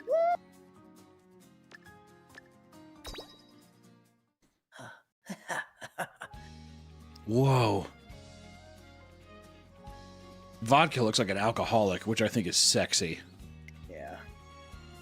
I head over to the track to see how the races are doing today. Well, What should Vodka's voice be? Well, it should be raspy, yeah. well, I'm out of here. Catch you guys later. Wait! Vodka! Where do you think you're going? Ugh, she's such a wannabe delinquent. I'm concerned for her. I know she's got the talent, but tryouts are coming up. Will she be okay? She's kind of fat. You don't need to worry about her performance. She'll be just fine. Why don't we just go ahead and start practicing? The other students are waiting for your directions. You're right. Well then, let's get started, shall we? We'll begin with a 2,000-meter jog. Despite the upcoming tryouts, Vodka seems to be boycotting practice today. Not on my watch, dude. Just to strike me as lazy, though. Why am I ever given another option? Nope. Curious. Offer her to figure out why. Until you all find a trainer, you'll be following instruction training regimen. As if I have time for that generic crap. I'm gonna do things my own way. Are you gonna train by yourself? Who are? Oh, you're one of the Academy's trainers. Yeah, got a problem? I'm a lone wolf. And that means I don't mingle. I'm a lone wolf. You're a fucking horse. Besides, the teacher's plans are way too chill for me. My body will get weak at that rate. Anyway, with that right, I'm gonna go do my thing now. You're like Turbo Granny. Vodka bluntly ends the conversation and walks off, and I hang around a bit more, observing her training. I'm watching her from afar. Yeah, that's what I'm talking about. But I'm just getting started. Even though she's overloading in certain aspects of her training and neglecting others, she's still strong in her own way, in a borderline retarded way. You still here? Damn! You must have nothing better to do. So you really were trying to skip training? What? Me? Skip training? Do I me? Jeez. Listen up. I'm gonna be the close ranger in Twinkle Theory. The kind who leaves everyone in the dust. If I do the same as everyone else, then I'll be the same as everyone else. It's just like getting buried in the middle of the pack. So you get stuck in there with no way out. I'm gonna train harder so I can be faster than everyone else. I'm not gonna get stuck behind a line. Is that why you made your own training regimen? Yep. Got a problem? Not really. Although boycotting a teacher's regimen and creating her own haphazard one isn't the best course of action, she's got guts. Uh-oh, I think we're about ready to see a guts power up. Hey, what's in your skirt at me like that? Oh, I was just thinking you're pretty cool. Is this her trainer? Is this us, the trainer? Oh, I was just thinking you're kind of badass, actually.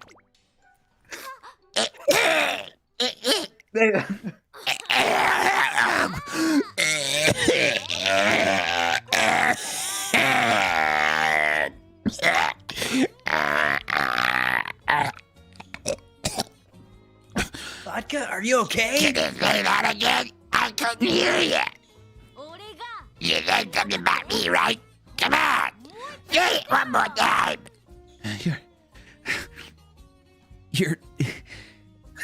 You're pretty cool. Hey! What's with the weekend? Put some into it. What do you call me? Cool!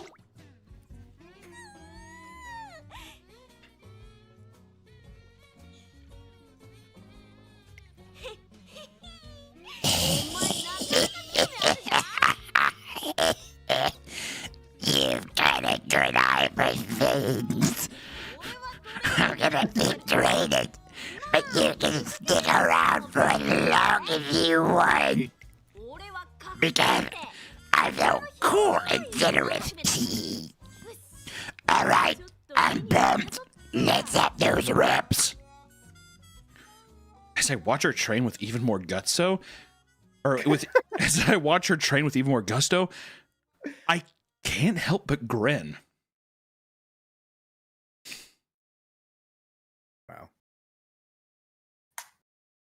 Lily Collins gave us $50. He says, feels like Nick was holding the man at gunpoint playing this. You're not wrong. I forced Hunter. That voice is very hard on the throat, Nick. I hope Vodka doesn't come back on the screen anytime soon. A few days later, tryouts officially begin and Vodka makes her appearance.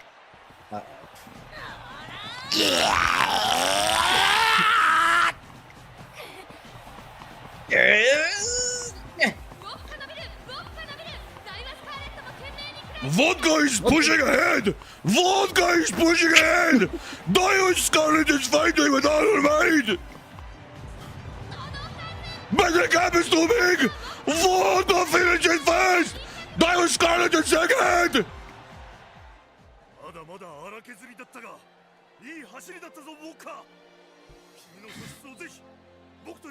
You read You're that running one. a bit rough around the edges, but you've got great potential, Vodka. Why don't you come and join me in my penthouse suite? No. No! Come and join me instead! I've amassed plenty of data on the racers I've trained in the past. I'll be able to design a training program specifically for... Sorry, but I'm not interested in that kind of thing. Vodka's performance pulls in many scouting offers, but none seem to land. If I recall, what she really wants to hear is, Oh, and you from the other day. What'd you think about my rating? you were super cool, Vodka. For real? Yes! Hey! You got the really good one, right? How about joining forces with me? I'm down! Hell yeah! Looking forward to working with you, trainer. I'm actually brewing. I'm brewing up a sweat. I'm not gonna lie. I can't believe it. Because we told Vodka she was cool, she's gonna be one of my little mini horses, one of my mini umamuses. Wait, hold on. You just watch these and you just get them? You don't play? What do you mean? Sorry, I thought the story was over. Never mind. That's it of a training done. Trainer, what's next on the list? Come on, hurry up and tell me. Working with Vodka has been more straightforward than I expected. We're making good progress. With her long strides and flexible body, her future looks promising. All right, let's increase your load a bit more then. Uh-oh. Yeah, bring it on! I gotta show off how cool I am. Oh my god, dude. Get off the fucking cool thing, dude. It's not that. Then, one day... Ah, crap. I forgot to turn in my application for the trach and me. Better get that thing in quick. Trach and meat? You don't know? Alright. There hasn't been one since you joined the academy. It's basically this big event that happens twice a year. Everyone signs up and gets to pick the type of race they want to run. You get people from all over the place coming to watch. Plus, it's a chance for us pre-debut runners to test ourselves against those who've already debuted. The best part of this event is that if you get assigned the same group, it doesn't matter who's debuted or not. All you gotta do is run. Man, I can't wait! I need to make sure everyone sees my cool side.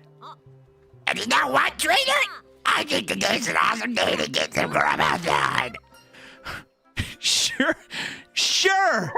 You deserve it for working so hard and you're so fucking cool. I'm glad we're on the same page. Wait, my dear. I'm gonna go get changed. And so, Vodka and I head out for a meal.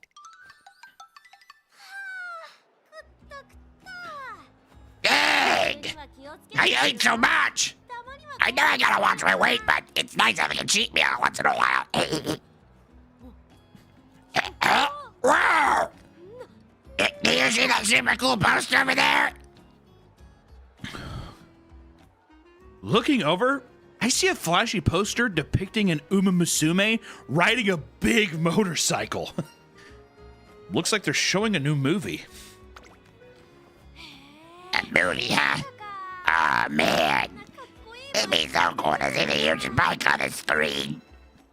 Since we're already here, why don't we go watch it? Wait, are you for real?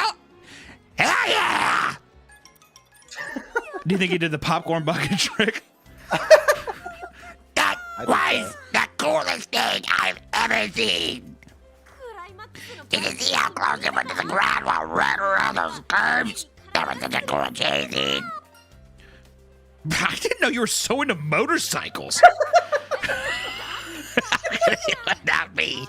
I just can't get the engines from the sleep body. You know, my pops owns one of those bad boys, and when I was little, he'd always give me rides around town. Man, those were good times. I'm telling you, big bikes are where it's at. That reminds me, the first time I went to Japanese Derby, I was on the back of my pop's ride. So, your dad's the one who introduced you to racing? Yep, he loves it. He always tells me, Vodka, those races are the coolest of the cool. I didn't get it all first time he told me, but once I saw the races for real, oh shit, it was awesome. When the gates opened, I instantly got shivered down my spine. You can just feel the tension in the air. I don't think I blinked once for the beginning of the end. It was a crazy. Every little laser has been in orange, and this thing not like. I won't back down. Get out of the way. Victory is mine. I remember screaming my head off about how cool it was during the ride home. I couldn't really see his face from the back, but I bet it was about to grin ear to ear. Is that why you decided to become a racer yourself? Yep. I wanted to be just as cool as those racers. That's why, Nick, that's why she likes being called cool so much, huh? Right, Nick? It makes sense. It makes so much sense. I got a blast today. Thanks for letting me tag along with you to the movie, Trader. Oh, but you know that scene before the climax? The romantic one? That will, you know, kind of caught me by surprise. Uh-oh. See, I'm telling you, we're getting there. I'm definitely more into action. I prefer folks coming in guns blazing rather than Oh, you mean the kissy scene? Don't say it! Now I remember everything! She just bricked? I think she just bricked.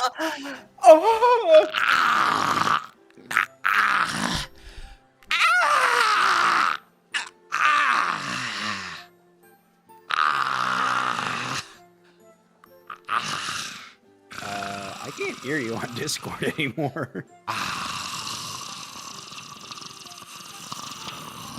Oh.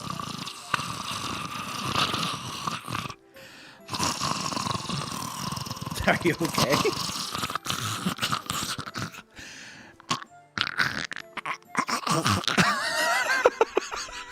What?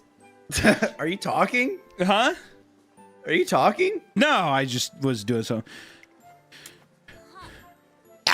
Got a nosebleed. She bricked. Doesn't that mean that they brick? Yeah. She's wet.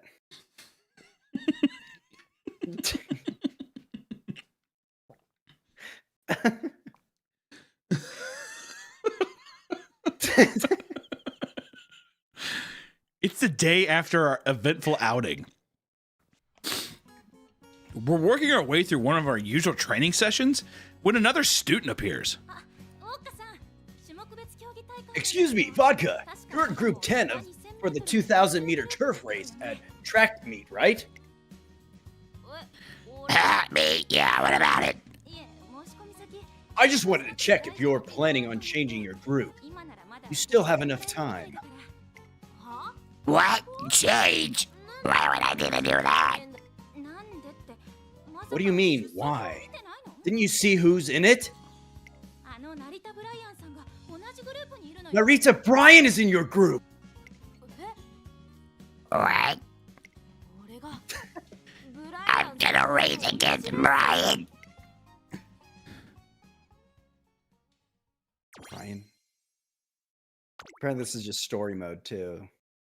So we could cancel if we want to play the actual game. So I can actually play now? Yeah. All right, here. I want to enhance. Yeah, enhance. Time to fucking train.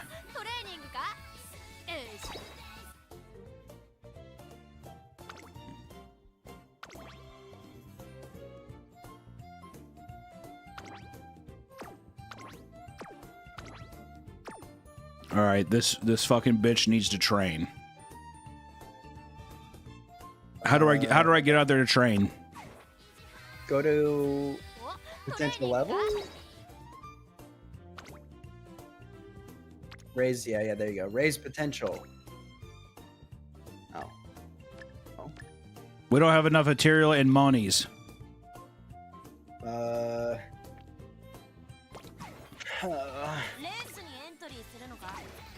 Wow, you're thinking it jumped ahead of yourself.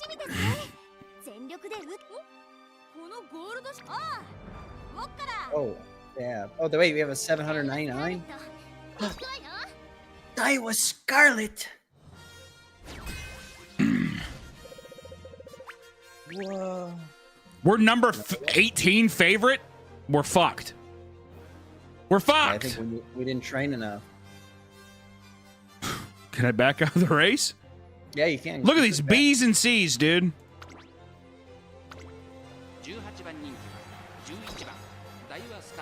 Oh, Ichiban. Ooh. I think this is going to be a huge upset. Everybody put your money on Scarlet. Come on! He's the underdog.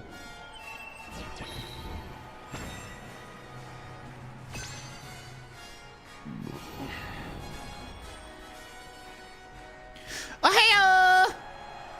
Ohio, taking it up hard! Tokyo Turf! 2,400 meters! 東京レース場ターフも絶好の両馬場になりました注目のダイワスカーレット6枠11番での出走スタンドに押しかけたファンの期待を一身に背負ってスペシャルウィーク She's the ruler of Japan, is that what that said? Yeah. Okay. Not looking good. We're standing our own here, just hold on. He's pacing himself. Come on, get up there. Oh, God. さあ花に立ったのは15番このままリードすることができるかダイワスカーレット落ち着かない様子ちょっと前に出ましたね15番早くも先頭に躍り出た2番手の位置で先頭を伺うのは12番さらにその内からは5番1馬身離れて18番4番並びかけてきた Alright, Scarlet, you gotta get up! He didn't lose enough weight before the race. Well, she's been on fucking celery and Diet Coke for, about 2.5 weeks. She should be down. Oh my god! Come, Scarlet! Come on! Get up there! Come on! Come on! Oh my god. Holy shit, she's dropping like a fly. What the fuck? Oh my god, you fat bitch! Run! Oh my god! No! Oh, she just dropped out of the race. He gave up.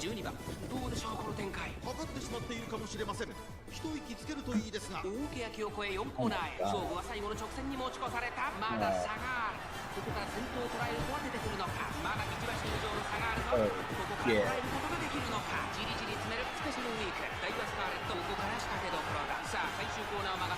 That bitch in the back. Oh shit. There's fucking Captain Cankles coming up behind everyone else. Good fucking lord.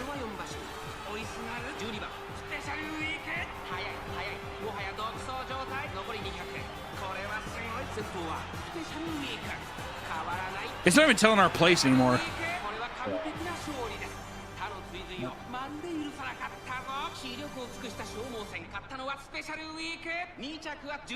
Oh my god.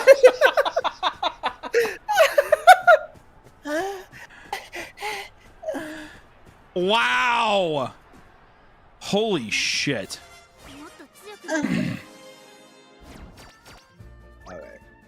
The ruler of Japan fucking won. Cool, dude. Yeah.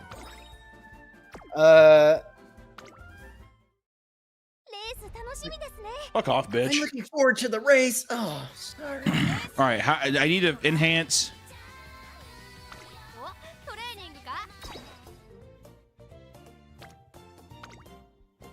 Hold on, go back.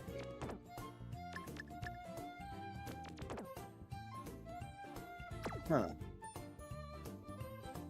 We need to fucking train is what we need to do. Yeah, I think you can go back again. Let's see. Star unlock? Okay. We might need chat. Has anyone played this game? Where the fuck is the...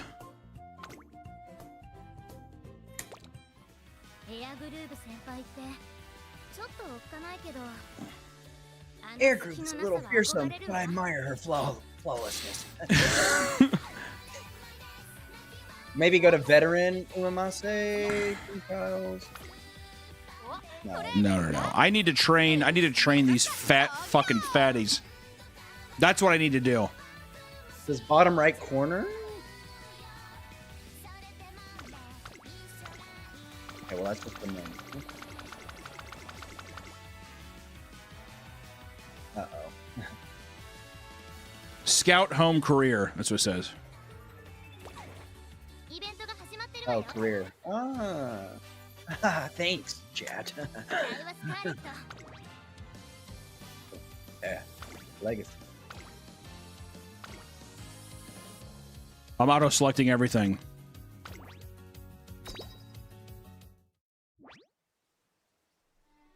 Oh my god, wait. Wait.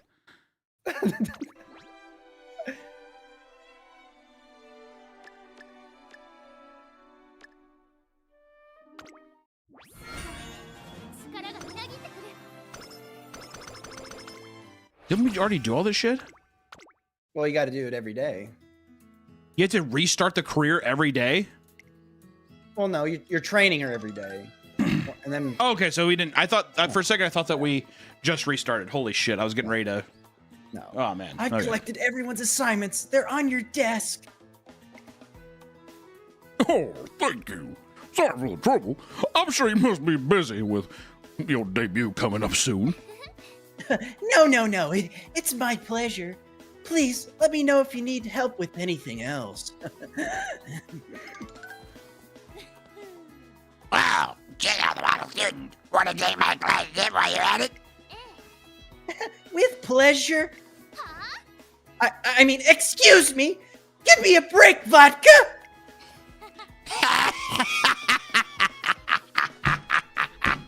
Look at that scowl! So much for your goody two-shoes, huh?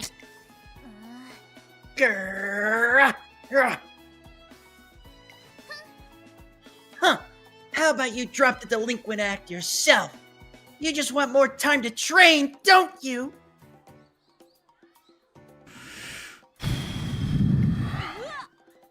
What? No, I don't. Oh, vodka. Great timing. I have something I need to talk to you about. Your father Jerks, died. you're right. Your father died in a drunk driving accident. You need to go What? home. You need to go home immediately. Oh my god!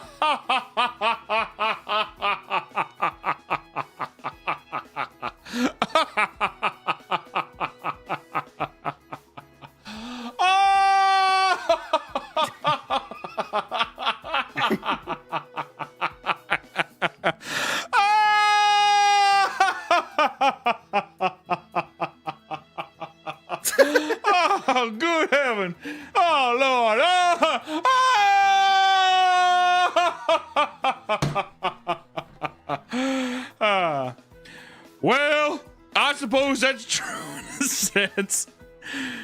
Well, have you gotten some thought to what we discussed? You mean about the interview? I don't know, it's kinda... A great opportunity, right? Enter the rising star, #1 up-and-comer. They're already reached out to you, right? No, I really don't want to do it. Now everyone named me yet. I don't want to look at that further. Now, just wait around. That vodka, I swear, that fucking bitch. She could have at least heard me out, the stupid bitch. Yes. Like, they're like, I don't know if I like teacher talking about vodka like that. Our #1 up-and-comer. Not me, but her. You seem down. No, that's not it. Huh? Trainer, why are you here? Just thought I'd drop by. Don't give me that, idiot! I heard someone shouting just now. Was that you, Scarlet? Of course not. It must have been someone else. Come on, trainer. Let's be on our way. Seriously, I almost lost my reputation as a model student because of you. My bad. Do you think that'll cut it? Huh. You need to apologize properly. So, since you came all this way to find me, I guess it's finally happening, right? My debut. Yeah, that's right. I see. Well, we'll both need to work hard from here on out. No slacking off, not even for a second. The #1 spot is mine. I won't let anyone take it from me. And as for you, I hope you know what you're doing. You're my trainer, after all. I'll make you the #1 umamusuma. Huh. I wouldn't settle for anything less. All right, trainer. Turn your head slightly away from your computer monitor, and it was like this. You know, you can see me from your peripheral. It felt like that, to where almost the rest of the IHOP conversation, besides the kid screaming that he was gonna like be left behind, which he kind of did for a second. He like had a dead sprint out of the fucking restaurant after his family left. She was just looking at us. So then not only that, but then we get our breakfast sampler. The food is like whatever. It was better than Bob Evans, I can at least say that. But it was like a really forgettable experience. I mean, like the server was awesome. She was great. The coffee was like, it was like black ink from a pen. That's how I would describe it. India ink. A whole canister on our And they table. give you, and that's another thing too I don't like about IHOP. Like, come over here and pour my coffee, dude. Can we not have a social interaction? Here's your canister. It'll stay real hot. It's like, cool, dude. And then also the coffee cups are from Hobbiton. I thought it was like little play cups. It was all very deceptive. I didn't like it. So basically I'm doing this rating by myself, and then Nick starts getting up. The diarrhea is already starting to hit him. Milk #2. He goes in the bathroom, comes out within, I don't know, 10 seconds because the bathroom is like abhorrent. Margaret, what did Nick say the bathroom was like? He said there was pee all over the toilets and shit in the toilet seats, and it smelled awful. Would you have taken a shit there, Margaret? If I had to. And I'll tell you something too. Nick not taking a shit at a restaurant is bad, because that motherfucker, he lays waste to a lot of things, and I think he knows that he's just contributing to the stink. At the studio, I mean, it is abhorrent. Oh, You'll walk into a bathroom and you'll be like, ah! All of your hair gets burned off, and then from his room, all you hear is, it's that all day. Stinky. So, don't f***ing say stinky. Stinky. That's so So sneaky. Fuck you. And also, here's the other problem too. $42. A little cheaper than Bob Evans, but at the end of the day, it feels like it should be cheaper. Right? Am I wrong? I don't know. Hold on. So what did we have the service at? Out of 4 out of 5. Service was 4 out of 5, and I think that's just That was because the strongest score. we were thrown out. It was the strongest. It isn't against anything with our server. It was mostly people having their order sent back. That was a throw off. I had to at least dock him one. I saw it was right in front of me. Yeah, it was literally the table next to us. It was the She table sent the literally sandwich right back. next to us, and then the PSYOP tried saving him. What about the food? Food, we said 3 out of 5. Food's a 3 out of 5. Coffee. 0 out of 5. 0 out of 5. Like I said, it was like drinking India ink. Can't fucking have that. And what was the atmosphere? Ambiance was 1 out of 5. Ambiance is 1. If you have the woman who's like transfixing and seeing different universes and gods next to us, that's fine. But then you have a child basically like screaming that his family's leaving him behind, and then you have 2 other people ordering strawberry fucking milkshakes behind you. The ambiance is off. You can't have Billboard Top 1000 from 2009 blaring at the same time as well. Okay, it's a 1. And then the elderly score, we have to give this one -2 out of 5. You cannot have that next to people. And that sounds harsh, but I just mean it was everywhere. Because you notice this, and then it's just pockets of them everywhere. It's not that I don't like elderly people, but I just mean I want a place that has life. You better stop fucking yawning because you're fucking me up. You also I'm sleepy, bro. You ate way too much today. Way too much today. Well, guess what? 6 points out of 30. Bob Evans more than doubled their points. I'm staying by the 6 points too. I fucking hated IHOP. But luckily, next we're going to Denny's. Denny's, what can I say about Denny's? Denny's, it feels like a breakfast establishment, doesn't it? The branding's nice. You see Denny's, and it's a little fucking like shape. Yellow shape sitting there. Then you go in there, it's America's Diner. America. Ooh. That's just good branding. Bold. And it's not afraid to hold that punch. It says, you know what? It is what it is. We are fucking America's Diner. First off, it had like a 70s feel, didn't it? Yeah. It was like a retro kind of feel to it. I really enjoyed that. Had a bar. Had a nice breakfast bar. It was open. There was a nice collection of people there, old and young, families and lovers, all sprawled across. It felt like a good time. It felt like a simpler time for when I was younger. Because sometimes you think about these places and you say, oh, when I was younger, I liked this or that. I didn't have to have that sensation. I was there in the moment. I was living it. It was beautiful. How's the unibrow look? Good. Is it thick? A little. It's definitely connected. It feels like a bit of a caterpillar. And we were sat down by our amazing waitress. We were like, okay, the Grand Slam, which is also a great name for your breakfast day. Fucking name it something. IHOP, fucking breakfast sampler. What is this? I don't know if you want to try it. That's what it feels like. Denny's is like Grand Slam. By the way, you're about to hit a home fucking run with everybody on base. Good luck being the hero. Are you ready for that today? I was like, do you have something? I don't think I'm that guy, you know? But then she comes over and she says, actually I had the exact same regular Grand Slam, except it's called a Super Slam. And it's fucking like $4 cheaper. It's $8. It's the whole shebang for $8 a piece. I'm in heaven. Nick slams another deal. He's gone for a long time. So long that we start timing it. Oh, there it is. I go in to check him. I have a little video. Here's the video. Hey, Nick? Yeah. You doing okay, buddy? Yeah. It smells horrible. Horrible in there. When I walked in, I thought I had the perception that there was like 100 count Black Cat firecrackers going off or not. You know, it is 4th of July season. Who knows what happens? Motherfucker was fighting a battle in there, all right? Stop 3, he was in it to win it. He's been down on those things. He's been shaking a little bit afterwards and stuff like that. The food comes out, and it might be the most aesthetically pleasing bacon I've ever seen in my life. Like picture quality bacon. It was so good. The pancakes are amazing. The bacon's delicious. The only problem though, the hash brown. The hash browns, it has the texture of like jasmine rice, you know, like the long, thin rice kind of thing. It just doesn't, not a lot of taste. It's the one negative I had about the whole thing. Well, the coffee was nice too. Good coffee. Coffee was good. Coffee was good. I like the mugs even more though. Yeah, good mug. I'd kill for a nice set of Denny's mugs. But the atmosphere after I noticed it, and then, you know what happened at one moment? Right behind Nick, well, when he was there, right behind Harry and Nick, Harry was there the whole time because he didn't have diarrhea, was just a couple, an old couple. Gray in the face and hair, wearing saturated colors, really making the gray on their skin pop. And they're eating a bowl of fruit and conversing and drinking coffee. And it made me think about the golden years and how I yearned for those times. It made it feel all so possible. And that's where I noticed that I wasn't complaining about the elderly. I wanted to be a part of them. Aw. And I thought that was a magical moment. And also, the server was fucking awesome. And as soon as we were getting ready to walk out, 4 guys sat down in the back and they were playing Magic the Gathering.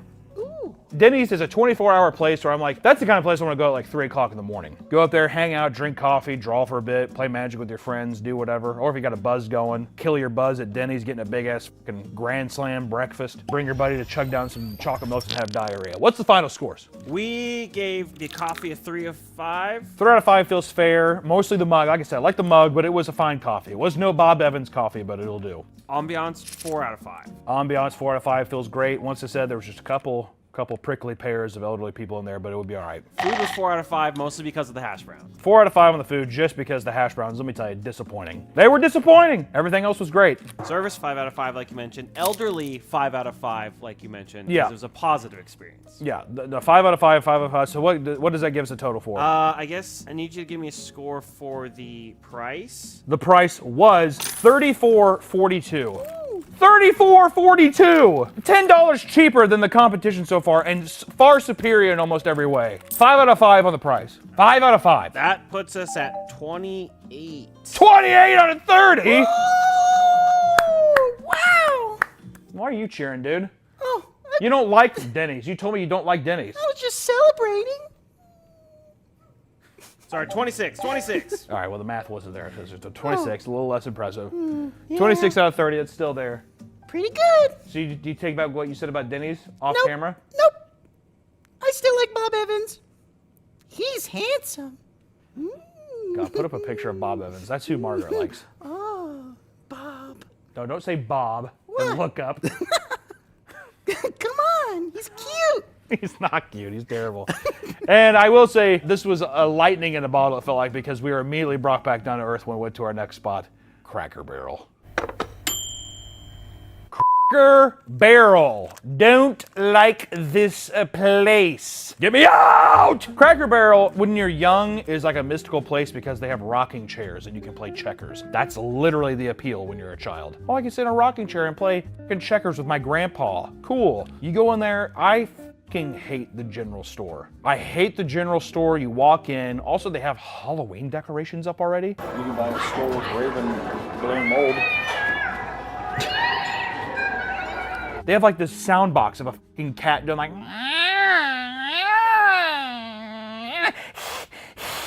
Why? It's 4th of July! Hello? You can buy 3 skulls with the Raven on top of it right now. Is that not fucking odd? You go through and it's just like, goddamn, dude, Cracker Barrel just fucking makes me sad. They have kind of a cool fireplace and they have like the gun atop the fireplace and stuff, but it's this big, huge fucking open room and they're like, hey, we have a special, it's called the campfire. And literally they just give you a plate with tinfoil and you open it and it's corn. Which I want to say, here's the thing. People have days and all that stuff, the service. I'm just going to say service could have been better. Right? Am I wrong? We hit a bump in the road. Little bump in the road. There was 3 angels and then there was a human woman. Which that makes it sound a lot worse. I just mean that this person was probably just having a rough day. I'm not going to hold it against them. It was fine. But it was just, you had 3 back-to-back champions. It's rough. The chocolate milk situation was a little weird. Nick grabbed his chocolate milk, which also, once again, at all these places, really have to reiterate, he grabbed the woman's hand. Awesome. Chocolate milk. As they were walking away and basically forced them to give him chocolate milk. She gave him the chocolate milk, but it was 2 milk cartons and then a glass. It's like, you couldn't have just poured that in the back and not have me know that this is like a cafeteria milk. Feels a little weird. So then Nick starts chugging it and then she's like, what do you want? What would you like to eat? And she's looking at him while he's chugging it. So he's kind of like sitting there with the glass like this and he's like looking around like, and I know his fucking stomach's a Nazi, he has to shit, so I'm like, we'll do 2 of Mama's Breakfast. Yeah, I don't love that. I don't really know if I like that name. Do I like it more than Breakfast Sampler? Sure, at least they committed to something, but Mama's Breakfast? And let me tell you, Mama's Breakfast is 3 gigantic pancakes, and then like the same plate they give you 5 pounds of pancakes on, they cut 2 eggs and some bacon on it. So it's like giant plate, and then also here's this other giant plate, but the presentation is just sad. Plate was too big, definitely. Way too big. I mean, I don't know. The food was okay. The pancakes were not bad. They're fine pancakes. If you went to Cracker Barrel, I'd say, just get the pancakes or the tinfoil corn on the cob thing because there's the old guy next to us. Don't worry, we're going to get to him. But the food all itself, I mean, the eggs were undercooked. It was just such a sad, quiet environment. And then next to us, the old guy next to us was sitting there. He was kind of like shaking, and he like looked over at us, and he just kept. It's just a peripheral thing. If you're watching this, turn your head again. Imagine having that. Keep turning your head.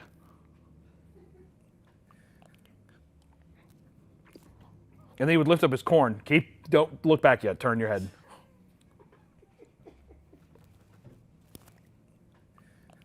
I said turn! So then halfway through, we were sitting there. We were probably in there, what, 20 minutes, 25 minutes, 30 minutes? Well, Nick took a while because he was shitting again, which I think we have tons of B-roll of that, so don't worry.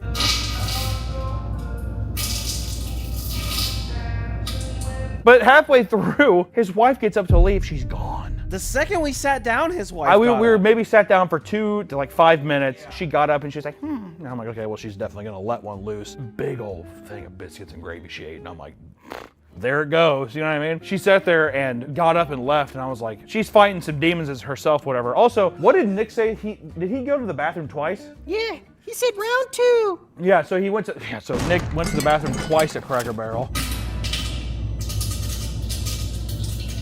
What happened the first time he went in? Oh, a young man asked if they were in a band, if you guys are in a band. Oh yeah, he was like in the bathroom thing, and the guy was like, "Hey, are you guys in a band?" While the guy was washing his hands, and I'm guessing Nick was just squirting and being like, "No." And then what happened the second time? Someone sat down next to him, and he was letting him rip, the two of them. That's right.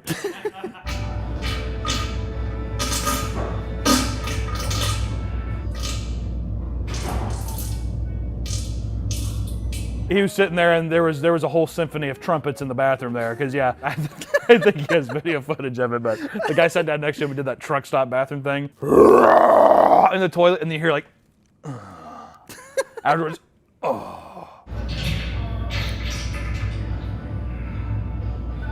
Fuck. Which when he told me that at first, I thought that he was talking about the old one who was sitting next to us. And I will say we did meet a very nice man who watched our stuff, and he's just like, and he said I controlled fire. Excuse me, are you? Yeah, good. It's good to see you. Good to see you too, bro. Oh, I hear it a lot. Yes.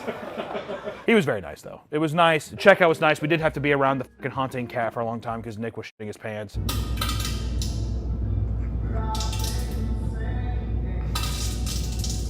But we paid our tab when we left. All in all, I will say, it felt kind of on par with IHOP for me. Atmosphere-wise and all that kind of stuff. Elderly-wise. Oh, my God. Oh, and then also, the woman wasn't shitting. She was in the general store the whole time. What did she buy, you're probably wondering, in the general store? A jar of honey. 25 minutes of letting your husband eat corn alone to buy a mason jar of honey. Our bill also was $44.77, which actually beats the most expensive by 2 cents. Cracker Barrel was the most expensive. Ooh, not going back there. Just want to say that.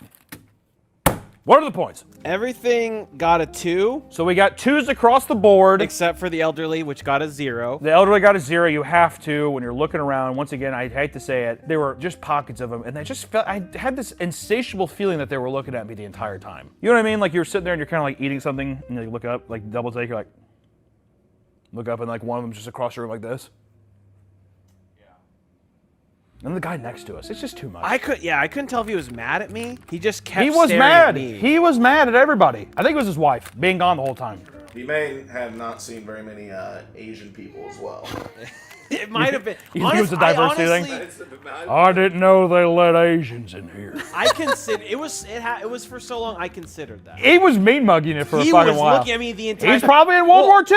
So he's probably a veteran. That's actually. You son of a bitch. $44. I would not recommend. What are the final points then? So if we're giving the price a 0, which it probably. The price should be, I think, is what we gave Bob Evans a 1 for, right? Yeah. So I think that it's only fair that we'll give it a 1. It's so okay. Close. So then that's gonna give us 9 total points. 9 points for Cracker Barrel. I stand by that 100%. I think that's more than fair. 9 out of 30. That feels completely fair. If anything, I almost want to dock it a few points, but I won't because we've already done it. And then last but not least, we went to Waffle House. Ooh.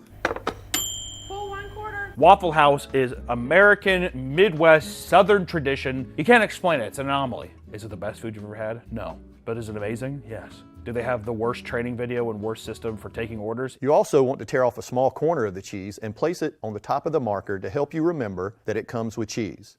Yes, without a shadow of a doubt. We went into Waffle House, I'll tell you what, it was like right around like 1 or 2, and it was just that golden hour where you got the whole place to yourself. We had a nice waitress, she was probably new, she was great, and this time I threw in a nice little challenge. I have a surprise for Nick in this one. We're each gonna order a chocolate milk, and if we beat him in a chugging contest, you have to order another one. And you have to order 2. 4 chocolate milks for all the boys, 1 for each of the boys. And we did a chug contest, and Nick had to beat all of us. Nick had to win the chug contest, or else he had to chug 2 chocolate milks this time. And they were tall glasses, and god damn it, they were cold. And we went to battle. And he won! He was done first. Oh my god. Well, the champ wins. But you know what? You earned that. You did earn that. He won the chugathon, and I couldn't do it. It was too fucking cold. I found out how bad I am at chugging there. It was very cold. I started getting like a little brain freeze going afterwards. I immediately thought that he was gonna throw up. He like acted really fucking strange, started getting real quiet. And then out of nowhere, he ordered another chocolate milk! Can I get another glass of milk? Another chocolate. And he chugged that one too. He got like 20%, he got it down to like 20%, and it looked like legitimately he was gonna throw up. I told him, I said, get the fuck out of here. Do not throw up at this table, I swear to God. He's like, I'm not! He got up and he chugged the rest, and he went to the bathroom for a long time. He scurried away. He scurried away like a little cockroach to the bathroom. Destroyed that pleasantry. And then we got our food quickly too. That food came out fucking quick. And if there's one thing I gotta say, to have a successful breakfast, in my opinion, you gotta do 2 things right. Hey, stop it. I heard that one from over here. You gotta do 2 things right. Eggs and hash browns. And let me tell you, you cannot beat Waffle House's hash browns. You just can't. Impossible. You cannot do it. Coffee was good? Coffee is fine. I'm not a big black coffee guy, but I will say it was fine. 3, did we give it the coffee a 3? Yeah. Coffee was a 3. It was fine. It didn't blow me away. It wasn't as good as Bob Evans, but it's fine. The food was delightful. Waffle, amazing. Bacon, amazing. Hash browns, everything. The food was a 5 out of 5, easily. Just without a shadow of a doubt. It also came out so quick. You wonder, how could you process something so delicious so quickly? Margaret, have you ever had Waffle House? Oh, yeah. I love it. Not as much as Bob Evans, though. Oh.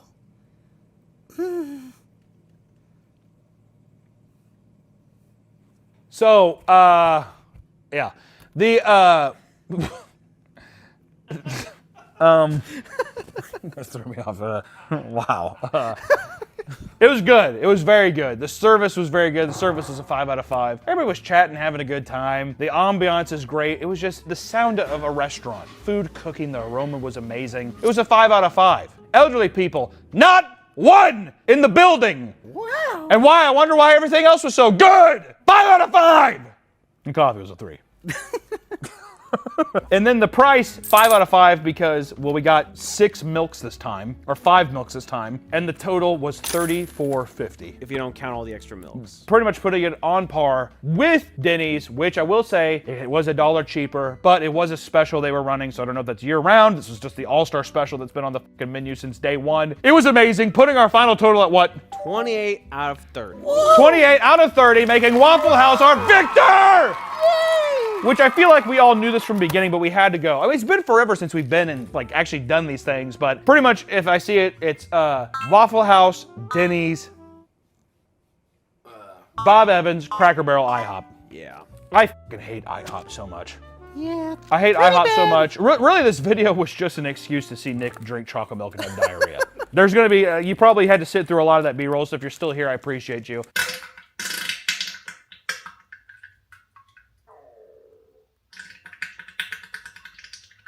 Margaret, any final words? Nope.